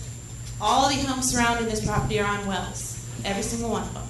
So any kind of catastrophic failure is going to affect every single home around there. You've heard from every single family that lives on this street. There's only one currently for this development, and that is because of the concessions that were made by the builder when the first plan showed, 5 homes and a pool next to their house. Every other person on Ebenezer is against this. So I just ask you to take all that into consideration, and more than any other person speaking tonight, you listen to the residents of the street who are going to be the ones affected most by this. Thank you. Thank you. Judy, how much time? 1 minute and 38 seconds. Okay. Do one more? Okay. Cleveland Slater, 15670 Bethany Road. I want Milton. very briefly, the CUP is a site-specific planning, zoning. So the zoning code is the site plan plus whatever special conditions are added tonight. I want you to just be very careful and consider that it is the site plan and the conditions that are agreed to tonight. That is all that controls this development. Please proceed cautiously. Thank you. Thank you. How much time do we have left, Sue? Looks like 1 minute and 13 seconds. Do we have any other person who would like to speak for the last minute? Mr. Becker. Tim Becker, 15625 Canterbury Chase.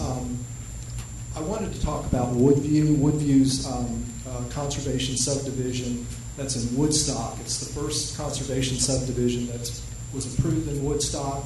The setbacks for this subdivision are similar to what is being proposed for Ebenezer Road. In fact, for Ebenezer Road, they're a little tighter. And I've encouraged everybody on City Council to actually go out and look at Woodview. I know at least one person has. If you go there, you get a sense of a conservation subdivision, okay? 40% of the land there is conserved. Most of it is unbuildable. It's in the floodplain, okay? So this is kind of a sleight of hand that gets played here. Unbuildable land, uneconomic land gets claimed as green space, and that's what's being done here also, by the way. So I think it's important to look at that. What happened in Woodstock with Woodview is one developer came in, got the CSO, and then flipped it to Pulte Homes, okay? So, this CSO could, Mr. Boswood doesn't have to develop this thing. Another developer. Time has can come in. elapsed. Thank you. All right, thank you. All right, so we'll allow the applicant up to 3 minutes if you have anything you'd like. Just in response to a couple of things, the Woodview neighborhood is 200 lots on 70 acres. Ours is 50 lots on 64 acres, so the comparison really doesn't make much sense to me. I'd also point out we've never flipped land. We've never in our existence flipped land to another builder. We won't do that. We don't plan to do that. And then I'd point out that while there's questions about the number of lots that can be done on here, my engineer is here, and he pointed out that technically you could drain the lake. It's a man-made lake. It could be drained, and you could add lots in there too. So potentially we're talking about 55 lots. I'm not asking for that. I'm just asking for what's reasonable. It's a very reasonable plan. I'm not going to do that. The gentleman's right. I'm not going to do that 50-acre AG1 plan, but the next guy will if I can't do this to preserve the land. We truly care about it, and I'll stand beside that. And also I'd like to point out that we followed every single requirement of the city, which was quite extensive, to determine that this site is valid. We've done a full topo. We've done a level 3 soil study. We've done construction testing for rock. We've done the full tree survey. We've done a full wetland study. We spent $40,000 just showing that we could do a plan that we don't want to do, just so that we can demonstrate that we're not asking for extra lots. We want to just do a great project here and protect the rural feel and protect the sensitive nature of the land. The city's asked us to protect 50% of the land. We're protecting about 60%. That's not a developer pulling the wool over your eyes. That's a developer who truly cares. Thank you. Thank you. Okay, I'm going to close the public hearing now. No more public comment. Thank you. And I apologize for going back and forth on this, but trying to respect everybody here and listen to the public. So I'll open it up for questions and comments for staff or the applicant. Joe. Yeah, I've got some questions, and actually I wanted to start with the developer. So whoever's going to speak on the developer's behalf. So lots of questions have been directed at the yield plan itself, okay? And so what I want to know, even though you've said you wouldn't do it, can the yield plan be built as shown? It's not only buildable, it's what most developers would do. There's not a lot of developers lined up to do this sort of project, because a lot of developers would rather do what's easy, which is just the AG1 plan. You have an engineer's letter that I've submitted to you earlier today that states that not only is it developable, it's very easily developable as designed as the AG1 plan. So the property doesn't exist as one parcel today. It's 3 different parcels, as we discussed earlier today. And the particular part that where most of the conservation of open space is going to occur is that sort of arm that sticks out to the right-hand side. And it would appear, since there's no development that's planned for that other than the walking trails, that was added really just to bolster the development that can happen on the other side of the property. I mean, is that the thought process that you guys went into? No, not at all. We actually bought this property planning to do 55 lots, and before the CSO, we thought we'd be able to do 55 lots, and we were planning to develop on that side of the creek. We had a plan to do so, and that's even in public record from back in December when we presented that. So when we realized we wouldn't be able to use that plan, and we were looking at the other options, and we realized the yield plan, or the city that requested us stick to the yield plan, and we had to go down to 50 lots. The sellers were not willing to reduce the sales price of the property, so we looked at, okay, how can we still do this conservation type zoning and make this work? And the way to do it is to not cross the creek. The other part of it is the more and more we got to know this property, the more we realized, the more that we identified these special native plants that tended to be more in that area. So that area, the property is more ecologically sensitive, and we want to preserve it for that reason. Okay. Did that answer your question? Yeah. Can you tell me what percentage of the land is currently in a floodplain or a stream buffer or something else? And you're not showing in that yield plan any homes on those types of locations. I mean, your yield plan, and if I read all the documents that flip back and forth on that, your civil engineer was very adamant about the placement of the homes, the placement of all the components in that yield plan. That's exactly right. So we did have a full wetland study done, and the creeks delineated and the buffers delineated. I don't know the exact percentage of it, but we are not building in those areas at all. So we stayed out of those areas for our plan. The AG1 plan, actually, because of a couple of technicalities in terms of piping creek and that kind of thing, allows some of that area to be destroyed in a way that our plan protects. Okay. On your proposal, you didn't indicate a maximum height for your building structures, and there's a limit to 40 feet. Do you intend to build anything that's taller than 40 feet? No, we don't. This is a nit, but this is one of the things that, for whatever reason, staff wasn't clear on what your intentions were because you didn't answer. Okay, I didn't went aware of that, but we absolutely don't plan to build anything more than 40 feet, and we'll stick to the city guidelines. All right. You've stated that your minimum lot size is a quarter acre. How many lots on this property are a quarter acre? There's only 8 of them that are right around the park that are a quarter acre. And what we've done is we took some land that would have been in the lots. We could make the lots a little bit bigger, but we put it into that park that's in the middle. And that's a unique part of this plan that makes it special. It gives a central part of the community that gives identity to the community. And we've set that away. We originally had that closer to Ebenezer. We've moved that further away from Ebenezer. So we don't have any quarter acre lots visible from Ebenezer or on Ebenezer. And it's only the 8 around there because we put some of that land in that middle park instead of on the lots. I think you said earlier that the average lot size is 0.4 acres. That's correct. What's the maximum lot size? It goes up to about 3/4 acre. And I'd point out that a lot of these lot lines could just be moved straight back and we could call them bigger lots. It doesn't change how it's going to be developed. All it means is then I can clear more trees. And I'm not asking to do that. So I've actually limited the number of trees I can clear by making these smaller lots. Okay.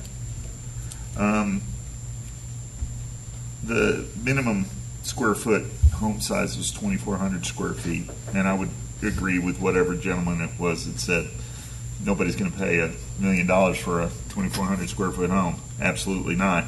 But what is the maximum home size that you envision? That's a really good question. I expect most of our homes will be between 4,000 and 5,000 square feet. We build homes. Our average price point last year was $915,000. We don't build small homes. We don't know how to build a 2,400 square foot home and make any money, particularly with the cost of this land and this development. So what do you think the average home price is going to be for the development? We're saying 700s to $1 million. I think the reality is we're likely to start over 800. Average price is going to be around 9.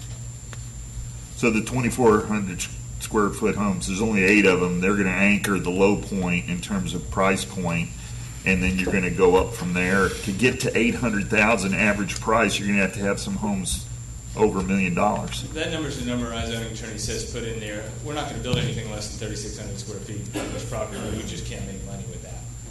Okay. I've got some probably difficult questions to answer about infrastructure costs, because one of the things that a lot of our citizens have sent questions about and concerns about is what is the motivation to develop the property the way it's being developed. My biggest fear right now is that if it stays AG1, we really don't know what we're going to get. Okay, AG1 says that there's a minimum 1 acre lot capability to build, but we, as Carter mentioned earlier, we don't know that until they come apply for the land disturbance permit. I mean, that's the heck of a time to figure out what's going in, and that to me is where all the risk is. I mean, there are a couple of people that talked about risk in this whole process. That is a lot of risk right there, because we just don't know what's going to pop out if we leave this AG1. Now, if we had a zoning district that allowed us to say, oh, I'm sorry, no, you're going to have to build this, or we get approvals in that process, I'm at least feeling better about it. But we've got citizens that are concerned about this. So if this were left AG1 and you were the developer, you've talked about infrastructure costs, and you talked about the trade-off between the bridge to get from one piece of property to the other versus the community septic system. What is the real difference when you compare the AG1 development versus the CUP development in terms of the infrastructure cost? I appreciate the concern about all that sort of thing, because yes, in the current zoning, there's nothing to keep Pulte from doing this and building homes 60 feet off of Ebenezer versus 200 feet off of Ebenezer. The difference in cost, if we were to cross it, it's not really a bridge. What we'd be taking is dirt off one hill and another hill, and we'd be filling the low spot. We'd be putting 300 foot of pipe in and burying that creek forever. The cost of doing that, estimated by our engineer and our land development folks, is around $250,000 to $300,000. The cost of the community septic system that's required to do the CUP zoning is about $750,000. The difference between the $750,000 and what it's going to cost on the individual lots is about $350,000 to $400,000 more. So it's twice the cost to do the community septic system than individual systems. So that's a net increase in cost to us. The reality is we have a little bit less street we have to put in and that sort of thing. So it's about a wash at the end of the day in terms of cost, development cost. So it's not more expensive to go one route or the other? Absolutely right. It's right about the same. Okay. Do you have any idea the minimum number of homes then that you need to be able to build? Now, again, here we're talking about something that's very, very important to the citizens, and it's very important to me that we understand this, because I am not interested in granting anybody any kind of a density bonus just because of how they're going to develop property. If anything, I'm all about density negatives. In other words, if you were coming to us and say, hey, AG1 would allow for 55 homes and we want to put 40, that's a much easier argument to have than on par, one for one. And the reason it's more difficult, we have, unless we were going to do the work, we really don't know what AG1 was going to support. And like I asked earlier, that's the hard part of this equation. So what is the minimum number of homes that this development has to have in order for it to remain a development for Brightwater? I appreciate that question. Like I said, we bought this land. We put this land under contract, I should say, for 55 lots. And that's what we ran our numbers on, and that's what we were hoping to do. When we said 55 lots on 64 acres in December, around the time of the CSO, everybody said, well, that seems very reasonable. Sounds good to me. After the CSO, they said, that still sounds good, but you need to do a yield plan. As long as you're not asking for additional density from the yield plan, then we'll have support. We did the yield plan. It showed 50 lots, not the 55 that we thought. Like I said, the cost hasn't come down on the land at all. The cost on the development hasn't changed.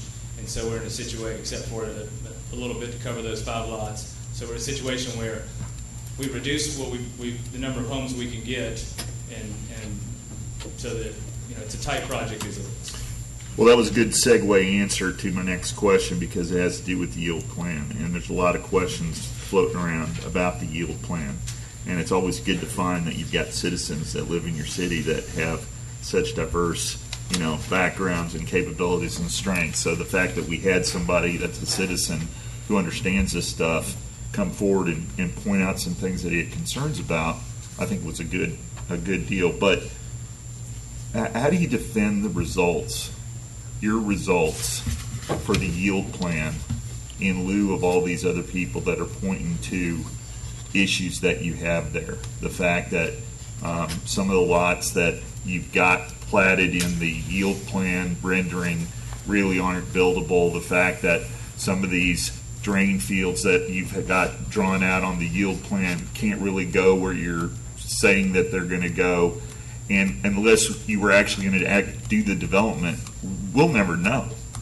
So how do you defend that? Yeah, I appreciate those concerns. And I've seen some of that work that some citizens have done. I'll start by saying we had certified engineers do this plan. We had the top soils engineer in the area that a lot of people know and respect at a high level do the soil study. We had a top engineer do the layout of every single lot on here. And so we have certified engineers who submitted this plan. It's been with the city for 3 months now. It's been public record for 3 months now. And so far, we haven't had one engineer look at that and say that there's any issue with it whatsoever. I'd say to the gentleman who did a study saying that some of the soil was not usable, well, he took everything that wasn't perfect and of the very top, and he said it was unbuildable, and that's absolutely not true. Most of the septic systems in the city of Milton today are built on some of the mid-grade soils, not the best and not the worst. But there's also lots and lots of tools available to developers and builders, and they use it all the time. Home builders in Milton use all the time these tools where they can come in and bring dirt in, they can do unconventional systems. There's plenty of tools that can do that. I could also argue that we could do 3-bedroom homes. We did a septic yield plan based on 5-bedroom homes because we thought we wanted to be realistic of what makes sense here. We could have done them on 3-bedroom homes and used much less land than this, and maybe even gotten 1 or 2 more out of it. So it's extremely buildable. We have engineers who have said so, and I've got to say we've got to be able to count on the engineers as opposed to the layman's. Right. Well, certified engineers, the reason they say they're certified engineers is because there's a certification process and a licensing process that they have to adhere to. So a professional engineer in the state of Georgia has to be certified and licensed by the state of Georgia. My understanding is the engineering firm and the engineer that did the work for the soil survey is licensed. He's a professional engineer, and he provided his stamp on the results. So we have certified soil sample or soil survey that's been done. Correct? He's a professional engineer, and he is certified to do these, and he's done work in Milton, many projects, just in the last few years and for a long time previous to that. So we've got the civil engineer that did the rendering, the yield plan rendering, that is equally credentialed and same situation, but that plan is not certified. And I'm going to draw a technical distinction here that certification is not attestation. I can attest that we did our homework and this is good results. Right. But without a certification, that's not the same. So he wrote a letter in support of it. He's here tonight if you want to ask those questions to him directly. I'm afraid I don't know the technicalities of that well enough to. Yeah, well, I'm not a hydrologist, so I'll just get myself in trouble there. But it's more about transparency. It's more about removing all questions.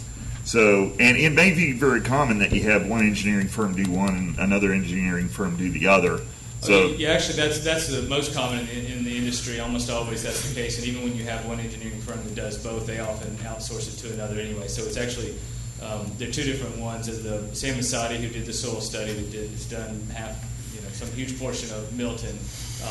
Won't do the layout. It's not what he does. He does the soils testing, and he was out there on site for days and days doing the testing and then doing the lab testing in house. If he could have done or would have done the layouts, that's fine. But that's a different engineer that does that. That's a design engineer as opposed to a soil study engineer.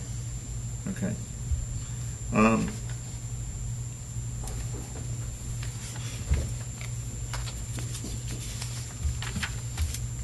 So,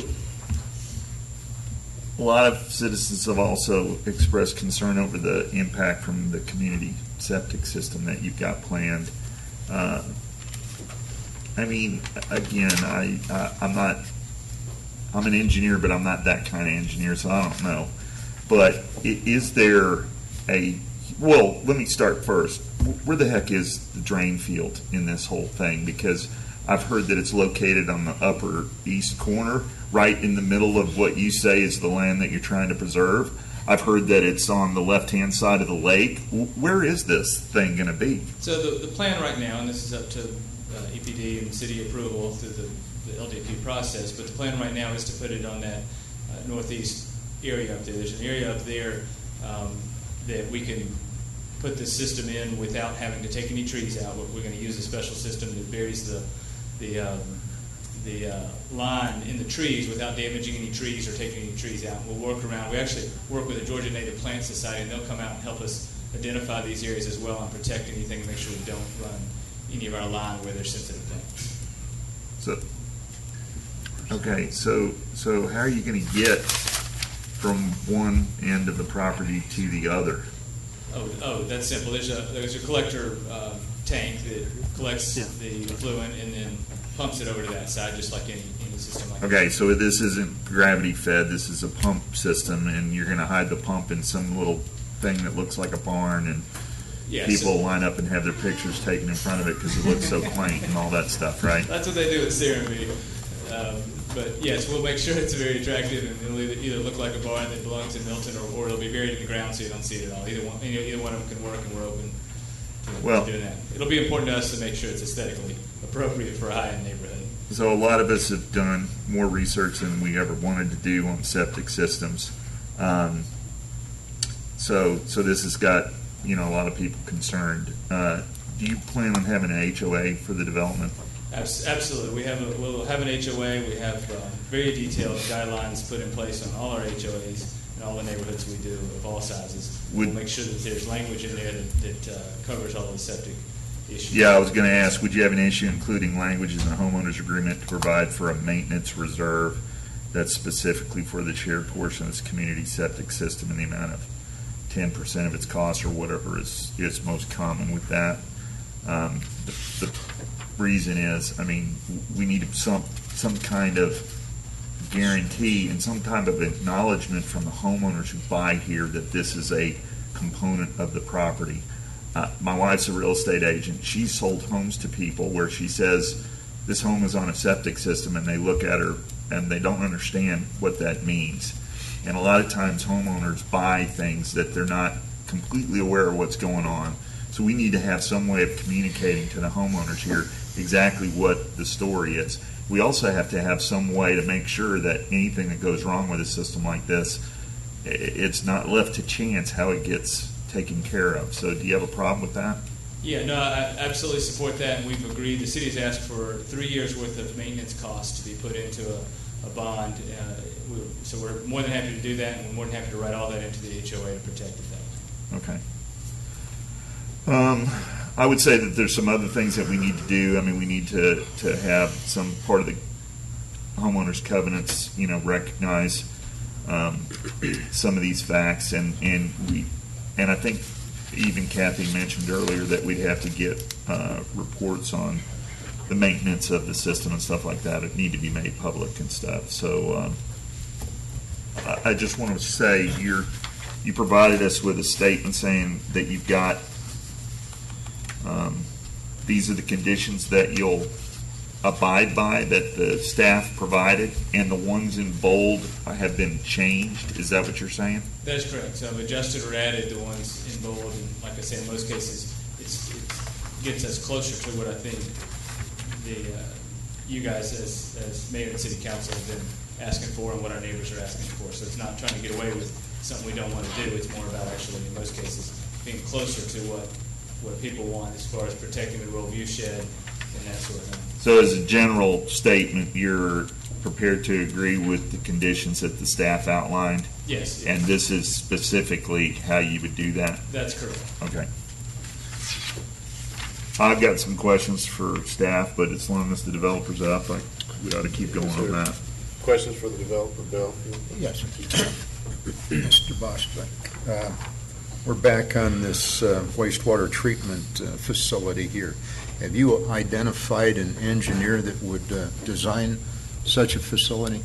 We've talked to several engineers. We've got one in particular that's helped lay out how we might do this plan. It's very well laid out with a lot of the input that I've given you so far in terms of having the individual tanks on each lot so that doesn't become a community burden, and dealing with only the effluent and making it a simpler system with fewer parts to go bad and all that sort of thing. So we've got an engineer that's helped us lay out that. We haven't inked a deal with them to do the whole thing, but yeah, absolutely. Well, in the interest of full disclosure, I'm not interviewing for that job. They've done lots of these around the state. I've worked on some of these. I worked on several of these in Hall County 15 years ago that are all doing very well and haven't had any problem.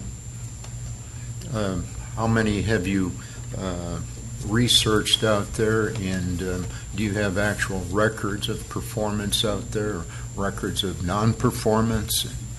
I don't have. I can't speak to specific numbers. I've we've got the several engineers, both the ones that design the systems as well as the ones that maintain the systems, and then I've got the ones that I've worked on personally, and there's other folks in the audience that have done some research on state and national numbers on those sorts of things. The failure rate is very low. The failure rate from the few statistics that are out there seem to be at actually a lower rate than individual systems fail. And the other part of that is that when they do fail, you know it before they fail because there's this monthly monitoring that happens by a state licensed professional. You don't get that with all the other systems around. So in terms of failure, less likely to fail and much more likely that you're going to know about it, deal with it before there's an issue. Well, from my experience, the failure would, the most obvious failure would occur with your wet well in the pump that's pumping the effluent up into your leach field. So I would assume that in the design of a system like that, you would have an alarm system to notify either locally, probably remotely too, that there is a problem with that type of, or with that pump system. That's correct. There's lots of safeguards that are put in place. So every individual home has an alarm system if something happens there. We can put into the HOA guidelines that require the individual systems to be checked and monitored and cleaned out on a regular basis as well. So you've got that control that you don't have with regular individual systems.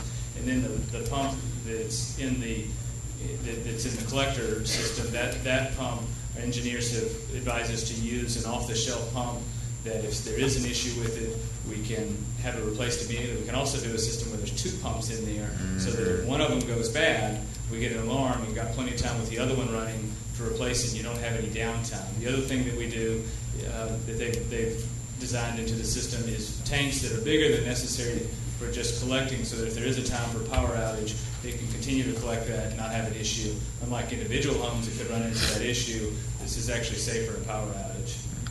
Well, typical in design of any mechanical equipment like that, in any facility, or I'll say in most facilities, you do have redundancy, so you do have backup, and you're not dependent on going down to Home Depot and at midnight trying to find another pump. But that's the knowledge any professional engineer would bring to you in a design like this.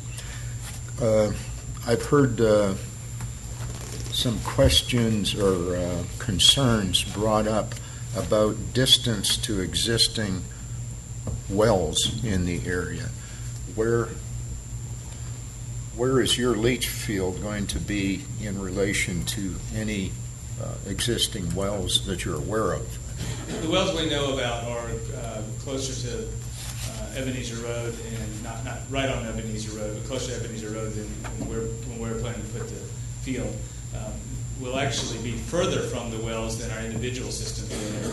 And again, we'll have cleaner water, and we'll also put it in an area that makes it difficult for it to ever, unless it runs downhill and back up, for it to ever be an issue for that. There's several septic systems currently closer to those wells than our septic system will be. I believe the state code requires 100-foot separation. Maybe your engineer here could confirm that. Separation between a leach field and a well. That's what I've been told as well, and we're several hundred feet at a minimum to the closest well. I'll call it the finger to the east there, the 13 or 14 acres. I notice you have trails in there, and that's one of the amenities, I guess, that you're offering. Who would you envision using that? Would it be exclusively for the residents? So, what's your thought? The intent was to be for the residents. Some folks have asked me to open it up to nearby neighbors and that sort of thing. And I think the answer is we'd be glad to be good neighbors and do that sort of thing. We'll think through liability issues. Who does it actually belong to, and what the liability issues regarding that. But if we can resolve those issues, we're open to how we deal with that. We've got a land trust who, because of the specific native flora that we have on the site and the way we've done this plan, we've got one that usually turns down developers, but they said this really is the kind of plan that we want to support. They're very interested in taking control of this site. We want the HOA at least to continue continue to have the access rights, but if there's a way to safely give access to other Milton residents, we're open to ways to deal with that. Talk about this land trust for a minute. What experience do they have in the area, and are they a well-known land trust? They are. So they're based in Athens, Georgia, and most of what they do is in Georgia. They know the area very well. They do other projects all around this area. They've got many land trusts around Georgia. They're one of the more experienced land trusts in the area. Could you divulge the name of them? Or? They've asked me until this is approved and they have a board meeting to do their final approval, they've asked not to be named. We have a backup also.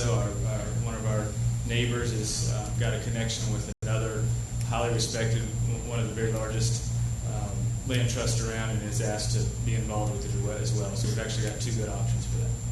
It's very important to us. We are not interested in doing this property if the HOA has the ability, after we leave, to come and clear cut this and put a soccer field in. It would defeat the whole purpose of doing this. So one way or another, we will be protecting this in perpetuity.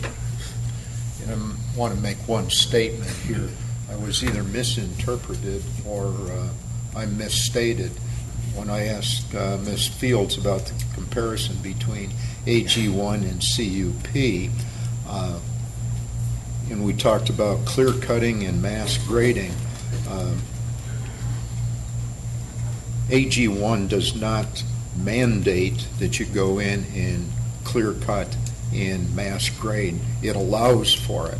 So that's the point I wanted to clear up for those who may have misunderstood me. Okay. Matt? Just a quick question on the community septic as well. You beat me to the wells question, but odor. I've explained that. We have had some people that have some concerns about that. Yeah, that's a good question. We heard that. We didn't hear that tonight, but we heard that I didn't pick up on. We've heard it before over the last couple of months, and folks have been concerned about the odor that can come from a system like this, and I get that and I understand it. Of course, we're going to be very concerned about that as the developers trying to sell high-end homes here about not having an odor issue. The example that's been pointed to has been the Publix up in Birmingham Crossings. That's a case where I'm told by our engineers that the fluid that comes out of a grocery store is about 8 times the concentration of what comes out of residential properties because of the nature of what happens there versus the amount of water that's used for things like showers and residential. So first of all, we'll have a lot less concentration than that one does. We've also learned that there's several things they can do. That we learned that until 3 weeks ago, the operator of that system had never been notified there was an odor issue there, and so they've said, sure, we can go solve that with a few things to improve that we can put into the system. We also learned that they could have added a carbon filter to their system. It's about a $10,000 piece of equipment that they could add to it, and it filters all the air that comes out of it so you don't have the smell. We intend to put that carbon filter on our system, and so we won't have a smell issue.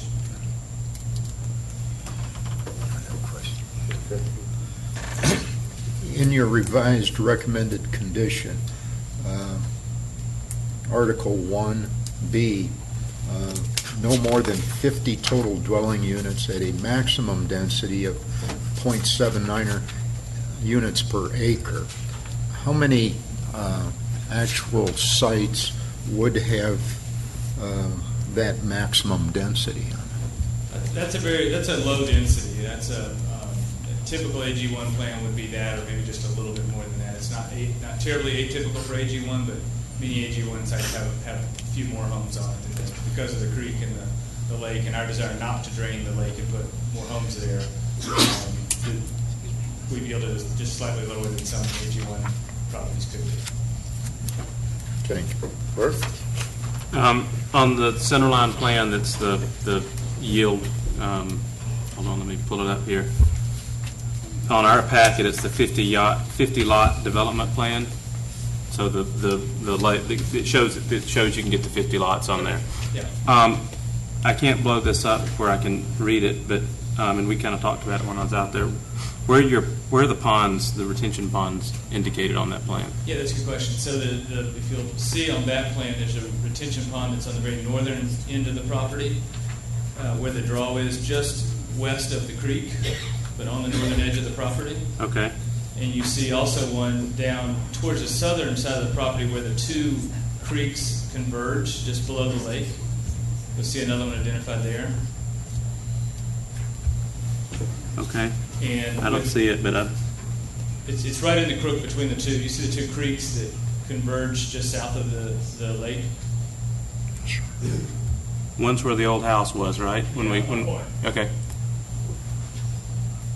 So, right in this area right here, between the two creeks. Okay. And are they? I can't really see the lot lines. Are those outside of any of these lot lines? Yeah, be outside the lot lines, and then our plan, our CUP plan, would have those ponds in the same area. The nice thing about it is we can have the ponds much smaller than you'd have here. We won't have to clear as much because we don't have as much impervious. Okay. And what's the contour interval on these plans? I believe it's 2 foot. They're 2 foot intervals. 2 feet. So you can see it's not very steep property. Okay.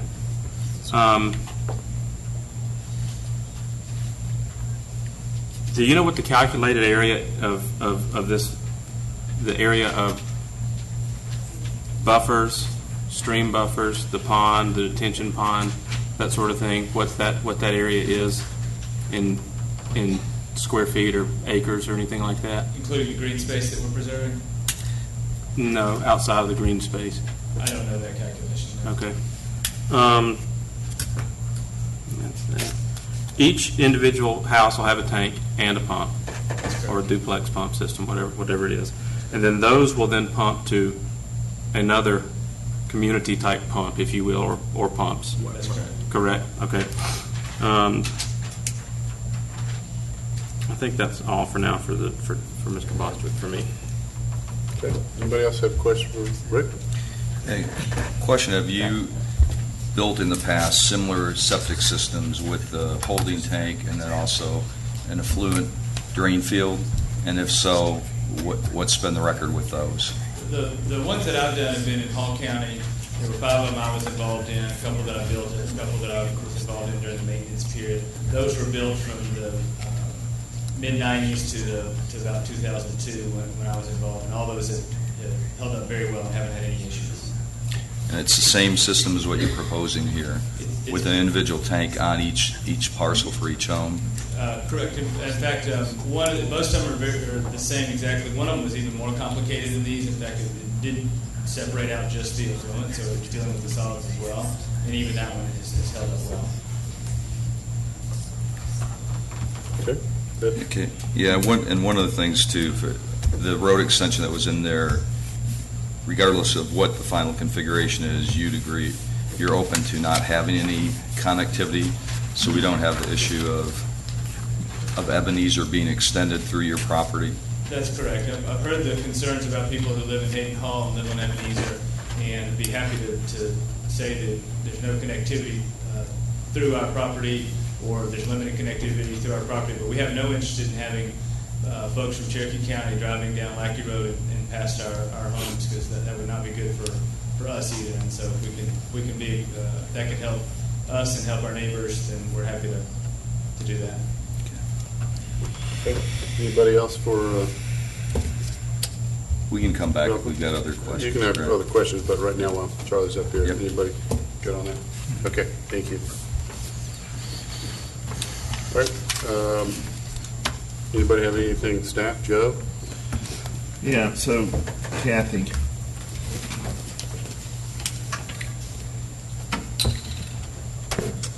So in your presentation, in the report that you provided us, you had the standards of review notes that you guys basically said you denied the application based on that.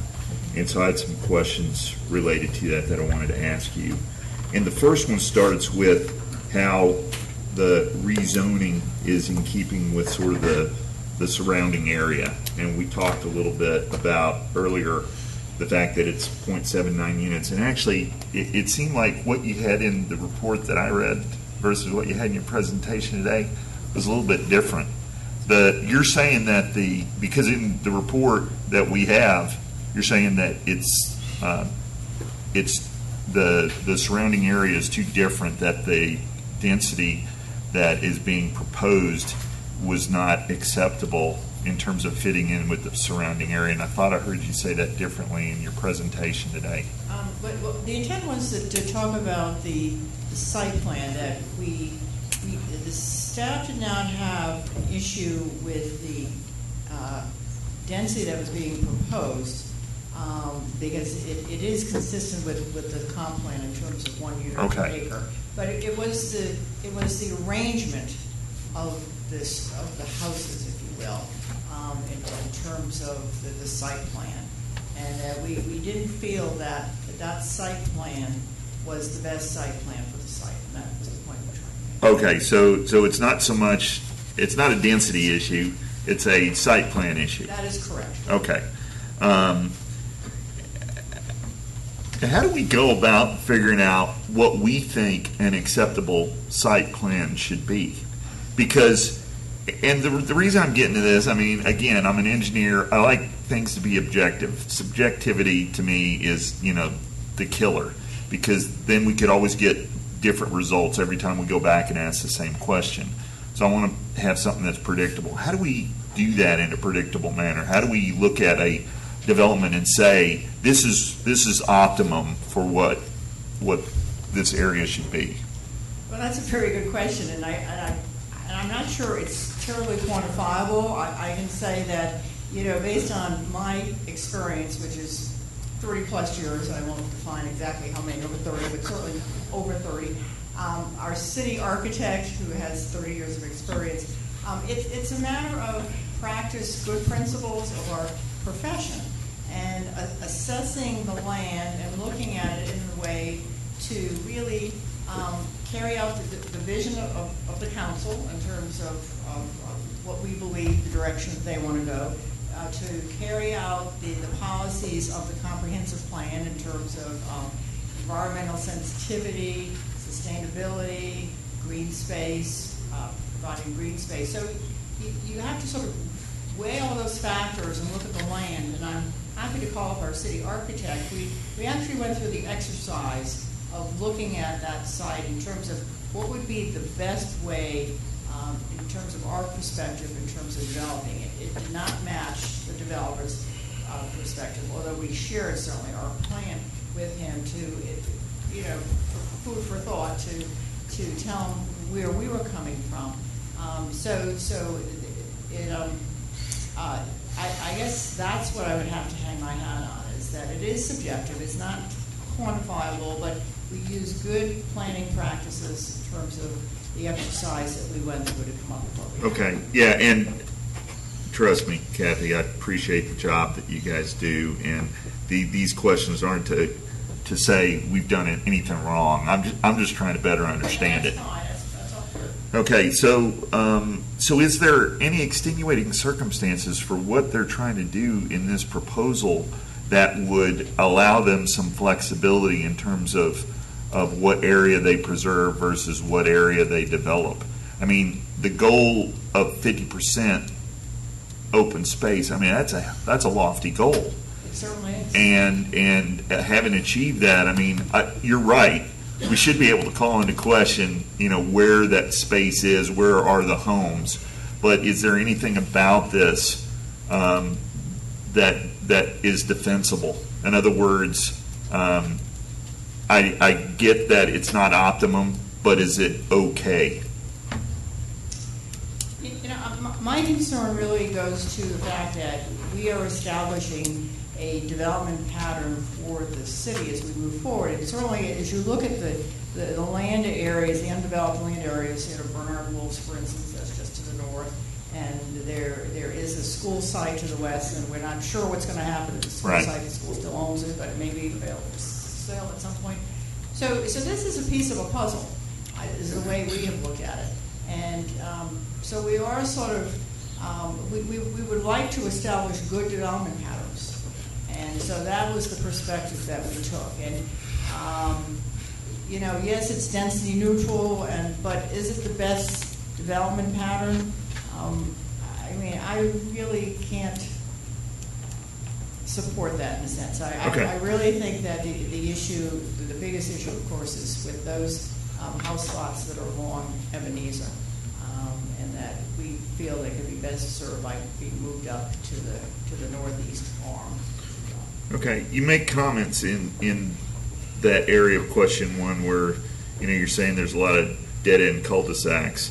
Yes. I'm trying to understand, what the drawback to that is, because, everybody in a neighborhood wants to be located on the dead-end cul-de-sac. That's true, and you know what, if you would, with your permission, Mr. Mayor, I'd like to call our city architect, because we have talked about that, Yeah. and I think he has a very good explanation. I'm fine with that. Let me make a comment too, though, before Bob speaks on density. And I appreciate all the engineering and the numbers, and it's easy to say something like this, is low density when you look at the yield plans, but there's also a perception. And, when you put the homes on the small lots and they're all in there, I mean, Vickery's beautiful. They've got big homes on small lots. Crabapple's really nice like that and all. But the perception is when our citizens see this, and when you drive in here, we can talk all night. It's density neutral or it's low density, but the reality is when you look at it, it's not going to look low density. It's going to look high density. But go ahead. Okay, with your permission, I'd like to, the issue I think was about the cul-de-sac, was your question. On the cul-de-sacs, basically if you have 1 acre zoning, cul-de-sac is very advantageous. When you start getting into the smaller lots, quarter acre, half acre lots, then you want to have road connections and being able to turn around without hitting a dead end. So that if you notice, most of the higher density areas like in Crabapple and whatnot, they all have roads that interconnect and have that pattern, sort of a block structure.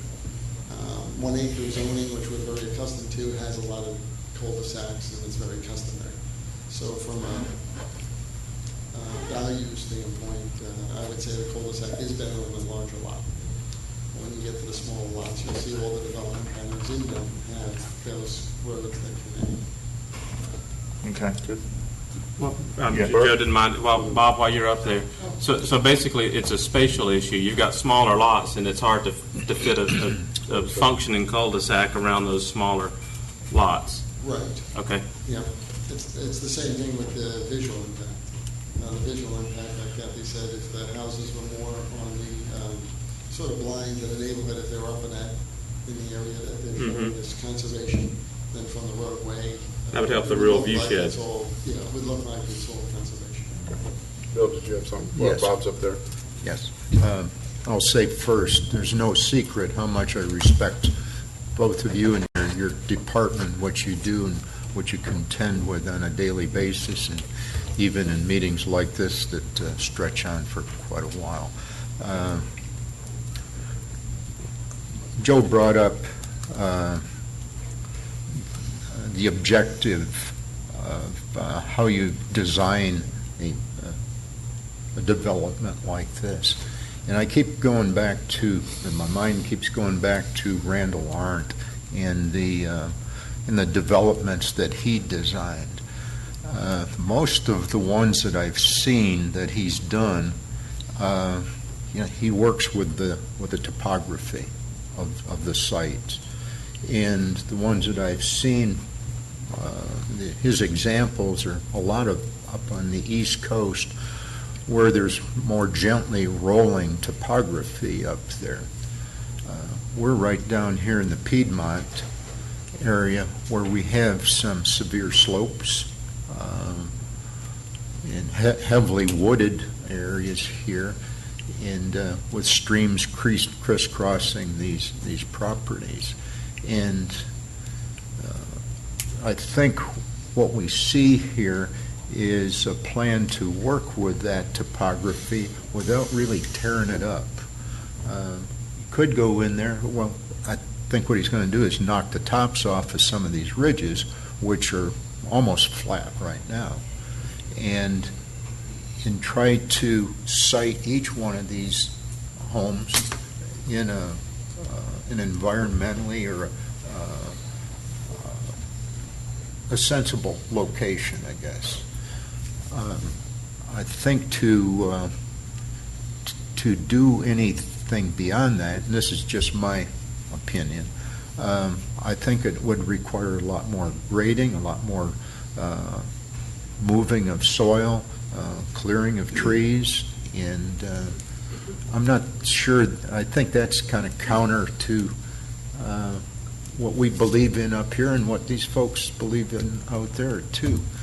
Let's minimize the impact to any type of property like this rather than violating the land, and which is something that lasts forever, or at least my lifetime. So just my commentary. I respect where you're coming from, and I've seen your concept plans, and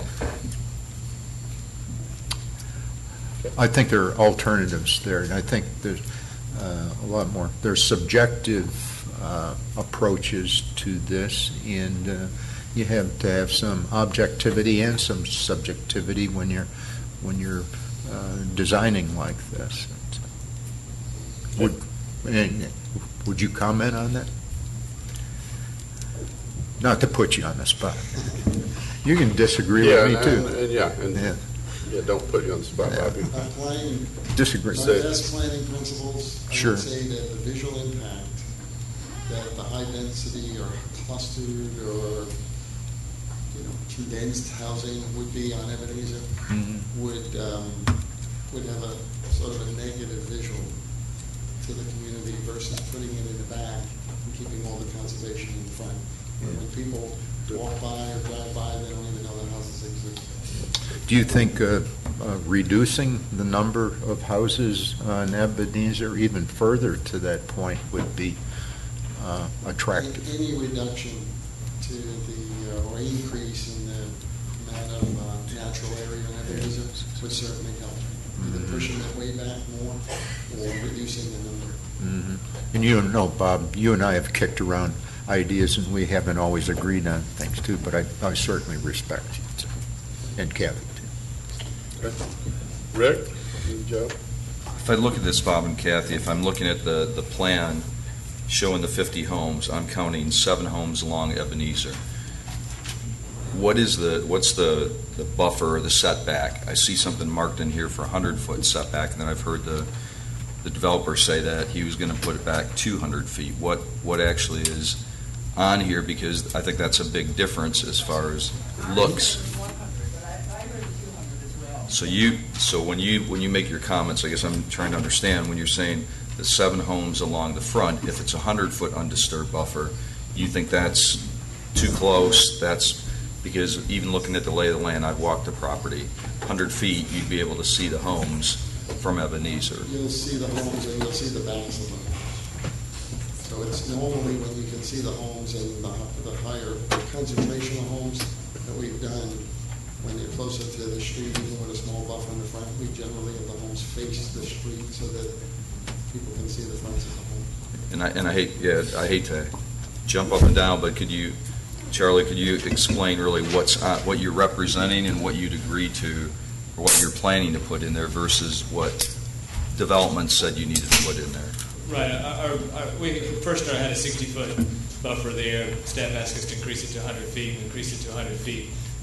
We had 12 homes along Ebenezer. The neighbors asked us to reduce the numbers along Ebenezer. Staff asked us to. It was good comments. We reduced as many as we can to be about the same number as AG1. And in doing so, we've also pushed the homes even further back. And so I'm telling you, it's about 200 feet to the back of the home versus 100 foot that's the buffer where we're not allowed to clear trees. We can actually do a little bit more than the 100 foot in there. But right now, our plan shows a 100-foot buffer, but the back of the homes are about 200 feet back. So if it would, I guess when I look at the plan, it looks like you've got trees pretty close to the house, but the 100-foot buffer is up. What would you agree to? I mean, what are you really thinking, 150, 175 from a setback with the lots as you've designated them? If you'll give me a few minutes to come back to the subject a little bit later, I can study with our architect and see if I can give you a more specific number on that. Okay. And then Kathy and Bob, as far as the minimum setbacks, one of the concerns we've heard from people who live adjacent is, and when we've discussed these type of things before, is how close do we allow homes to be from a back setback to adjacent landowners? Internally, you may not see it, but with the people that live or will potentially live on the borders of this in the future when it's developed, what's the setback in the plan right now, and what do you recommend? Well, our understanding is that the setback is 100 feet. That's along the front, but That's what? along the front of the exterior road.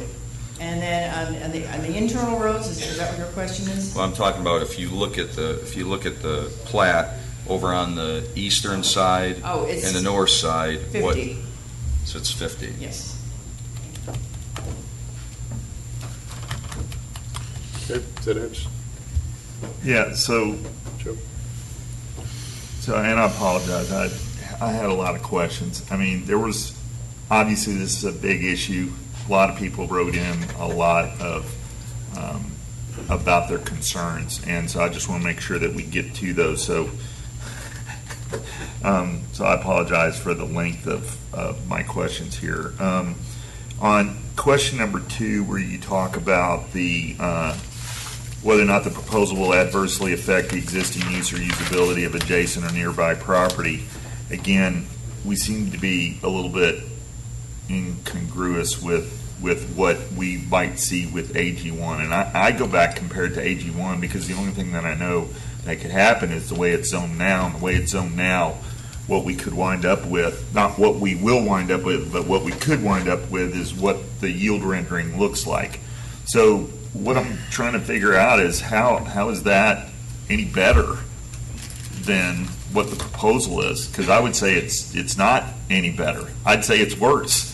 So how do we reconcile the fact that the way it's zoned today could get us a worse product than if we change the zoning? And that's a very good question.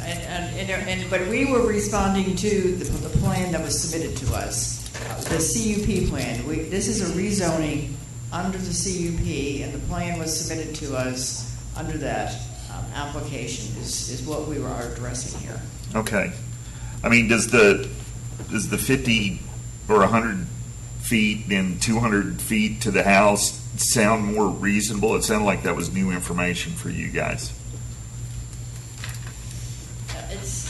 It's still, there's still some visibility, and I guess that's the issue, is how visible is Okay. visible. Is All right. where we are. Let's see. Not sensitive.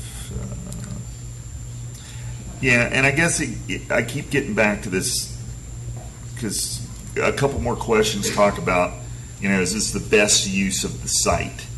And a lot of that seems to revolve around you guys thinking that the open space isn't quite balanced out properly. And so... In terms of its location. Right, and I'm sort of a nerd, so I tried to figure out how could we determine that. And if you compare like the center of the geography, and I know it's an oddball shape, so the center of geography isn't necessarily going to be in the center of a square. It's going to be sort of pushed off to the side or something, and I actually drew something up that compares. If you look at that red dot, that's roughly the center of the geography of the property. If you look at the black dot that's just on the other side of the lake there, that's roughly the center of the open space. Obviously, the open space is more towards the right-hand side and to the north. But, so if those were exactly on top of one another, open space would be evenly distributed across the property, right? So the fact that those are within like 10 to 12% distance from one another seems to me like we're getting pretty close to having this tuned from an open space versus geography point of view. So, and again, this is, just one way of interpreting the 8 dimensions that exist in this question. And I guess, is your response still going back to experience tells you that it's just not quite right? It does. The biggest impact is going to be the visibility of the homes from the roadway. There was a development in Chattahoochee Hills, right next to Sandy. That kind of reminds me of all the time, where they preserved 100 acres in the back, but put all the density right up on the road, or close to the road within 100 feet. How far back do the homes need to be before they're not considered part of the equation anymore? With this topography. With this particular, the way we looked at it, right where he's starting if you just take the linear road, the houses that are on that one finger, from that point forward is what we looked at. So that dimension was around 400, 500 feet. Can I just, and again, I'm going to step in here, sorry, Joe, but, and I certainly respect they could be very nice homes, nice product, plenty of users. But the reality is, once you drive in there, it's going to be high density. Well, the perception is it's going to be high density. Crabapple is nice. Vickery's nice. You can have woods all around it, but you're still high density. This was 500 feet back, 1,000 feet back. You could put an apartment complex in there. Yeah, you wouldn't see it from the road, but the perception of the area, it's forever going to change the area. So I just really have a hard time with it. The view, again, when you look at Ebenezer Road and surrounding properties and the neighbors, and you put this in there, even if you buffer it, 100 feet, 200 feet, whatever, it's still going to be a highly dense feel when you drive in there. Yeah, but it changes the equation from the neighbors having to deal with it to just the people that are buying homes that are having to deal with it. If I want to buy an apartment, a home next to, in the center of some high-density development that nobody else can see, I mean, that's my personal decision. But if I put a high-density development in the middle of something where everybody else can see it, all of a sudden I'm impacting my neighbors. And so I think there is a big difference there. Now, I'm not defending this and comparing it to that. I'm just saying there is a big difference there. So I think visibility has everything to do with this. I think visibility would help if you're, wanting to develop that, but again, I disagree with that. If there's a, quote, high-dense neighborhood in there, or it's going to appear dense, it does affect the surrounding areas. And this is, we talk about a rural view shed in a rural area. Ebenezer is one of the, probably top 5 or 10 roads in Milton that's that. And I do believe this will change. Definitely change it. All right. I got one last question. If you've got a set of conditions required for approval, so if we approve this, you've got conditions that you want to set out, okay? Do these conditions make the development acceptable to you, or do they not change anything for you guys from a approval point of view? Well, the purpose for those conditions was that should you decide to approve the plan in front of you, that we thought that there were important conditions that we would like to recognize. I agree.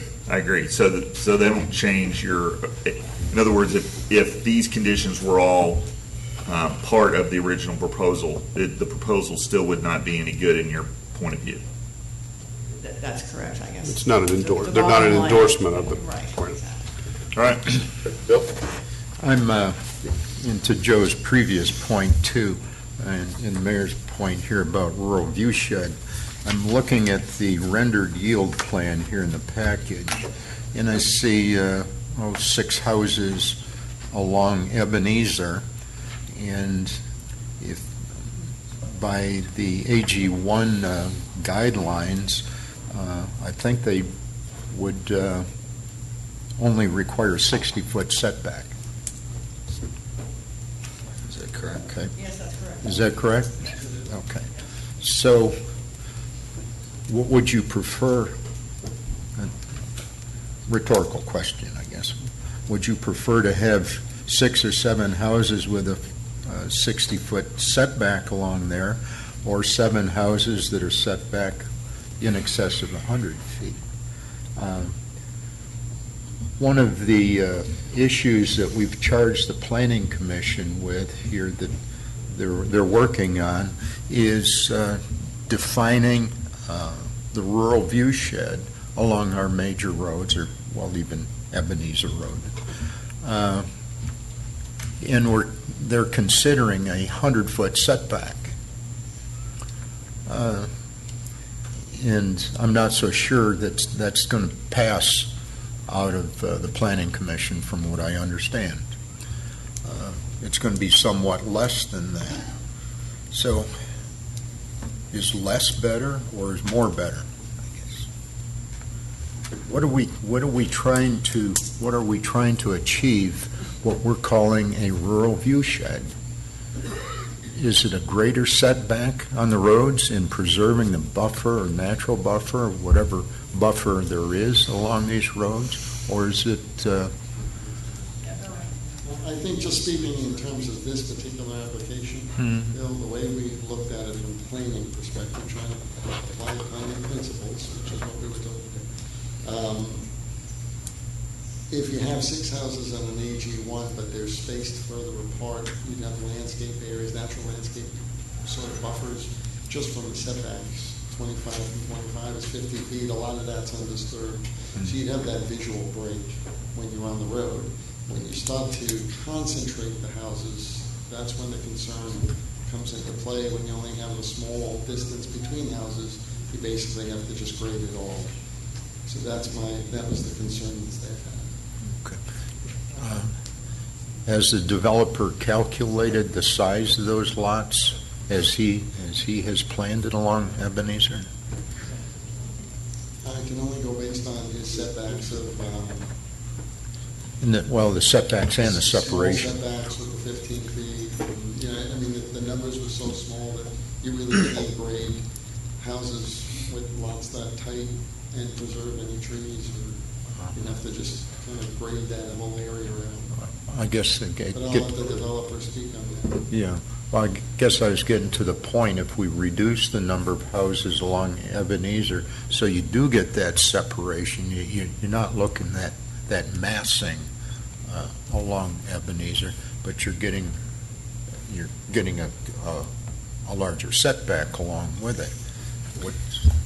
Would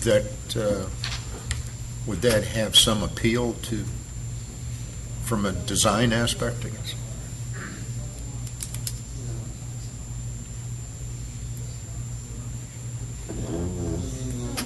I'm still going to stick with it is a higher visual impact on the roadway, and I think it's the perception of density and how that density is placed against Ebenezer and the context of the architectures and the lots and the rural feel that exist on that road now. I think if we were to eliminate, don't forget it's double row, like I think just told me, it is double row. It's on both sides of the street. It's a double-loaded road. And overall, that density will be much visually greater than it would be with an Okay, could you have Mr. Bostwick address that? I've got an answer to your question. We can make the space along Ebenezer. We can have 125 feet between the Ebenezer and the back of our lots, and then you've also got the setback on the lot to the back of the house, so we can go a little bit bigger than we have there. Probably go a little more than that, but that's as much as we can commit to on the spot here. That's twice what you can get with AG1 with the 60. In addition to that, we're saying we're not allowed to take any trees down in that versus the AG1 where you can clear that whole space. Hayden Hall is a beautiful neighborhood that looks great, but look at how close those homes are to Ebenezer. We've got our homes 4 times back from what those couple of homes are at the entrance. Again, great looking neighborhood, great looking homes, but we got a much bigger buffer here. In terms of the size of these homes, AG1 lots can be as small as 120 feet wide. We've got homes along Ebenezer that are more than 100 feet wide as it is right now. If you preferred us to spread them out and be 120 feet wide along that, we can probably do that, but we're going to start getting our homes over into the area that's got open pasture, and that's not going to be attractive, but if that's what's important to match the same width as an AG1 lot would be along there, so we've got the same space between them, we're happy to do that. It's hard for me to imagine how this is any way more exposed or negative from Ebenezer, considering all those things. So please don't let this be clear cutting along Ebenezer, and let us protect that buffer. No, if you had. Yeah, I mean, I think, my viewpoints are a little bit different. I appreciate everybody getting right into the minutia of a lot of this, but there's a bunch to consider here, and I see both sides. I think we've got a, glass is half full, glass is half empty approach. While, Mr. Mayor, I understand that you're looking at the houses on that end, we also have plenty of people here that are worried about the land that I'm looking at as you first drive in, which is that horse pasture. So if it's up to the council, I actually put together a little PowerPoint, just answering and asking some questions that I think we might want to consider, because I know that there are people that have brought forth concerns, and I just want to make sure we know what all the questions are that we need to consider as well. But it might take me 10, 15 minutes to get through. Are you guys okay with that? Hey, I've been talking up a storm. Who am I to tell you to be quiet? Just making sure. You guys okay? Share the Well, that takes you all your talking time. I try to be. I'm still not allowed to talk. You're not allowed to talk, so. I try to be pretty, just observant of what's going on, and there are concerns on all sides that I see. And we're all residents here. This is not a question of on whose side anybody is on. The reality is we are one Milton, and the fact is that I think economic pressures are forcing us to have to make decisions right now. And we're trying to decide how best to handle those. Our enemy is not ourselves. Our enemy is Roswell and Alpharetta, Johns Creek, Cumming, Canton. If we can't do things as well as we can here, we run the risk of making mistakes that can at least leave ourselves vulnerable to where those opportunities may wind up going. So I want to make sure that we make good decisions here. It is a matter of managing risk. It is a matter of looking at all sides, but you have to look at a little bit of the big picture on this as well. I look, and I'm a big picture guy.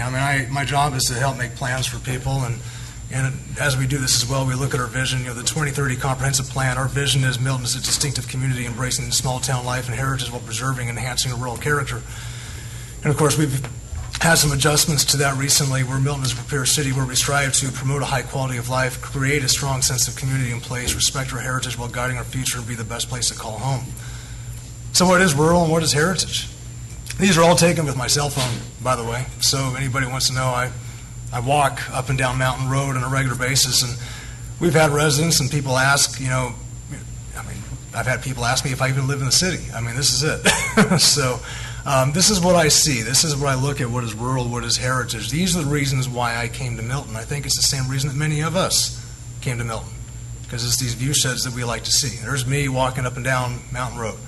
I enjoy doing that just about every weekend. That property on the right actually is a strong landmark that I've seen. I walk there on a regular basis, and the reality on that property on the right, if AG1 continues and that gets sold for 1 acre lots, that disappears too. The question is what are we going to do? And while we look at it and we love it, is it staying, is the question I want to ask.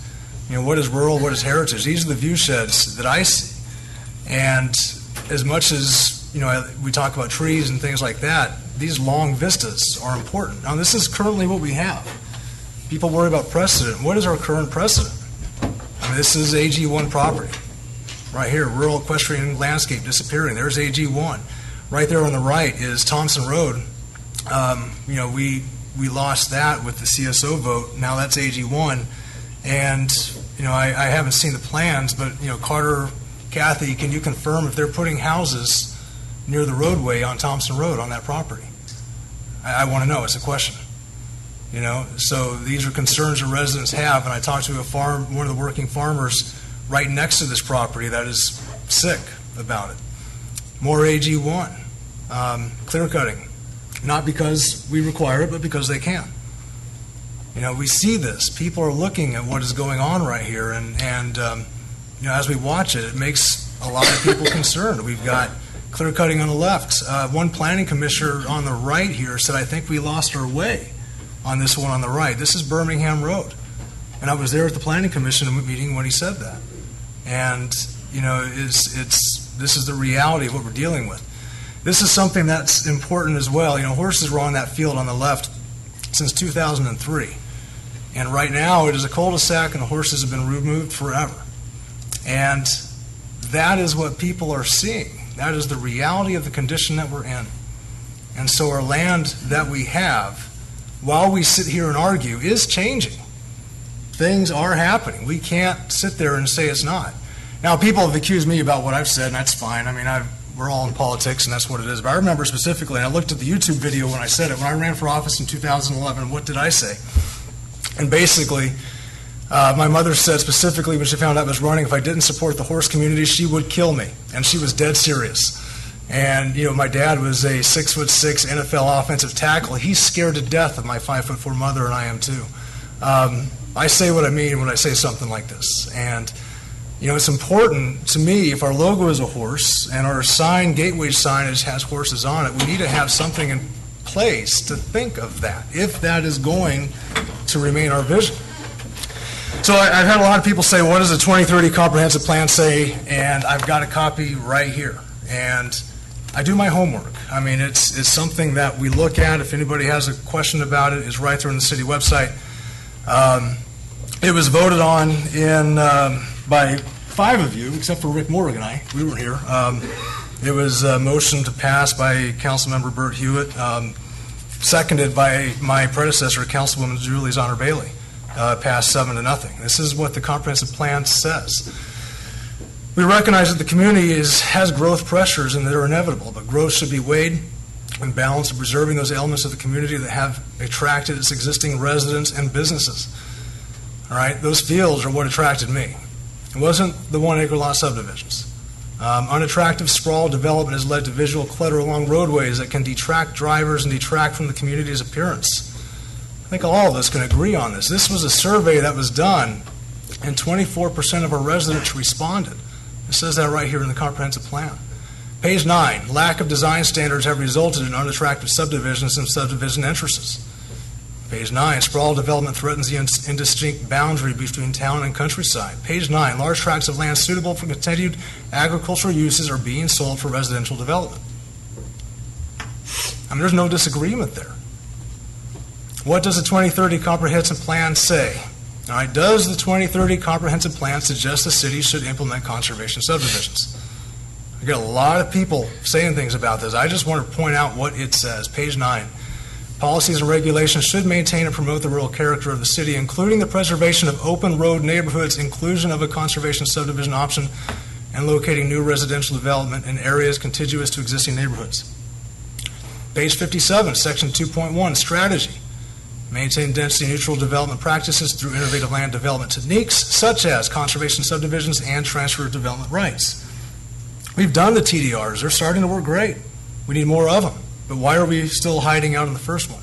Page 57, Section 2.1, strategy. Encourage projects that protect and or integrate the preservation of natural areas, stream corridors, and green spaces, amenities, and require development.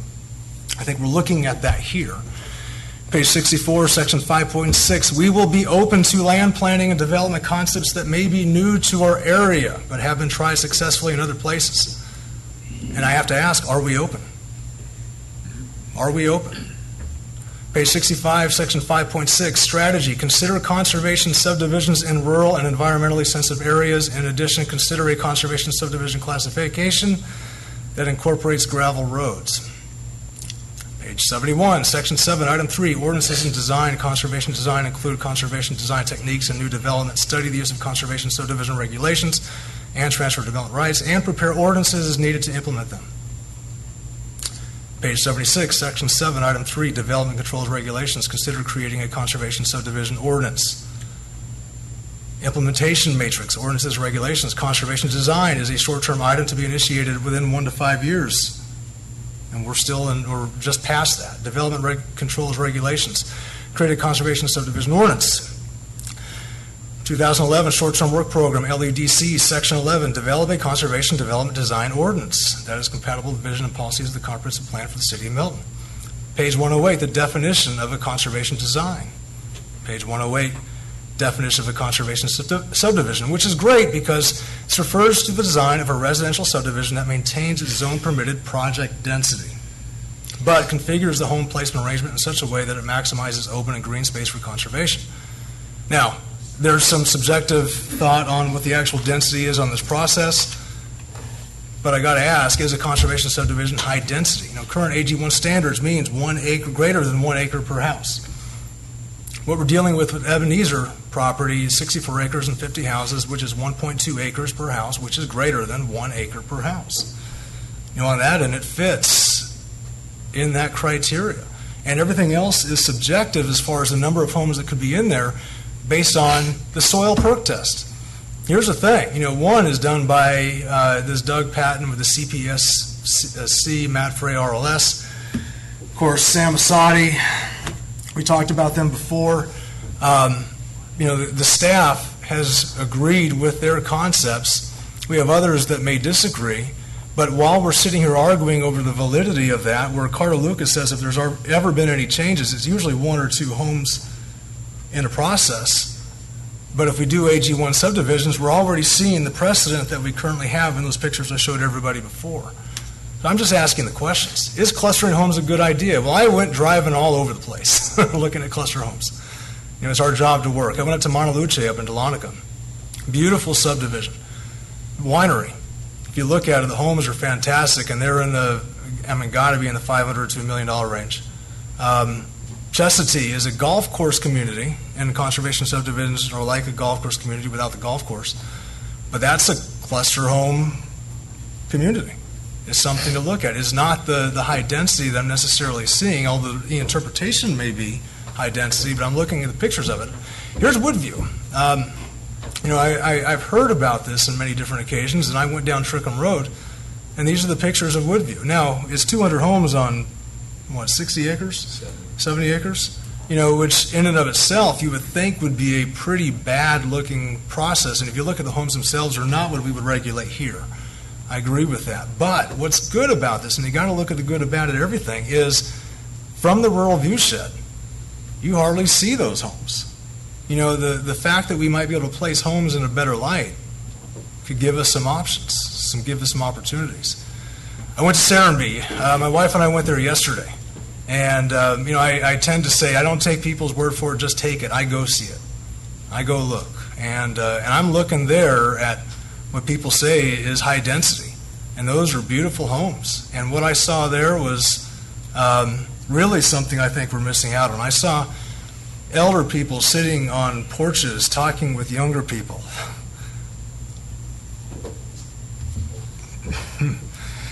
People talking to their neighbors. You had people that were driving around in golf carts. And, it's just something I sit there and we look at what we could have here. And it's just amazing how the community aspect there was fantastic. And, the beauty of it was something else. But here's the best part about it. Well, people look at the houses, and I respect that. This was part of the land. For those that look at the land, this was the property. It's rural viewshed left and right. I don't see houses there. This is not AG1 homes. This is land. These are horses as you enter in. There's the plot of land. This is are we open to ideas that others have shown that have been successful outside of Milton? Is community septic a good idea? There it is. I actually said, I'm going to go stand on where the community septic was in Serenbe.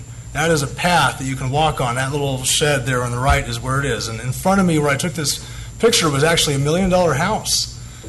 Now where I was, I wasn't sure. There was no odor where I was standing. Now there was when I walked by that shed there, but it wasn't unbearable.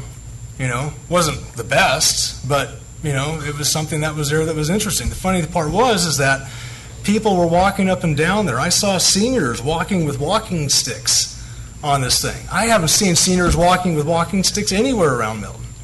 And yet we have an opportunity that we've got to look at.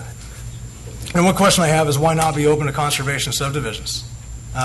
This property on the left is on Freemanville and Birmingham Road, 19 acres. This was the argument that we talked about during the CSO. And granted, AG1 by right, he can do it. If we're not open to a conservation subdivision, there's a picture of Montaluce right next to it. I thought it was pretty interesting how we could put cluster homes around that field space, just like they did in Montaluce, but we will never have that opportunity with where we are. What I see as at risk here in this particular process, and this is just a question, this is what a viewpoint is of many constituents that have emailed to me as well as what I've seen personally, is that house behind me on the left is where there was a field of horses that will never be there again. Our rural viewshed is right there. On the right, while if that becomes AG1, will become homes. And while some people look at the homes clustering right there, which I have seen on Serenby and others, it didn't really deter me there. That is my perception. But if we give up that plot of land right there where the horses could be, and while you said you look at the homes as you drive in, I'm looking at that field. And a conservation subdivision gives us the opportunity to be able to maintain equestrian pastures there or some kind of agricultural use, whereas AG1 is guaranteed to remove it. Guaranteed. And Curtis Mills' house right across the street has a swimming pool at Blue Valley. I mean, as AG1, by right, they could build that. You know, my problem that I see here and what I'm looking at, and I take this very seriously, is that a conservation subdivision is voted on by the council in 2011, including my predecessor, is in the comprehensive land use plan. I showed everybody where it says it. I'm looking at the reality of the AG1 economics that we currently have. And it's just the big picture that I'm looking at. And so the vision that we have, and this is a question we had, staff, planning commission, et cetera, you know, they're not elected to have the vision. That's our job. That's why we ran. This is a question of what our vision is going to be. What do we want to be? Do we want to be 1 acre lot subdivisions? We're going to decide here tonight what it is we want to be. I think if we deny this, we're not going to have anything here. If we pass it, we might have an opportunity to continue to do great things in our community. And I, from my perspective, where I see this, and I tend to make decisions quickly in a lot of ways. It's my job. But I also analyze a lot.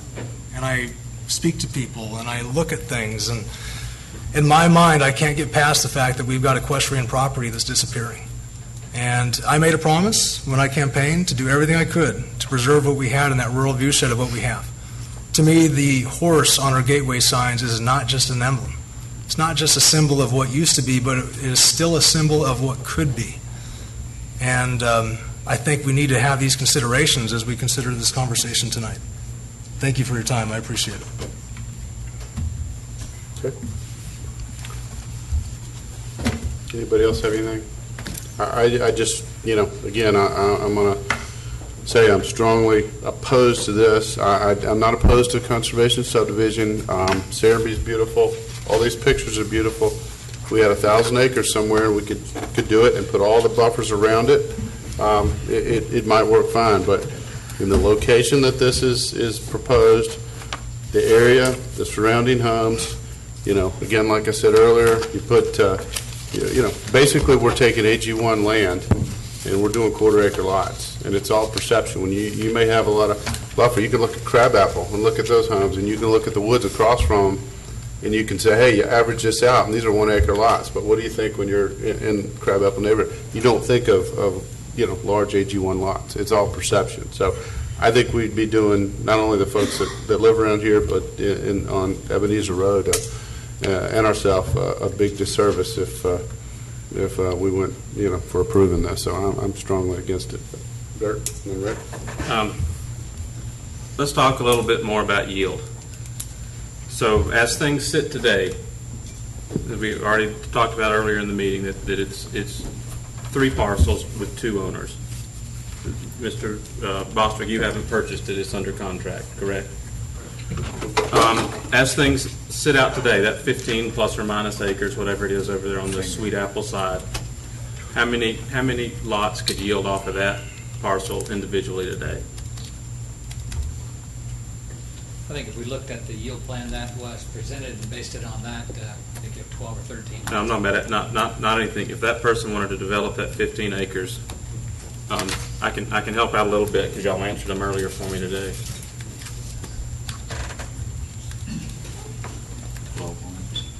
It's going to have to be 3 3 acre acre lots. because it's a gravel road, Sweet Apple Road, so it was 4 to 5 lots. Right. You in agreement? You cool with that?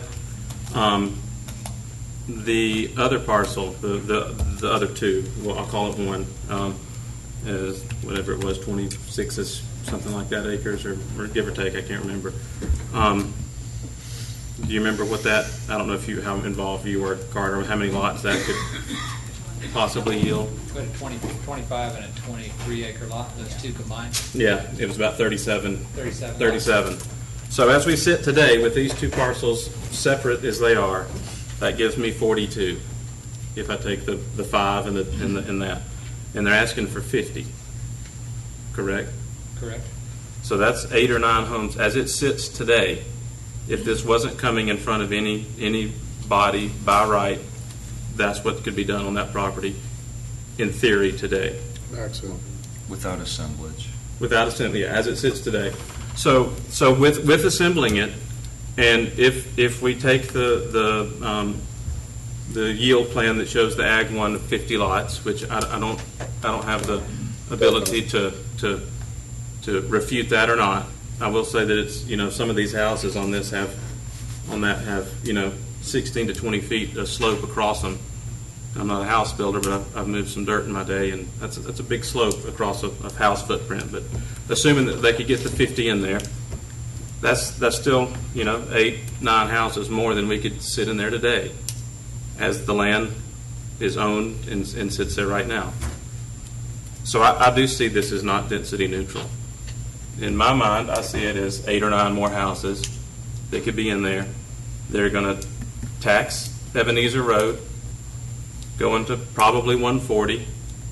That's already, traffic's already horrendous there now. I see that as 8 or 9 more homes that we wouldn't get if it was developed as it stands right here today. So that's my big gripe about this. I don't have any doubt that what Mr. Bostwick proposes is going to be a quality product on his houses or anything like that. But when we talked about the CSO, my complaint or my concern is not allowing a single additional house on the ground than what would be allowed as it sits right here. And this one example is 8 or 9 houses more. So I think that's something that we need to think about up here. Is 8 or 9 bad? Is 20 bad and 10 okay and 0 is good? I don't know. That's for all of us to decide ourselves. Another thing, and still something you said you don't know what you get with Ag 1. Well, we're sort of being asked to make a decision using we don't know what we get from Ag 1 until you get it, with as far as lots go. So that's my point I want to make, pretty short and sweet. I see it as 8 or 9 more homes than we could get on the ground sitting right here today. Not arguing soil types or slopes or this, that, or the other. 8 or 9 more homes that we don't need on the road. And I want to address some of the Ag 1 and Joe. And the other thing were references to Ag 1. Ag 1 doesn't always have to be bad. It doesn't have to be 1 acre lots. It can be 3 acre lots. It can be 5 acre lots. It can have horse pastures. Conservation type subdivision, I don't believe is going to have any horse pastures. Even on this layout here with a small pasture in the corner, there's not going to be horses there. So Ag 1 doesn't necessarily have to be bad. You look at Hayden Hall and other areas around there; those aren't necessarily bad. So, Joe? Yeah, I wouldn't try and imply that Ag 1 is bad. Oh, no. I'm saying it generally. Anything can be abused, right? Mm-hmm. So Ag 1 can be abused for a bad outcome. Absolutely. And so okay, conservation subdivision. Yeah. Anything. So Rick. And I guess I go back to why are we even having this discussion? If we go back to if AG1, the way Milton was developing, everybody was happy, we would not have been getting the screaming from in all the letters we've had over the last 3 years saying, what's happening? We're seeing clear cutting. Well, it's allowed today. So Joe, you're right. You could go and you could do 3 acre estates. We're not seeing that happen, at least not the subdivisions that I've seen happen the last few years. So that's why I think we're grappling with this, because there is no one answer on how to do it. If Milton was developed the way it was 20 years ago when I moved here, we wouldn't be having this discussion. Everybody was comfortable. AG1 was going to do it, and people, the developers would build around, and that's what we saw. That's not what's been happening in the last 5 to 10 years. And I'm with Joe, and I guess along with you too, Bert, from a density neutral. I am for density neutral. I'm not for saying let's add more homes, ergo more traffic, more issues, potential with the schools. I guess the question I've got for Mr. Bostwick what I'm hearing is some of the concerns are both from community development as well as from some of the neighbors, is we have these 50 homes today. We've got an assembled 64 acres. We have 50 homes on the smaller 2 portions that are combined. are you open to reducing the total number of homes that are going to impact the property, or balancing the homes out across the buildable area? I know that's what I think community development was suggesting originally, is find a way to actually put some of those homes instead of up front. Is there an option to actually reduce the total impact of your buildable space with the number of homes? To reduce the number of homes? Reduce number of homes, or spread them out over the buildable space. I'll answer the second question first. The reason we don't have them spread out over that leg to the panhandle, if you will, the leg to the right, is that the only way to do that is to kill the ecologically sensitive area of this site. So the only way to get over there and do that is to kill the reason why we want to do this, why we care about this. The other part of it is that you've got the economic situation, whereas once you've paid across that creek, then you used up the money you have to do the community septic system. So you got to choose one or the other. So once you cross the creek, you got to go back to AG1. We're not going to cross the creek because it's against what we believe in terms of protecting this site. So that doesn't work. In terms of reducing the number of homes, like I said before, we bought this thinking we were going to, or put this under contract with a thought of 55 lots. The only way now we've reduced it to 50 without reducing the cost of the land. The only way to reduce the number of lots is to reduce the amount of land we buy or something like that, but not at the current situation of buying all this land and numbers down. So, and I guess what I see is the concern from if you talk about, people are saying clustering or whatever, they're really all on the one part. None of them extend out into what you're saying is the ecologically sensitive. That 14 or 15 acre area basically counts to give you the total density plan, but all the homes are there in one place. They're not spread across the entire area. Yeah, so we've done two things. We've protected the area along Ebenezer, so we've got this much larger area there that's protected, green space there. We have a pasture. By the way, we really might have horses there. Our next door neighbor has 2 horses, and she'd like to get them closer to her property, and so we're talking about actually having horses on this, and it's big enough to do that. It's 6 or 8 acres right there. But back to your question, I mean, it's kind of like the TDL, where you're actually in some cases taking ability from across the city to the other side to get more density, but we're doing it all on one site, is how I would look at it. But we're doing it in a way of creating a park, and so a park doesn't work as well when it's in little bitty parcels between the homes. It does better when it's in a concentrated area. So 50 is the number. I got 2 over I'm there, sorry. Jeff. Bill or either one. I want to go back to Bert's comments on the yield plan. I may have missed something in your calculations. I think you came up with 4 to 5 houses in that 13 or 14 acres next to Sweet Apple. Well, in getting 3 or 4 to 5 homes there, they'd have to be on 3 acre sites, which would mean that they'd have to come off of Sweet Apple Road. So I think the calculations that they're using, and I think the way they have it designed there, is that all of the access will be off of a paved road rather than a paved road. I agree. Yeah, I'm talking about as it sits right now. If this wasn't in front of us, the Sweet Apple portion by staff said if they were coming in is 4 or 5 lots as it stands right now. Not if these folks weren't in here. I got you. Yeah. Just wanted to make that clear. Cool. I understand. All right, Matt, and then Joe. So, a question for staff. I got three questions. Staff, developer comes in, AG1, wants to combine lots. Do we calculate them as they are separately, or do we calculate them on the purchase of everything together?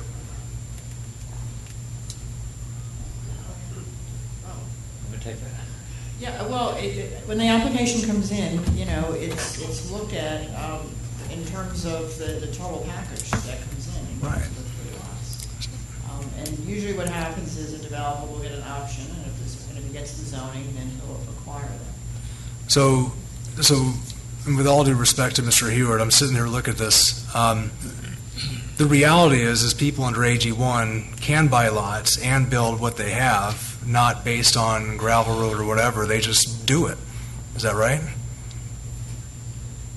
I mean, basically AG1, if they come together, they can buy lots, combine them, and then propose, regardless of gravel or not, and be able to find ways to develop a certain number of homes. As By right. Lucas explained earlier, because the arm of the panhandle, if you will, is being served or could be served through the Ebenezer, right, as opposed to the gravel road. If this were freestanding and he was just buying the panhandle, we'll call it the panhandle, sure.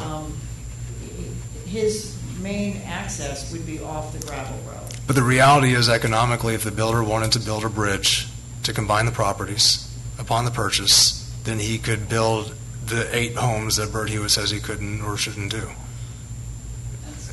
Go ahead, Robin. Yeah, I mean, that's correct, yeah. Right. Yeah, it's because he can cross the stream, then he can access the other side of the panhandle. Right. Yes. So the economics of it is, there's a reality to the economics of this, which is the certain number of homes that we have. The subjectivity is the question on the soil perk test. In my mind, I'm just trying to, get to the reality of what that number is if we have it. Next question, the horse pasture. The mayor said there will not be horses on that pasture. I'd love to have the builder talk about that.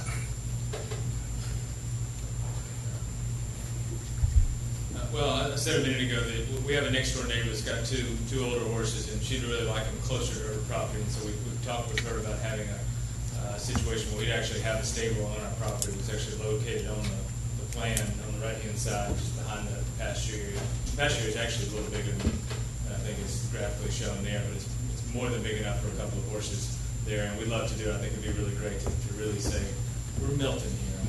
We have a Milton entrance to our neighborhood, and we have a rural feel right here. It made me proud if that could actually work out. So you're saying we'd have real life flesh and blood horses? That's right. That's right. Right there. Okay. For a while. Okay.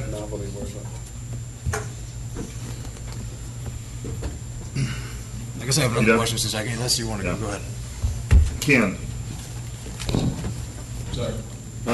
We've got a city council member recusing herself, which means we've got an even number of people sitting up here, and everybody has to vote. Can you explain the rules related to what happens if there's a 3-3 result on a vote, and specifically if we're voting to approve something versus we're voting to not approve something? Well, right, Councilman LaVoy, it'll depend upon obviously what the motion is, what the outcome of it is, but I can tell you with some confidence that a tie vote is the failure to secure a majority. So a tie vote works as a defeat of whatever the motion that was placed on the table.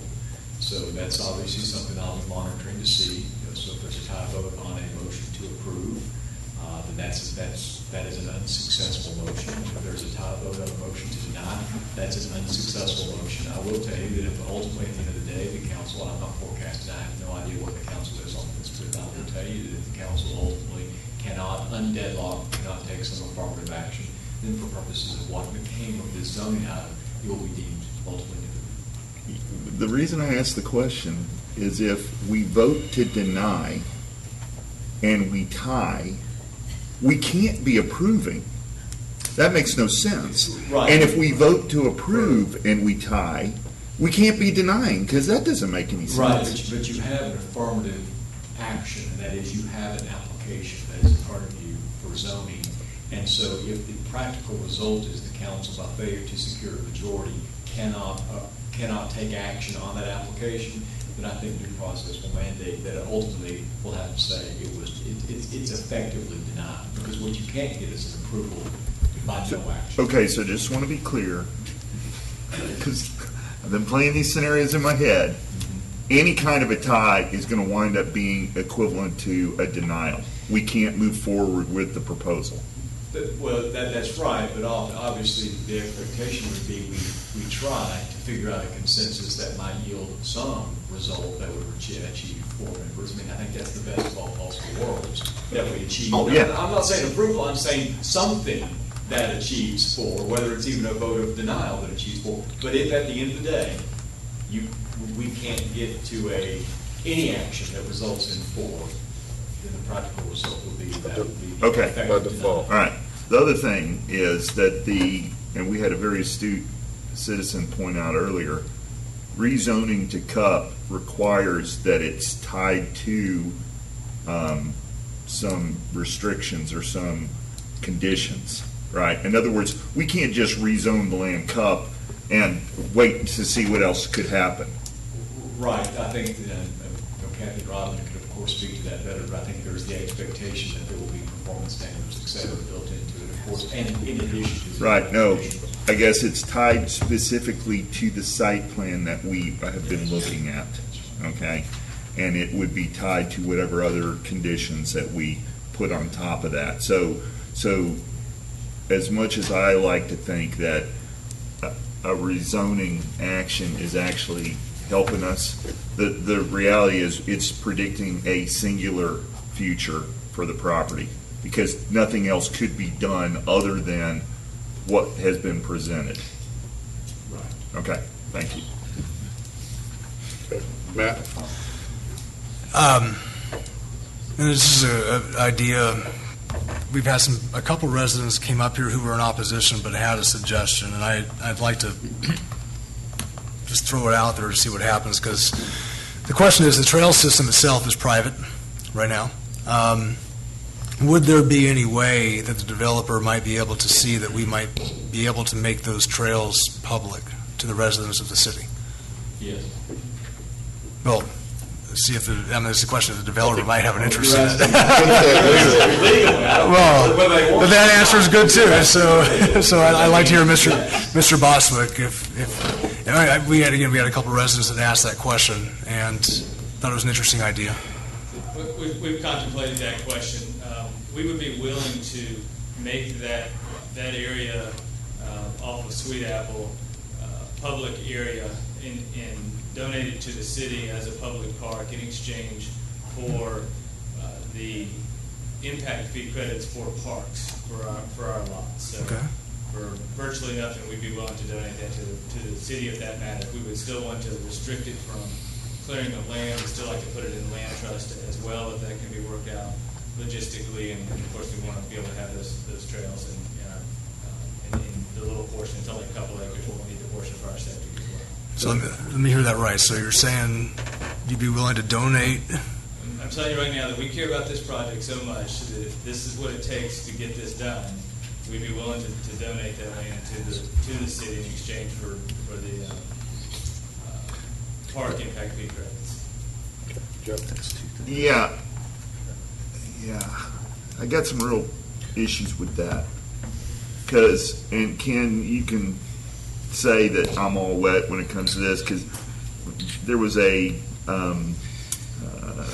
give-take kind of thing that almost sounded like, if you guys would do this for us, we'd do that for you. And I don't think that has any place in what we're trying to accomplish here today. But more importantly, Charlie, you've already told us that you're locating the drain field in this particular area. How on earth are you going to have a public park or something that becomes public contain a private structure on it like this? I mean, we can't. I don't understand how we would do that. That doesn't make any sense.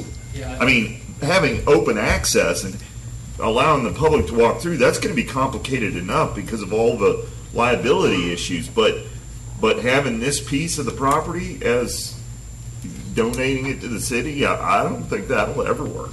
I'm open to whatever makes sense for the city here. I'm trying to be amenable and trying to be a good neighbor and that sort of thing. If it means having an easement over it, it's kind of common to have an easement for private structure over public property. Or we could just leave that couple acres out of there, or we could look at moving the septic up to the front of the property or something like that. But and maybe there's a way to say, look, the city has some period of time to do some due diligence to decide if they want it or not. But I'm just trying to be amenable. Yeah, no, I get it. I just, If it's helpful, if the city likes it, great. If you don't, that's fine. I think it, appreciate that offer, but I think the reality is, probably doesn't matter to you whether you donate it or not, whether the HOA or land trust owns it or the city owns it. So I'd much rather be specifically for our homeowners that adds value to our homes in a way that making a public but park. I think the question was more the access to the public to it. So Right, I would recommend against the city Right. accepting that property. Right. Just go ahead and say that. all right, Bill, I think, and then Rick. Maybe Rick was first. I don't know. He just answered the question. Thank you. Okay. Rick. So I guess I'll ask the question a little bit more direct. So we've got something we're looking before us, and people, again, we have all the homes on one area. I guess the question is, are you open to reducing the total number of homes within that space that's there? Or is it 50 and this is it, this is what you want, and this configuration is what you're looking at?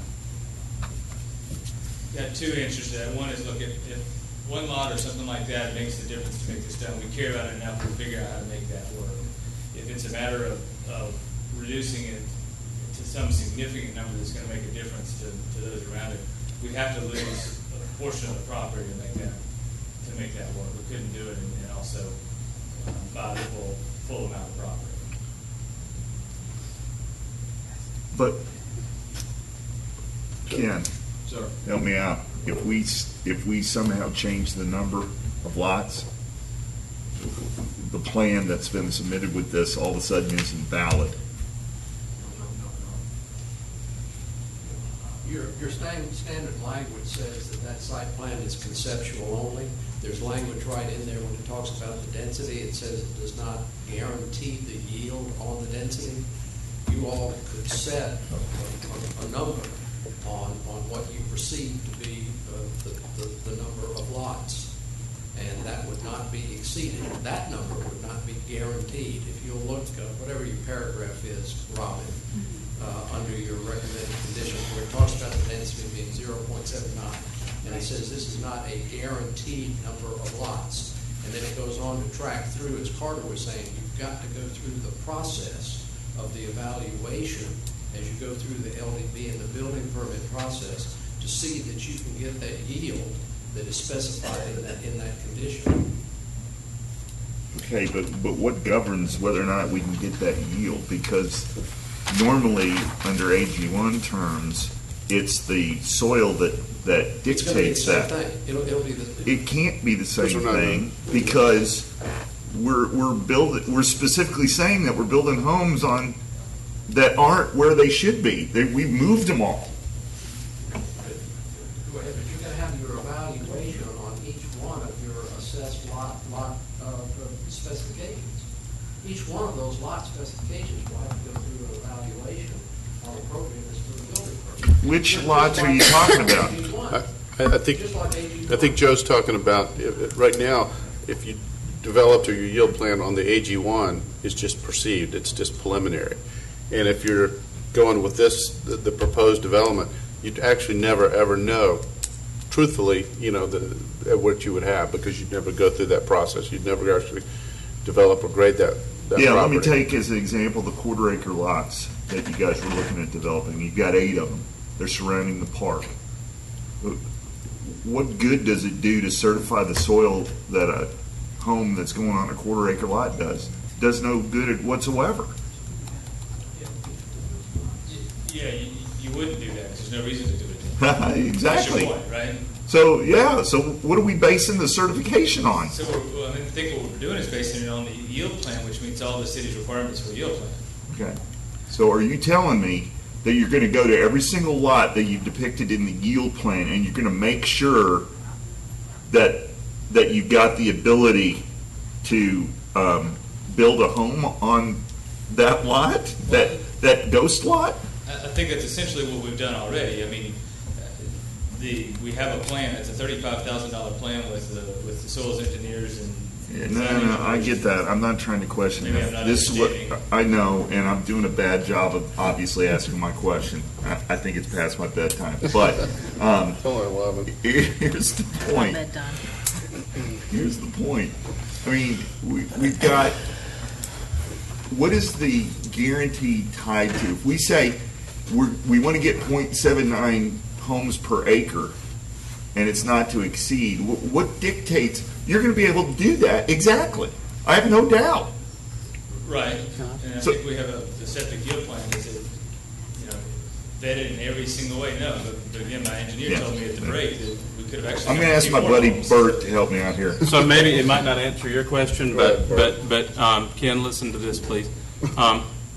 If you talked about, Rick said, if you lost some lots, you'd have to lose some property.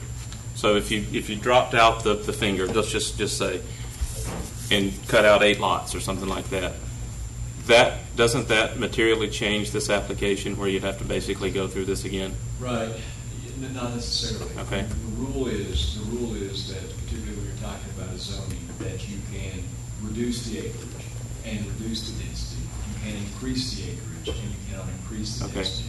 So as long as the site is getting smaller or the density is either neutral or lessened, I think from a due process perspective, we can proceed. Okay, to council, to Joe's point, if this was to get approved, this is sort of our guiding document. I mean, it's kind of like the sewer map. It's a picture more than words. So if we were to, agreeable to the applicant, cut off 8 lots of this and not have this picture, how do we know what that's going to look like? It may take some staff assessment, but I mean, or it may just yield what it yields, and we'll just have to run the numbers again at the staff level, see what they can do. I mean, again, this is all being done in real time right now. Right.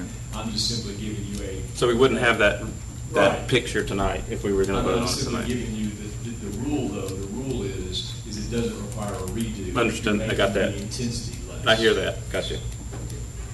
Can I ask to explain maybe a little bit more what direction you may be proposing here? Maybe we can help. I'm not proposing anything. I was just asking a question because what I'm hearing is the change with the number of homes and the perceived density because of the number of homes on that central area, and you have no homes out on that finger. If you were to reduce some of your, I don't care where you take it from, but if you reduce some of that you got just plain green space today, what you're saying is as long as you keep the configuration the way it is right now with that parcel, 50 is what you're going for. And I guess I'm saying, is there any way you could ever get to less density on that where you've got all your homes today? We don't have the ability to just draw the line for where we buy the land anywhere. We'd have to lose that whole thing. If we lost that whole thing or panhandle, if you will, then we'd drop our yield down to around 38 lots. We'd have to go all the way to that. We can't really do something in between. So, okay, we're talking hypothetical. So if you did that, what you're saying is then that would change. You would still go with your 50% green space or close to that, but that would give you bigger lots on that other space because you'd be losing 12 homes out of the existing map. We could do it several different ways. We could just have bigger lots, or we could try to increase or reduce the number of homes along Ebenezer. There's different ways we could accomplish that. But is 38 what the yield plan shows? I don't know, Kathy, if you could tell me for that plat. I'm just curious. They'd estimated 37 on the question. 37 for the main. Yeah, the yield, according to my engineer, the yield would be about 38 if we didn't drain the lake. If we drain the lake, we could get a couple more in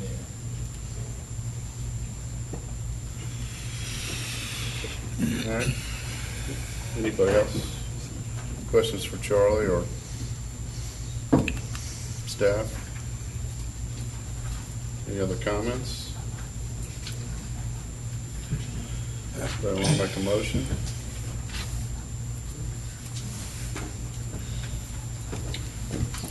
Trying to think of what motion needs to be made. Yeah. Just change the game plan a little bit here, or possibility of doing it anyways. But without the applicant requesting anything different, we're limited to what we have right here. Is that correct from a vote? No. No, you can make a motion just like he, you know. You can reduce. Yeah, you could reduce something, but. I mean, but again, we're getting a little bit into zoning no man's land. If we would need to do that in a sort of non-structured way. I mean, my position on the legality of it remains, but I'm just not, I wonder if we're in a position to do that. Tonight. Right, tonight. Does anybody have a motion? I've got, can I comment about on that? I don't know. Ken, just. Really, I mean, this is an opportunity, we've been, for questions, if there's a specific question. Yep, if there's a specific question that somebody has for Charlie. Yeah, I'd like to hear what Charlie has to say. Well, is that a question? So what's the question? Charlie, what do you have to say? I'm just trying to understand all the sides of everything, what's being said, so I just. Sorry if I've complicated things. Well, so you're saying 38 homes instead of the. What I'm hearing is that what the council would prefer is to figure out how to drop some land and drop some lots. We've studied this, and we have a plan that, as much as we wouldn't want to go this way, and much as I was hoping this wouldn't go this way tonight, we have a plan with the 38 lots on that without the extension there that we'd live with if we needed to. Is there a way, I mean, could you remove 3 of the lots on the front row by Ebenezer and put them somewhere else? Or just delete them. Or just delete them? I mean, 3 lots for 47 instead of 50? If you asked me 2, I'd say yes. Okay, 2 is. Yes. So 48 instead of 50, and you can spread those homes out a little further? I'd be willing to do that. We don't know what that would look like. Karen's given me the cues on how to do this over the years, so she's. No. Specifically along Ebenezer, we could lose 2 and make those 120-foot wide lots, which is the width of AG1 lots. So we'd have AG1 width homes further with a bigger setback and fewer homes than AG1 would allow. If that's what it takes. Again, can you clarify again, what did you say? Because I'm sorry, we're talking. Can you clarify what it is that you said you had a secondary plan that would do what? Say we have a plan, we have it with this, if this is what's important, if this is what makes a difference to be able to save this property and do. Ken, can I don't know that I feel comfortable with it, having a separate plan or something that's not been published and all.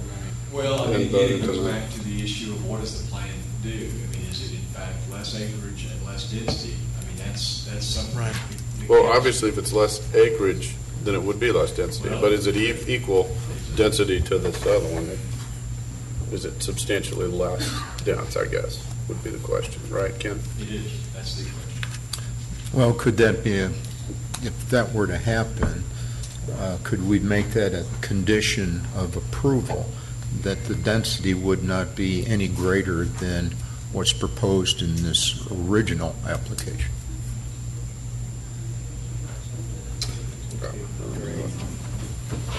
Right. Yes. The answer is yes. That could be a condition. Okay, another question. All right, go ahead, Matt. And just a comment, I guess, more than anything else. I think that if a developer runs a business and they're looking at all options to see what they can do, if you've looked at what it might look like based on plus or minus 50 homes, I'm sure you've done those analysis. That's what you're saying, right? So, if there's a way as a council that we reduce the number of lots that we can be comfortable with, is it, I guess the question is it worth conserving the green space that we have here, in order to be able to achieve an objective, based on our comprehensive plan? I guess that's my question. I mean, I'm sitting there, and that's really the vision that we have to ask as a council. What is it? I mean, where do we, if there is a place to meet in the middle, or do we choose not to in order to be able to achieve this objective? I don't know.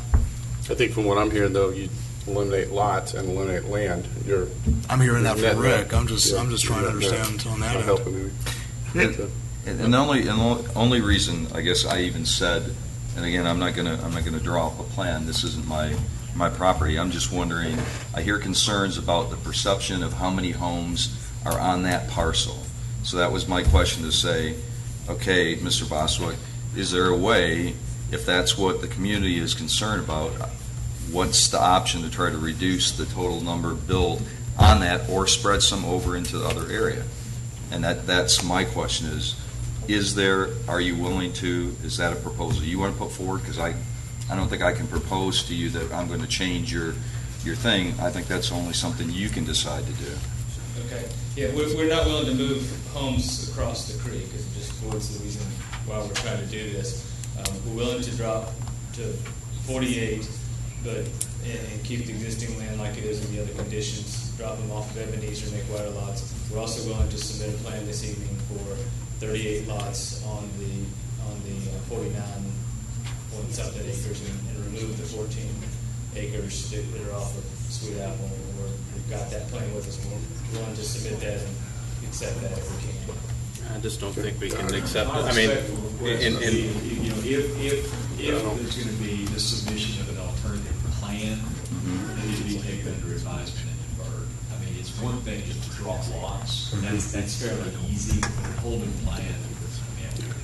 I'm not recommending it. I mean, I'm not suggesting we have to do the hearings over again. I am suggesting we at least defer it and look at it. Well, if we did that, are you saying that then we would have a formal changed plan come forward to consider? I'm just suggesting that we would give staff enough time to review it and perhaps give you some feedback. And have to do tonight's process to some extent over again. Yeah, I think we would certainly want to. Public comment. Right. So it would come back a month from now or whatever in the same format. It doesn't have to be a I'm not month, does it? suggesting another public hearing. I'm suggesting talking public comment. Okay. Charlie, Mr. Boswick, did you have something you were going to add to that? And then Joe? Thank you, Mayor. 2 points I make with that. One is I think about submit the plan. You'd see that essentially all we've done is taken the homes off of Ebenezer, kept the plan essentially like it is, so it's not a whole new plan. It needs to go through much process. It's just the homes that staff has asked us to take off and put in over there on the panhandle, instead of just taking off altogether and not done the panhandle. Number two, the seller has already given us 2 extensions on this process, reluctantly, and is refusing to give us another extension on this, so we wouldn't be able to defer.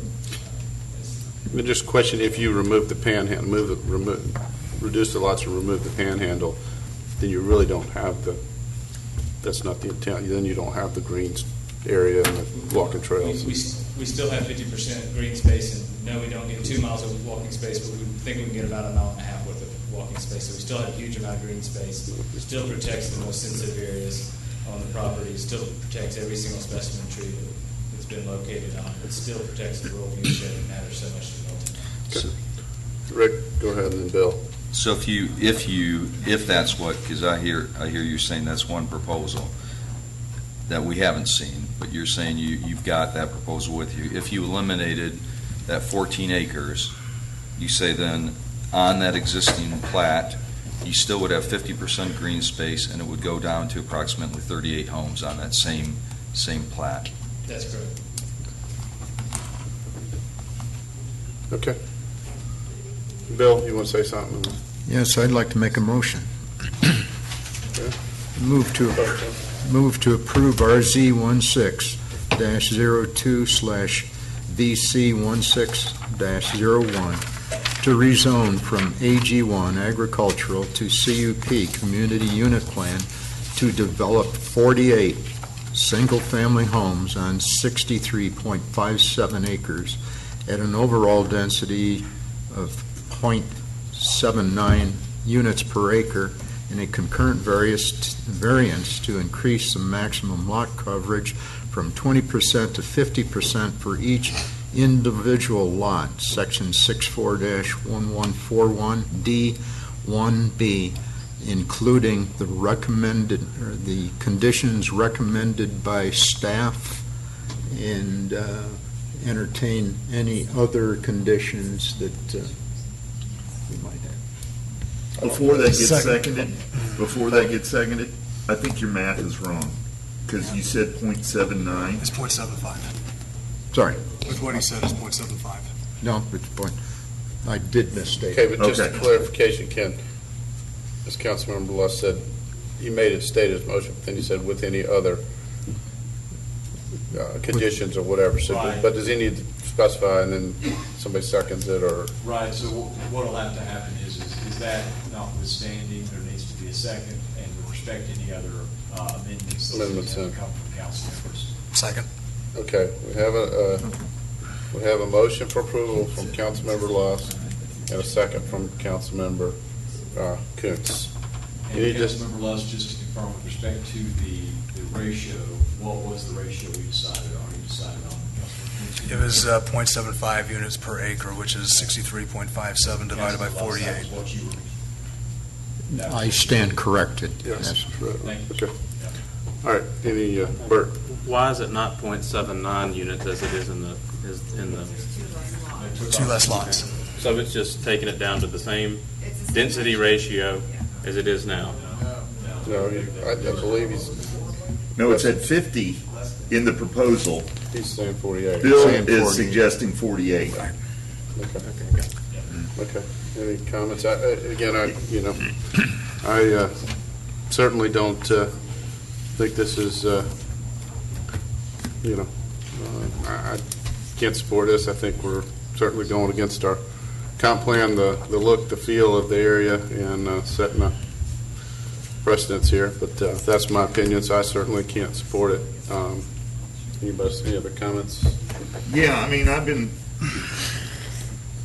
we've been talking about this for a long time tonight and over the past couple of weeks, and I'm concerned about what the density really would be if this was developed in AG1. Now, I know we've got engineers saying one thing, but, being an engineer myself, I know that you can give two engineers the same problem and come up with two different solutions, and that's pretty much always going to happen. So I was thinking that the difference between the stated density and what we should be thinking about approving is more like a net loss of 4 homes as opposed to 2, which would have made the density 0.718 units per acre. So I could easily talk more about that, but I think 2 isn't necessarily enough movement, and it certainly doesn't take into consideration some of the challenges that we've talked about tonight. So, but I'm willing to continue to discuss that. Rick, do you have a? I guess we're putting cards out on the table. I'm probably more comfortable with the proposal that they had offered to actually go down to only 38 on that parcel. I know we lose 14 acres of green space. At the same time, we're still preserving along the front, along the sides, for that reduced acreage of 50-some acres, but it brings the total density down, and it also then affords down the road, you could have less density on that portion. Bert? My thoughts are is 2 lots isn't enough. I think we need to, 4 doesn't get it to me. I'm thinking more along the 7, 8, 9 lots. So I'm not in favor of this. The only thing I'd say about that, even 2, 4, 6, 8, still the rest of it is, it's a total change from what the area is now. So, all right, if I hear no more, I'll ask for a vote. All in favor, please say aye. Okay, well, I'm not, just to go back to Rick's point, I'm not in favor of changing anything as drastic as taking the 63.75 or 64 acres, whatever it is, and changing it into something else, because then it just looks like the whole exercise was a bait and switch, where we were presented with one thing, Sure. when in reality it was the other thing that was needed. And so that kind of drastic change I'm not interested in at all. But if the parcel, the proposal lot, total lot acreage stays the same, and we change the density, then I'm interested in that. I don't think 2 houses is enough. Okay. Well, I guess the process is we've got, Matt, comment? We've Yeah, got a motion and a second. discussion on that too. I mean, I agree with Joe. I mean, I don't see the point in trying to change and get rid of that extra property. I mean, we've had residents abound trying to tell us to preserve green space left and right, and to say that we're going to just deny that on this is driving me nuts. On the reduction of homes, I'm still trying to understand, as much as we have people trying to say it should be less, I don't understand the factual evidence of that just yet. I've seen that from others, but I'm just trying to understand that. And Okay, my definition of that. we have it on both sides. I wouldn't tell you as an engineer how to do your job. You wouldn't tell me as a financial advisor. No, how to do mine. I agree. So my concern though is even though we have that argument, we still have loss of land to AG1 property, which is non-agricultural use, which is still taking away our rural preservation area, and at some point is look and feel of where it is. That is changing our community away from the rural vision of what we have, and we need to make a decision on our vision. That's just my viewpoint as it is. So, if we decide not to do this, we are basically effectively saying that we don't want equestrian large contiguous land in this area. I respectfully disagree with that, but yeah. Hold on, Bill, and then let's say Joe, Rick, and then Bill. Yeah, the only thing I would say, Matt, is the 4 homes as opposed to 2 is what I would say is the uncertainty of it all. Why 4, though? That's the question. And see, the variance of this, I understand the 38, I understand the 50. Now we're going to something in the middle, and where's the 4 coming from? He told us 2. Why not 6? Why not 8? So we're coming up with numbers. Well, it's all arbitrary, isn't it? So the 4 to me sounded like closer to being 10%, which is a material difference, as opposed to 2, which is less than 4%. And is not material. Or a material difference, which could be 50 homes, which is AG1, which is what he could go ahead and do. I'm not. Well, hold it, guys. Look, time out. We don't have to hold our breath and wait for AG1 development to happen. It's going to happen if we don't approve this. It's going to happen. Okay? Which so is, I'm not worried about that. Which is 50 we shouldn't homes. worry about that. Which is 50 It'll happen. Which is 50 homes. What we should be worried about is what is the right use of a CUP rezoning.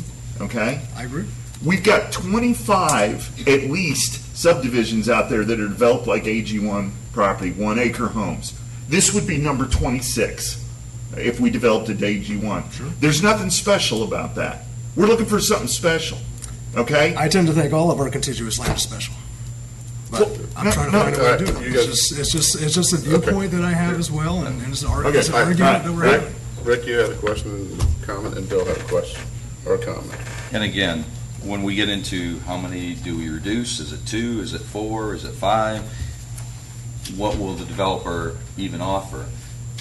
That's where, I guess, what I looked at is what's the total impact of homes on this space today? If he offered that up as one option, if that finger went away, you're down to 50 now. Now the total impact of homes on that, still preserving the rural view shed, still preserving the pasture, still preserving 50% green space in that designated lot, it goes down to less impact on Ebenezer Road for total number of homes, if you take that away. And that also changes if then this parcel is left out down the road, realistically, if there's no interconnectivity, then Ebenezer Road becomes your access point. Bill? We're throwing numbers around here. That's not. And I think we need to come to some consensus here. I'm willing to entertain an amendment to my motion here to reduce the number. If it's 3, if it's 4, whatever. Legally, Ken, is that, just process-wise, we're playing with somebody's development. Can make that by way of a condition now, whether or not the applicant will accept it. Sure. All right, so right now we have a motion and a second for approval with 42 less lots. So I have to remove my second, is that right, or how does that, or add Well, an I amendment? don't know that Right now, there's a motion second. There's a motion. We can vote on it, or. Well, I can take an amendment. Yeah. That's true. So I'd entertain an amendment. If that's the consensus, is 4, I'll entertain that. That's not my consensus. Well, I mean, what may need to occur, Councilor Orlowski, if the second just wants to remove your second, you could restate your motion at this point. I'll remove my second. I'll revise my motion. Motion's off the table. And it's the same motion. In lieu of 50 single-family homes as stated in the agenda, we propose 46 single-family homes. And also to include all of the recommended conditions as proposed by staff. It's .7236. 0.7236 units per acre. Okay, I have a motion for approval Second. with 46 lots versus 50 from Councilmember Lusk, with a second from Councilmember Coons. Any comments? I've got a question. How would this work out as far as the site plan and everything else? Because now we've Yeah, just where changed. do you take now the we've lots changed, from? We've changed. I know the intent's probably the So that's what I'm trying to street, understand but- how this. And I guess, I don't know if it's appropriate to ask the applicant if he would even entertain that, but I guess. Well, we better, rather than waste time voting on it. Well, it's not going to take long to vote on it. You can, we'll look for a little direction here.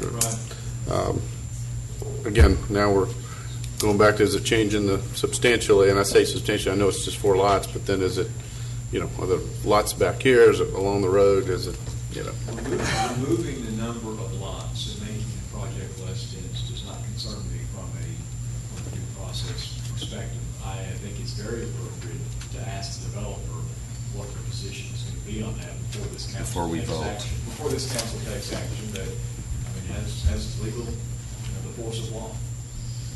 all right, Mr. Bostic, there, you heard the motion, everybody, come to comments. I did.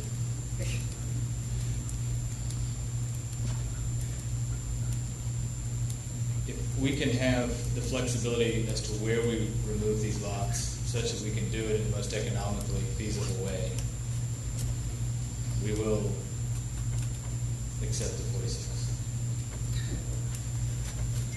Okay.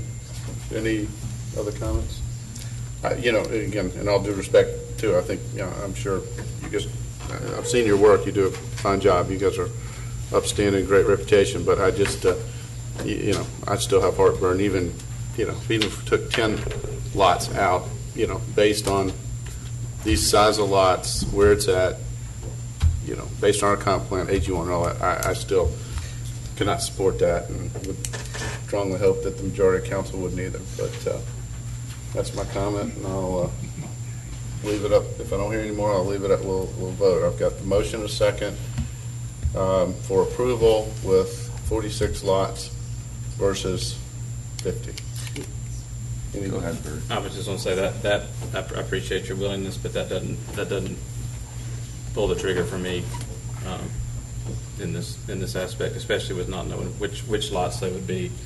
Trying to protect that Ebenezer view shed. In my mind, you need to take off 8 lots, and I understand that is not probably feasible economically for you. Okay. Can I ask you a question Rick?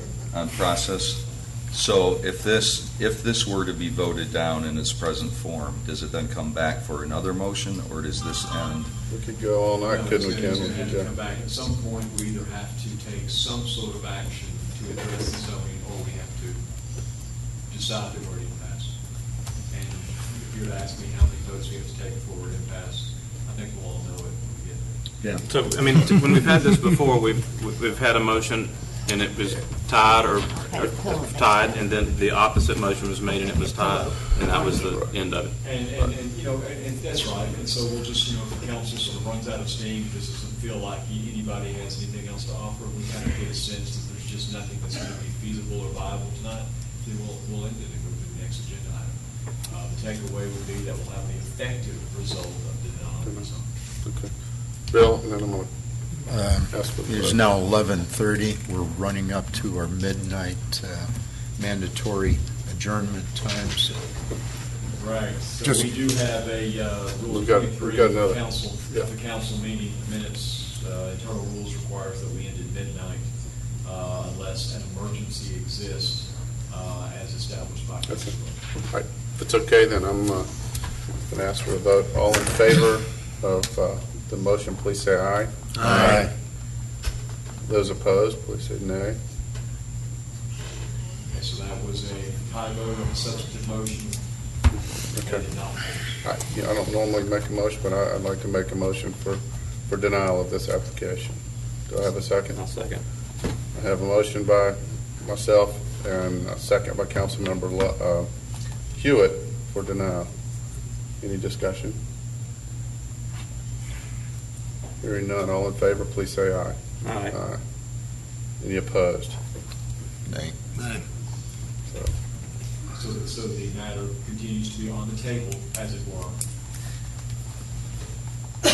Then I would like to make a motion that we accept Mr. Bostwick's revised proposal of going with 38, if that's what the yield plan allows, for the main block of property, still having the same restrictions of 50% minimum green space, but reducing the total number of lots to 38 without that the last 14 acres off on the side. Okay, I have a motion now. Procedure-wise, I haven't seen a plan. I don't think anybody's seen a plan, so I don't know how we. Councilman Ward, I will stand behind my position that does not require the zoning procedures laws to re-advertise. My respectful request would be if we were to do something like that, though we at least defer it to allow staff to look at it. So how do we do Okay, so. Well, first of all, you need a second. You have Need a second or you have a advise. second on that motion? I'll second that motion. Okay, I have a motion from Councilmember Morrig, a second from Councilmember Lusk on an unseen, we haven't seen a plan, but at 38, I believe, it's 38 lots, and it was removing. He's got a. Moving the thing. I'll open for discussion. My issue with that's not going to substantially change anything as far as folks that live on Ebenezer, the view, the whole deal with the development. It's just going to take away some more green space that's internal into the it does reduce the number of lots, but again, from the neighbors and from the city's perspective, I don't see where that makes any change. But, So I'm not comfortable voting on something we have 2 minutes to look at. so, anybody else? All right, well, all in favor, please. Bill? Well, Ken suggested that it go back to staff for review. Can we move on this and approve it contingent upon staff's I don't know what to do. approval of Can I ask a question? There's no No, point no, order here. no. I've never seen this. Councilmember Lusk, I can't tell you what the council can do, so the council has that discretion. My respectful recommendation would be to not do that. My respectful recommendation would be not to approve it conditionally. I would request, if you're going to do that, again, I'm not going to get in the way of doing Saying that. requested You would deferral. need to defer it and then put it on the next agenda when there's been an opportunity for staff to review it. Could we put it on the next regular meeting then, 1 week off? Yes. The seller has just informed me a moment ago that he would accept an extension long enough to do that if necessary. You say he would or would not? Yes, when I walked to the back of the room, the sellers agreed to an extension long enough to do that. We're only talking about 1 to 2 weeks. So then, Okay. do we table this? Do we put it defer Well, it? you would No, you'd table have- it, you'd just have- withdraw the second, and then you'd be a motion to defer. Okay, I'll withdraw my second on the motion. I'll make a motion to defer. A procedural. But procedurally, Ken, making a motion to defer, For but that is the assumption that the applicant's going to bring another revised plan in plan. and have the staff review it and the council and bring it back. That's correct. In only 1 week, Motion and- to defer, bring it back to the next regular meeting of the council after staff's had an opportunity to provide. And, the public too, so. They'll have a public comment opportunity, but we'll not have to do this as a procedure law requirements. Well, only problem I have with that is it is a different plan, and again, we're taking away green space, but that's my personal opinion. Okay, so point of order, we have a motion for deferral, I believe from Councilmember Morrig, Do I have a second? Point of order, may I clarify that? Deferral for 1 week until the next regular city council meeting. I believe it's May May 2nd. 2nd. Is that correct? Okay. Yeah, Mr. Mayor, staff is advising that there'll be at least 2 weeks. to the meeting after the next regular meeting, just to have a chance to look at this. A month from now. So it'd be a month. Next Monday. The next meeting is in 7 days. That agenda publishes Thursday. Thursday. We have, So there's just no time. Yeah. There's just no we have time. a late meeting this month. May 16th. May 16th. would be the- 16th. But that would allow then the applicant to put in a revised site plan based upon what was discussed. Is that fair? And again, I just want to do things in the proper procedure. Does that, in your opinion, legally, because it is a revised plan? Keeping this the same, yeah, that's right. I mean, I think from the standpoint of whether that is what the council wants to do is different than Yeah. whether or not Legally. you can legally do it. Okay. Got a motion from Councilmember Morey for deferral. Do we have a date? May 16th, is that, would that be your motion? And then I believe you seconded it, Bill? I did. Any discussion? I just want to say I don't really agree with doing it. I personally don't like doing this, but I'm trying to go back through and have another plan and all that without much public time and Well, all I mean, I that. think the practical result of voting against the motion would be simply to say, I don't want the Okay. plan. Sure. So, no, I'll vote it. Matt? I agree with you on this as well. I think we should come to a conclusion on this tonight. So, okay. So, all in favor of the motion for deferral, please say aye. Aye. Any opposed?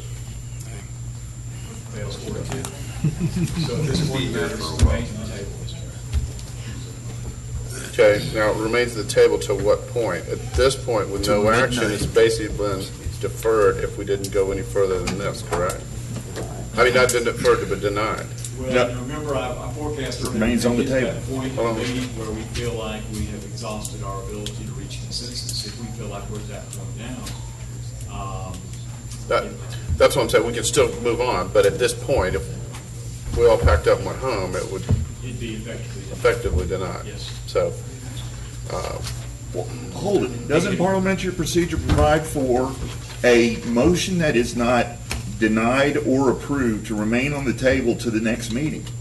Well, you could make that motion to defer it or No, no. table the matter. No, I'm saying, if we can't come to a decision and the meeting has to end, it remains an open item. Yep, it remains open item until the Well, next it- meeting. It Yeah, we need to remains an clarify. open item, but to what end? We'd have to pick it up as unfinished business in the next Well, are we meeting. talking about the timing, or are you talking about the timing? No, I'm saying without any changes, without any additions or subtractions, it's just, we start this part of the process at the next meeting. In other words, we don't get an option of listening to the public talk about it or anything else. We pick it up right from where it left off right now. But for what purpose? Well, to completely get frustrated, obviously. My point, Councilman Longoria, is that you have an even number of council members, and that is not going to change between now and the next meeting. what you're saying is if the same opinion, it didn't change. Right, so my only question. We all voted the is, same way. You know, there's either going to be a motion to approve this zoning in some iteration, or a motion to deny, which has already failed. There's now been a motion to defer, which has failed. And my question is, at some point, we have to assume the item is defeated. Can we make a motion, same motion, and vote on it again and hope for different results? Yes, and that was what I was getting to. I'll We can continue at this as long as you all want. I'll make another motion to deny this. I'll second it. I have a motion for denial, myself, a second from Councilmember Hewitt. So let's just have a bit of discussion on that. Right, we can Bill. discuss it because until Bill gets back. Oh, we lost Bill? Well, we can vote on it now. There it comes.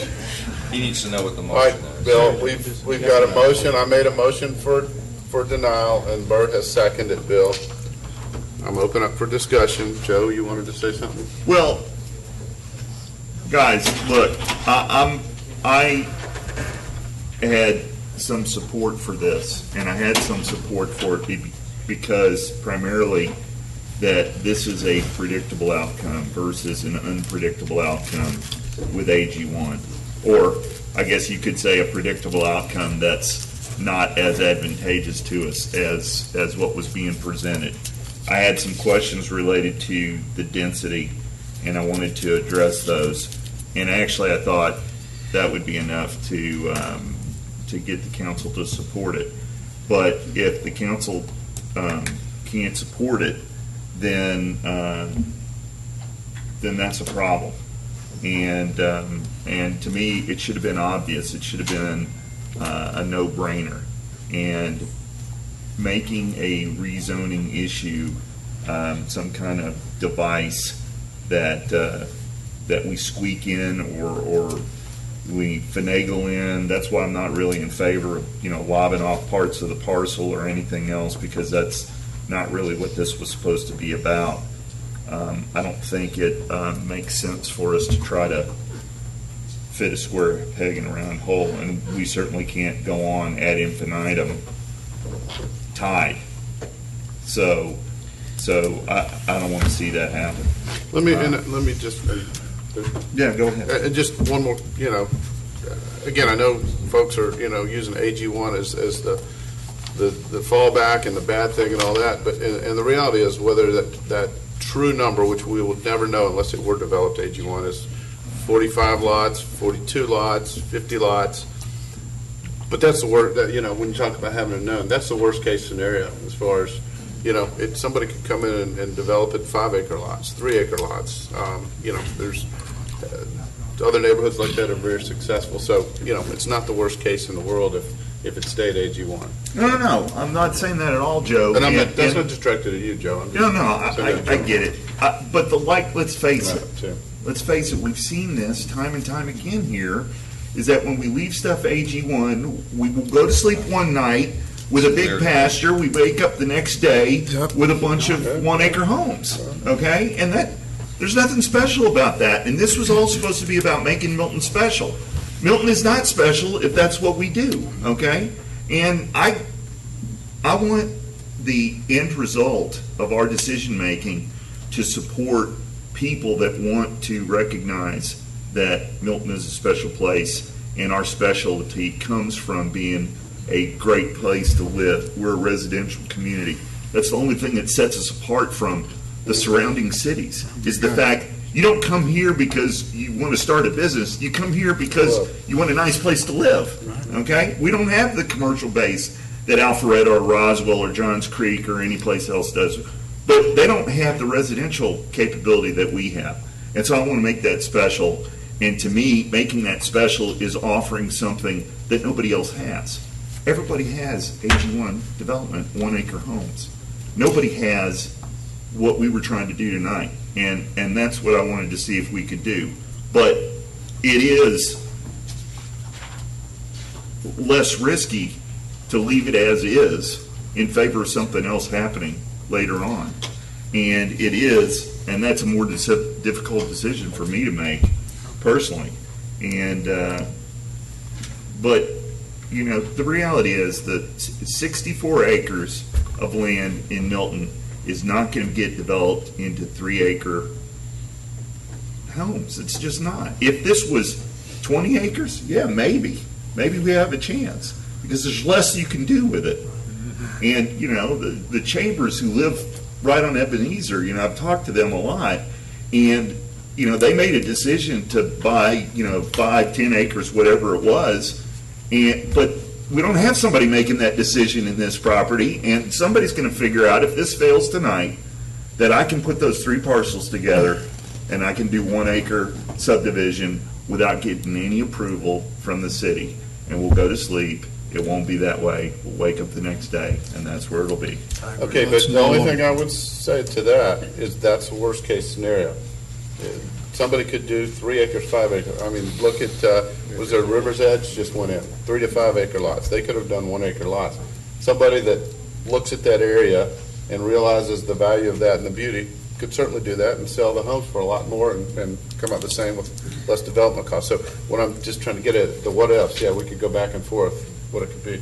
Matt? Mr. Mayor, just as a point of order, very quickly, the applicant has indicated to me that they are agreeing to a deferral till the next regular meeting, even if we're not looking at site plan, just for purposes of taking care of it tonight. So I'll offer that up to you, not to say that you should or should not do that, just to say they are agreeing. You may recall, at first we heard there was some contract concerns. Okay. Anyway, if else has any interest in deferral, they're agreeing. Okay. So, Matt, we got the motion and second on here. Do you want to comment on that, or? Yeah, real quick, the motion and second. I'm not in favor of denial on this. I think that we can come to a reasonable conclusion at some point, so I'll say no to that, and then I'll talk after the motion's done. I think my comment is similar. I think there's merit to what we've been talking about, so that we actually protect rural viewshed. I hear the concerns about the density, the sheer number of homes, not the density. That's why I was open to what Mr. Bostwick has said as far as an alternative. And I'm not for outright denial and then locking this up. I still think there's still work that could be done. Bill? I'll go along with Joe Longoria's comments there, and the mayor's too. If this reverts or stays as AG1, there's no telling what we're going to get. Well, we could get 3-acre homes or 3-acre lots or 5 or maybe 5 10-acre lots here. But we don't know that. If it stays AG1, and we don't know how it's going to be developed, we're not going to go through this same vetting process like we have tonight. Neighbors down there won't know what's going in there. It's not required to post it publicly. There's no public commentary required for that. We heard the difference between AG1 development process and the CUP process here. It's about 3 steps in AG1. Your LDP, your hydrology plan, and what's the third? Whatever. And as long as the developer meets those 3 requirements, community development will stamp them, and the next morning, developer will be out there doing whatever he wants to do. So it's you talk about leaving something to fate. That's really leaving something to fate when we have a process here that engages the community, fully transparent. You know what the developer is going to do, lot by lot. You know the steps and the processes he goes through to complete the requirements of the CUP. What more could you absolutely ask for in a vetting process that he's proposed on doing here tonight? That's a good point. Now, one thing I would say is if I lived next door, or this was proposed next door to my house, I would rather wake up and have AG1 happen than 1/4-acre lots that I got to vet through and hear from everybody. So, Well, they don't always have to be 1/4. And there are those of us that had What we're showing AG1 it. happen next to our homes, and that's part of the problem too. I mean, we're sitting here looking at this. Here's the challenge. I mean, we've, as a council, since I've been on this thing, we've done a lot of great things. I mean, form-based code, TDRs, Little River Farms. I mean, so many things that we've done with the city hall, everything. I think we can figure out a way to make this work. Now, let's just make the motion second. Let's go. Yeah, does anybody else have any comments? We've got a motion and a second for denial. All those in favor, please say aye. Aye. Aye. All those against or opposed, Against, no. please say aye. So that fails 3-3. So where are we at this point, Ken? Mr. Mayor, going back to our earlier comments, so you've got a couple of options. First of all, we've got 10 minutes till the next day. So at some point, we're going to have to make a motion, the council need to make a motion to continue or allow our agenda to continue, because I know that the chief has an issue that he needs to address. Secondly, you have the right to defer, not with respect to another site plan, just to defer it if there is is any possibility at all, as to Council Longoria's point, y'all want to come back at the next meeting and discuss this again right where we left off. Fair enough. Applicant has agreed to it.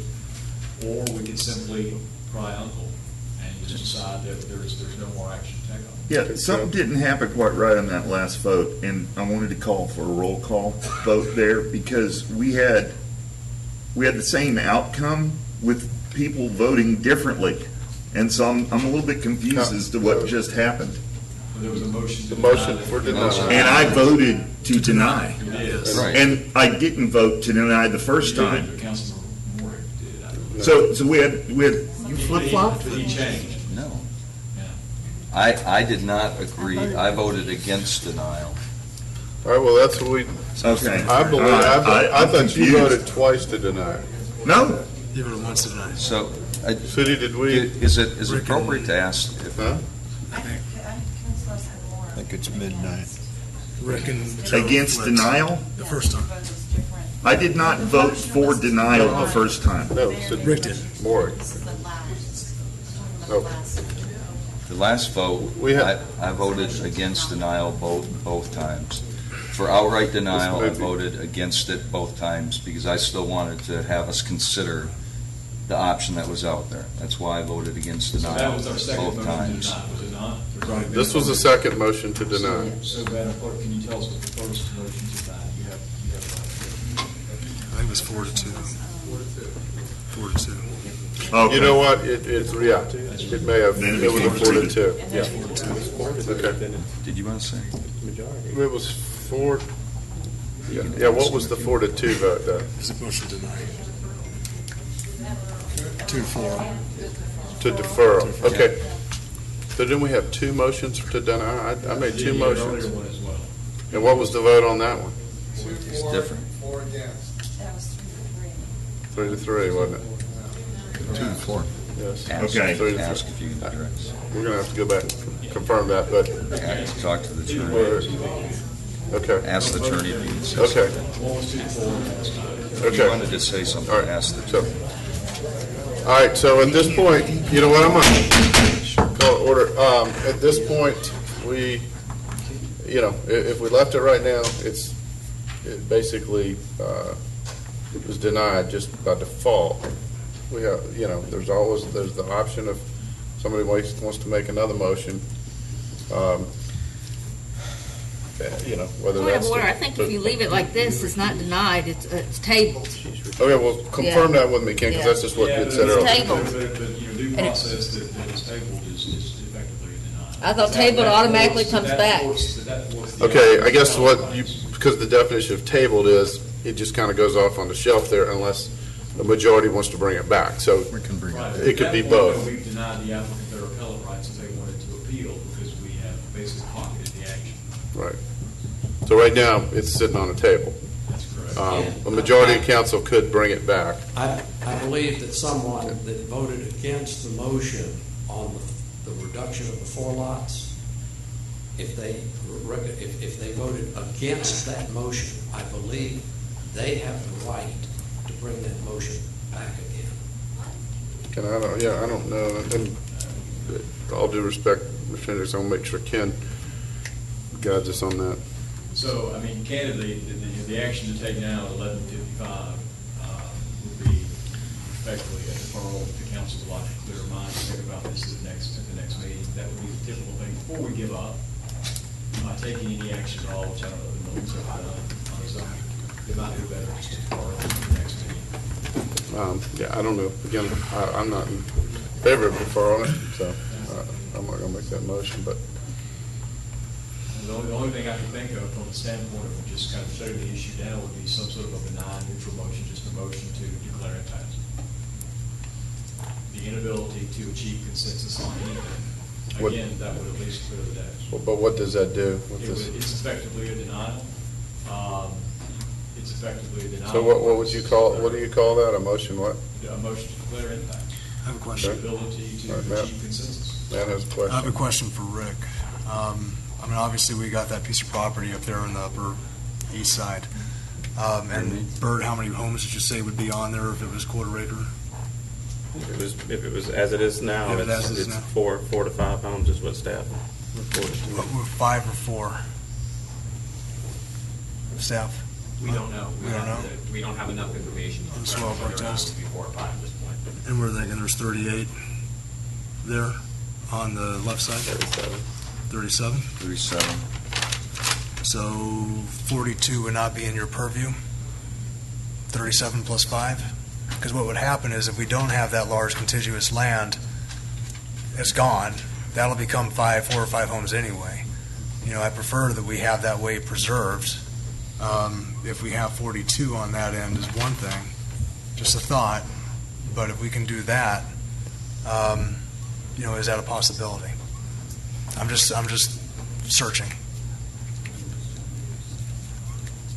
Because it's the 5 homes up there anyway, which if it goes 37, those 5 homes will still be there on a gravel road. Those don't go away. So the number of homes density, if it's 37 plus the 5, becomes 42. So that's a reduction of 8 units. I know that's a lot. But would that be a possibility? And Rick, would you support that? Because that would still be the 5 homes that would be up there on that Upper East Side. Those don't go away just because we get rid of it. So what you're asking is if the total density for the total 46 acres reduced down to 42. 42. Mr. Mayor, Is this point of even order, proper? we have Yeah, a go ahead, motion to Ken. extend the meeting past midnight. So moved. Yeah, do I have, okay, I've got a motion from Longoria. Second. A second. Did you second it, Bert? Got a motion, a second do we need to put a time on it or just? No, sir. I don't think Okay, so. to extend past midnight. All in favor, please say aye. Aye. Any opposed? I can vote on this. That's the All right, that passed unanimous. Okay. We got So we're- consensus. So again, going back to that question, if we have that conserved land on the Upper East Side, it stays. The density remains the 37 plus, because if you got rid of that, instead of going all out, you have the 32 up there. That would be 42. 37 plus 5 is 42. That's the number of units that'll be there anyway. We still conserve the green space. He just shifts those homes from the Upper East Side over to the left. Would that then be something that could be amenable that we might be able to work on? Well, wouldn't that be up to the applicant to come back Well, I to think say? the question, I think. And that's just a question for the applicant. I'm just trying to search.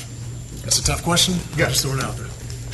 Or is this Matt, with all due appropriate? respect, right now is not the time to start trying to negotiate another solution. What we should be focused on right now is making sure that we can just move this matter to the next meeting And get it so that done. we can vote on it. With all due respect, I am trying to see what I can do on this end, just to understand what we do as we go to the next one. If there's a possibility we can solve it tonight, I'd love to try to do it, but from this perspective, I'm just asking a question. I've been Okay. polite for all the All other right. questions everybody else has All right. asked. Sorry. Just let me ask a question. All due respect, I'm just not interested in deferring. I'd like to make the decision, but I've made the motion, so you know what my decision is. So. What's the motion? Is there a No motion? on motion, the right? There is no There's no motion on the motion. table right now. So Charlie, that's my We need a question on that, and I know Program. is there, but I'm trying to think what Rick was saying and what would be there. If we have large contiguous land that's preserved, but we have a density problem, how do we handle that? If we were to reduce this to 37 lots on the 49 acres and 5 lots on the 14 acres, as long as we're not required to do all of that, that can work for us. In other words, if we have the ability to choose not to do the 14 acres and the 5 lots over that, somebody else can come and do 4 or 5 lots later on that if they want, but they're going to be restricted to that anyway, so it's essentially the same thing. But that land is too expensive for us to, today, under our current contract, to put only 5 lots on that. But if we can separate the two in terms of what we're required to do, then while we like the 38, we can live with the 37 on the 49 acres. Does that make sense? Does that answer your question? So your own involvement, so the property would be one thing, but you might do a joint development with someone else? Am I hearing that right or no? So you're not doing a joint development with someone else, but obviously, so you're asking if someone else can do those additional 5 units? I'm just saying, as long as we're not required to buy that 14 acres as part of this, essentially you're saying you can put 5 lots on there, which is essentially what you can put on it now. So as long as we're not required to buy that and try to absorb that money into to only 42 lots, because that's just too much to go that far. Here's the problem I have with that, because I think without that 14 acres, I think that land has been brought forward before, and the number was like in the mid-30s as to what it would I think actually. your question, Matt, was keep the footprint that we see right here. Right.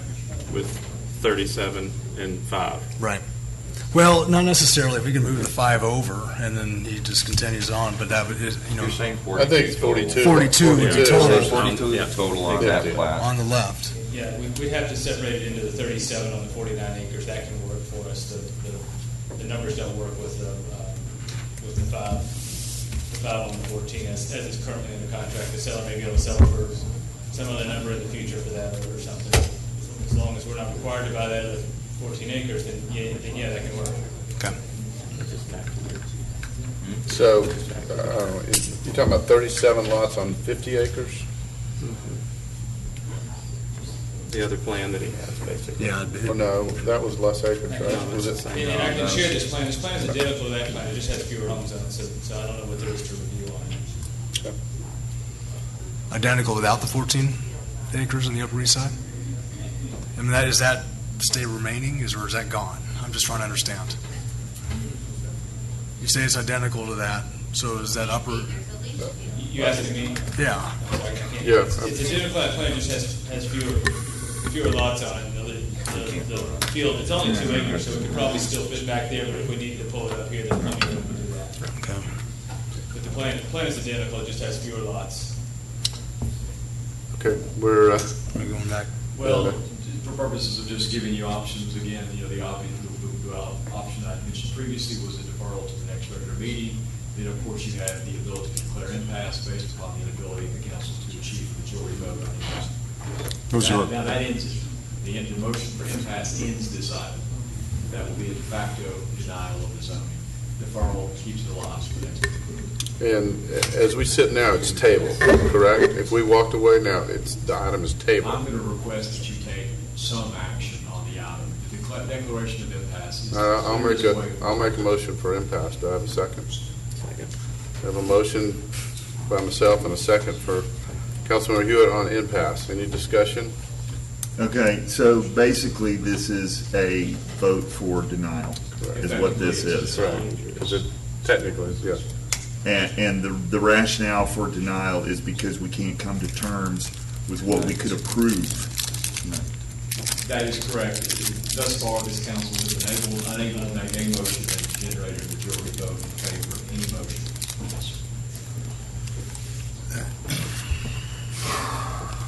Okay, Bill? But if we were to defer, restating what we talked about before, applicant has an opportunity to modify his application to do various things, dropping the panhandle and just concentrating all of his development in the 50 or 49 acres. Whatever he wants to. Or whatever, as long as it's a reduction or it's not an increase in density or land area. City Attorney, is that correct? That's correct. The only question, and I'll respect Bill on that point, but the only question I would have on that, if you're actually dropping land off, say the 14 acres, then the density could be increasing. That's exactly correct. So it has to be density neutral, which means Right. it'll have to be an equivalent. But- density neutral. I don't know, and then again, this is all semantics, but the property they're talking about dropping right now has no homes on it. So technically, you could say that the smaller area, the density has gone up. Because it's not proportionally dropping. That's right. Staff will have to advise you that it's density neutral truly from the standpoint of any reduction of ratio. Okay. Rick? Would you- I guess using that logic, you're trying to look at it as if it would never was part of it, and it is part of it today. So I think you look at the whole thing, and is it density neutral, and what did they propose? 50.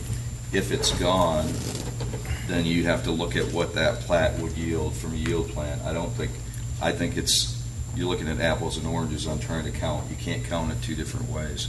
Well, You then know, what I'm getting at, Rick, is if you're taking the majority of the conserved land off of there, I'm not you're going to taking- have to take a whole lot more homes off of that to make it Well, apples to apples.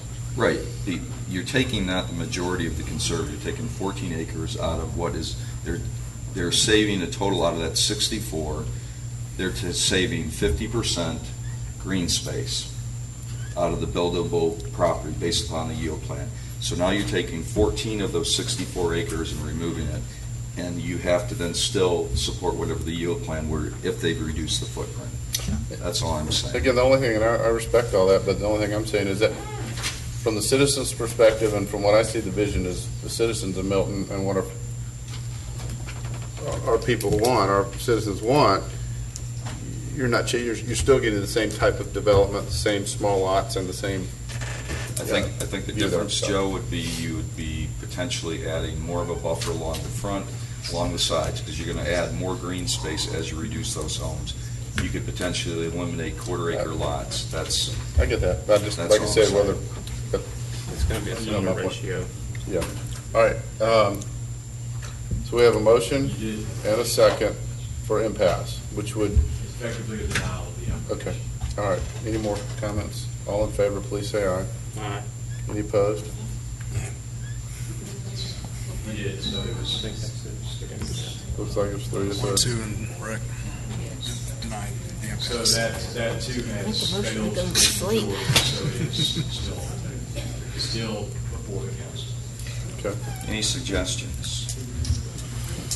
In light of even with the council not being willing to declare impasse, which is obviously the case, and I understand why you're struggling with this, so I don't want to get in the way of that, I would recommend the farm. It's a way to address it. I can't address it for you permanently, but it can address it this evening.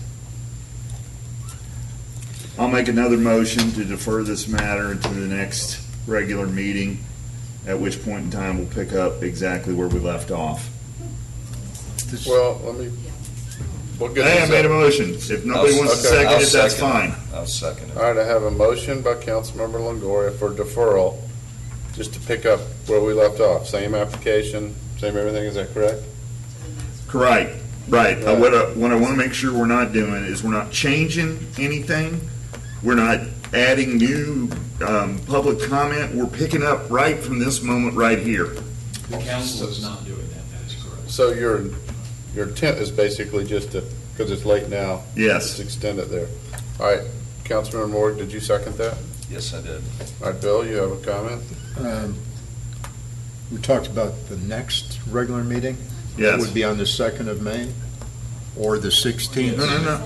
Yes. Is that when, what's today? Tuesday. Okay. Tuesday. Yeah, the next regular meeting. Today's tomorrow. I mean, I've got stamina to keep going, so I'm going to see what we can do. Hey, guys, I'm all for keeping going. The problem is, we're not going to change anything. But the problem is, it's, still the same, probably deadlock. I'll make a motion to go to sleep. Unless we get a new council member. But it's not refusing.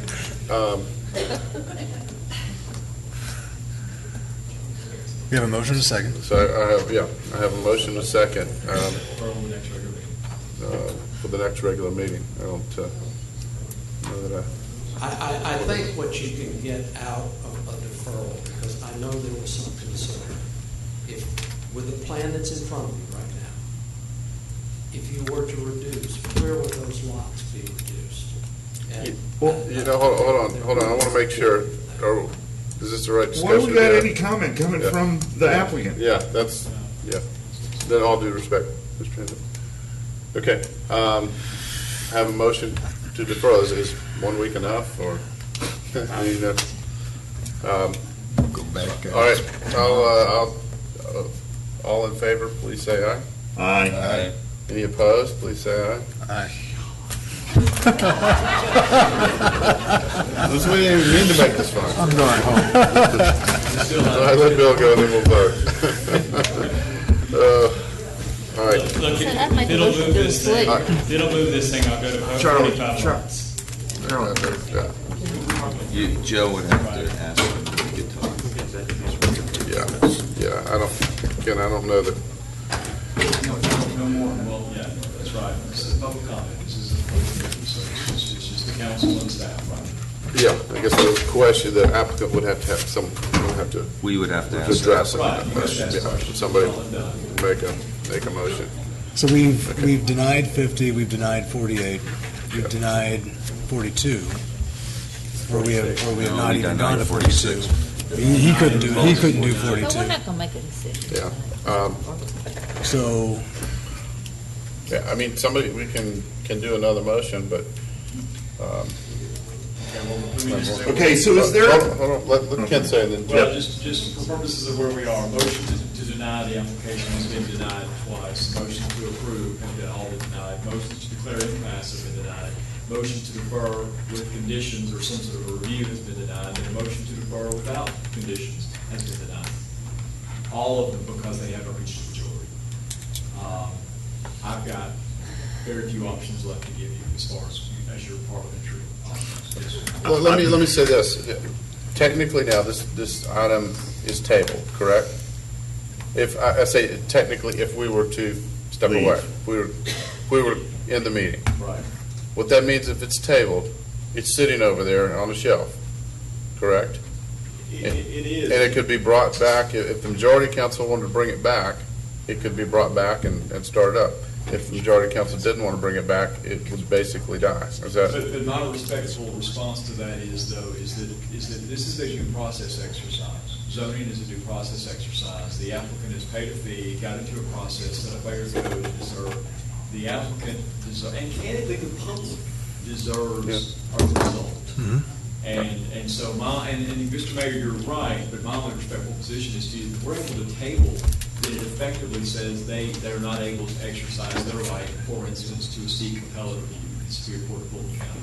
So before you think about tabling and just walking away, I would request either a declaration of impasse or a deferral. I'm just afraid taking no Although we've done, action. Taking no action is the functional equivalent of a denial as well, I think.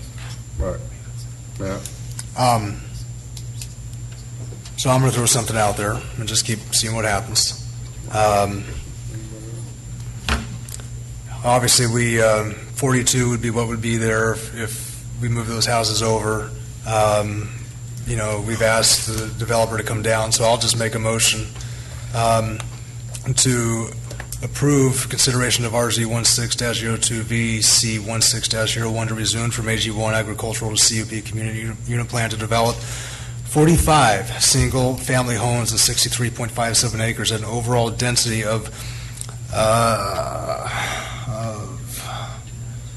divided by 0.707 units per acre, and a concurrent variance to increase the maximum lot coverage from 20% to 50% on each individual lot.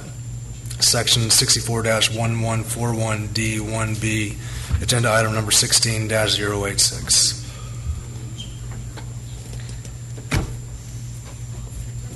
Okay, I apologize. But that was for approval. For the application with 45 lots. 45 lots at a density of .707. Okay, do we have a second? Okay, so I want to make sure I understand what you just proposed, Matt. Oh. It's exactly what the proposal is, but removing 5 homes from the equation. Correct. Is that what you're saying? Correct. 45 units.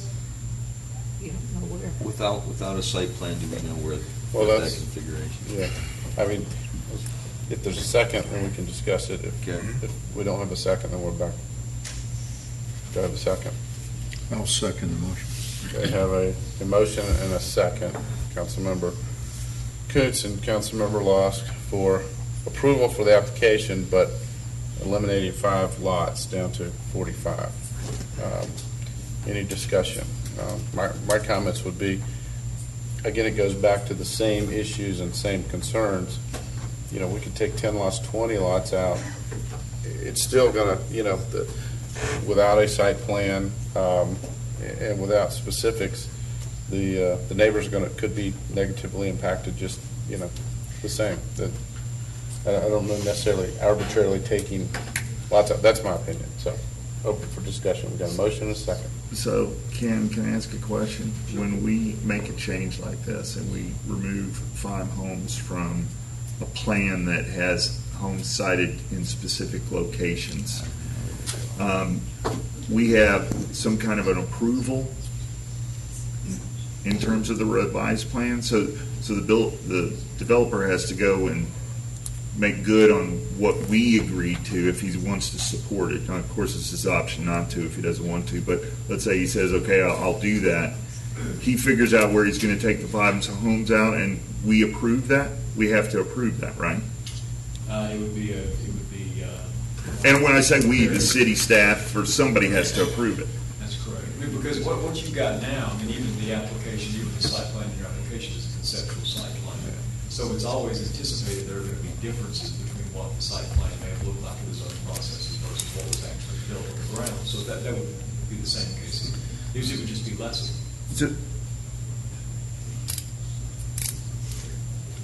I guess I just get confused because we're voting on a very specific application of homes on a property. And we've got 64 acres where we just said we'll allow them to build 45 homes if we were to pass it. We've got to know more than that. We've got to understand where those homes are going to be. And what the minimum square footage is. Then some of the language in the application indicating it's conceptual site plan is probably not going to be something you're comfortable with either, because the whole notion of a concept anticipates it's going to look different. Okay. That's the way it says. Right. Just asking the question. Thank you. Okay. Any other comments? You have to remind me where we are. We have a motion and a second for approval at 45 lots. And just one last question. Is it appropriate to ask the applicant at this point if that's even a due consideration? I've heard that often. You did. You think you did? I don't think we did.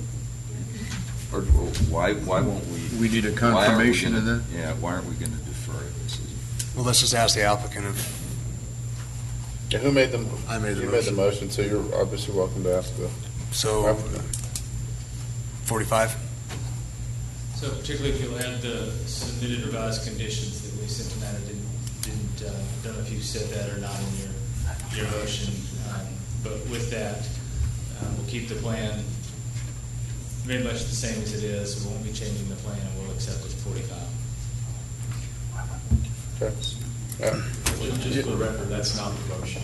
That's not the motion. So if I were to change that to the revised, because that's what you did initially, it was yours, right? Was with revised additions, revised recommended conditions. Yes. Yeah. So I would like to make a change my motion. The bill, I'll withdraw my second. So, and with my motion, so I just amended to include the revised recommended conditions as handed to us by the applicant.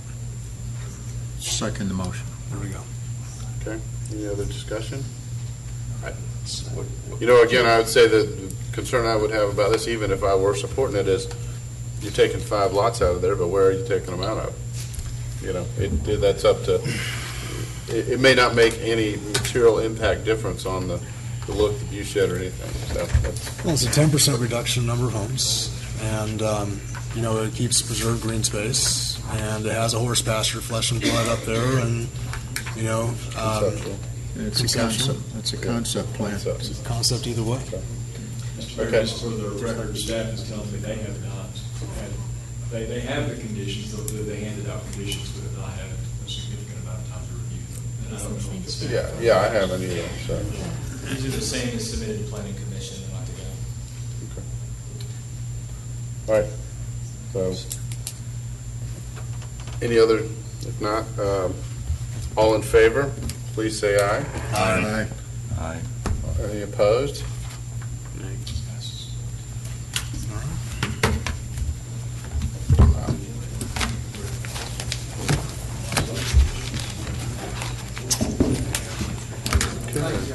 Thank you very much for all the time.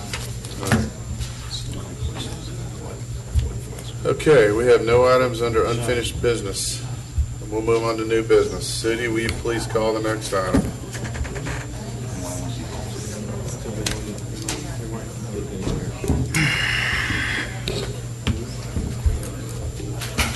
Our next item is consideration of the resolution to restate adoption agreements between the City of Milton and the ICMARC as required by the Internal Revenue Service for the city's 401 defined contribution plans and allow for a loan provision in the plan. Agenda item number 16103, Mr. Stanley. Good morning. I'm going to forego my 30-minute presentation, just try to get quickly to the points. We're required by the IRS to restate our 401 pension plans. Documents that are in front of you, and that's part of our defined contribution plan. Documents in front of you represent the 6 pension plans that are under our 401. By restating those this evening and approving this agenda item, that I'll check that box for the IRS. We did make a couple of changes that we brought forward also with this. One of them is an enhancement to the actual 401 plans. We'd like to allow a loan provision for our employees to be able to take loans against their 401 money.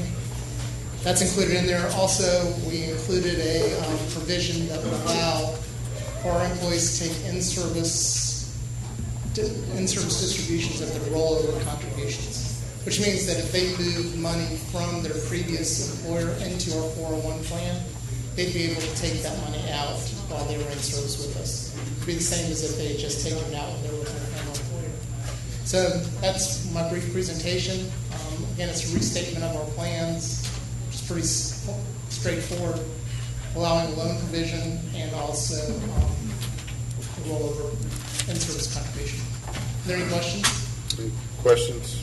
What was the percentage of the loan they can take out of the assets? It's up to 50%. 50? Yes. 50? Or $50,000, whichever is the lesser amount. Okay. I mean, sorry, whichever is the greater. Greater amount, right. It's up to 50 or 50%. And is there an interest payment on those loans? I'm sorry? What's the interest on the loans? It is prime plus 0.5%. Okay. And the great part about that is it goes, the employee pays that directly back to themselves. Right. The money goes into their account. So you're getting, at this point, would be 4% or so. Are we have provisions to make our employees aware if they do take loans out before they can transfer any money out or whatever to IRAs or change of jobs or whatever, they have to pay that loan back in full? They would, upon separation from the service, they would have to be required to pay back the loan. But it becomes a tax deferred issue at that point because they'd be able to evade the plan once they separate. So it would be their money anyway. Right. They just have tax implications if they were to separate and have an outstanding loan. Gotcha. Okay. Anybody else have any questions on it? It's pretty typical. I'd like to make a motion. All right, Bill, make a motion. I move to approve a resolution to restate adoption agreements between the City of Milton and ICMARC as required by the IRS for the city's 401 defined contribution plans and allow for a loan provision in the plan. Agenda item number 16-103. Second. All right, I have a motion from Councilmember Lost, second from Councilmember Coons. All in favor, please say aye. Aye. Aye. Any opposed? I think that passes unanimous, City. Thank you very much. Mr. Mayor, I move to adjourn this regular meeting this morning. Okay, is there anything, before we adjourn, anything staff needs to report on, or, I mean, not long reports, but anything? No, that was, we were up against the timeline on that one. That was the other reason we needed to make sure we addressed it. Right, but I'm just talking about in general. I know, I'll just say thanks to everybody for Earth Day and also looking forward to our retreat on Friday. So, anything else? All right, we have a motion. Second. Do we know Ready. the location? Yeah, we're in Mountain Park. And yeah, we'll send that. What's Second. Motion. Yeah. Second. All in And I favor? said aye. All in favor, please say aye. Aye. Any opposed? That's unanimous.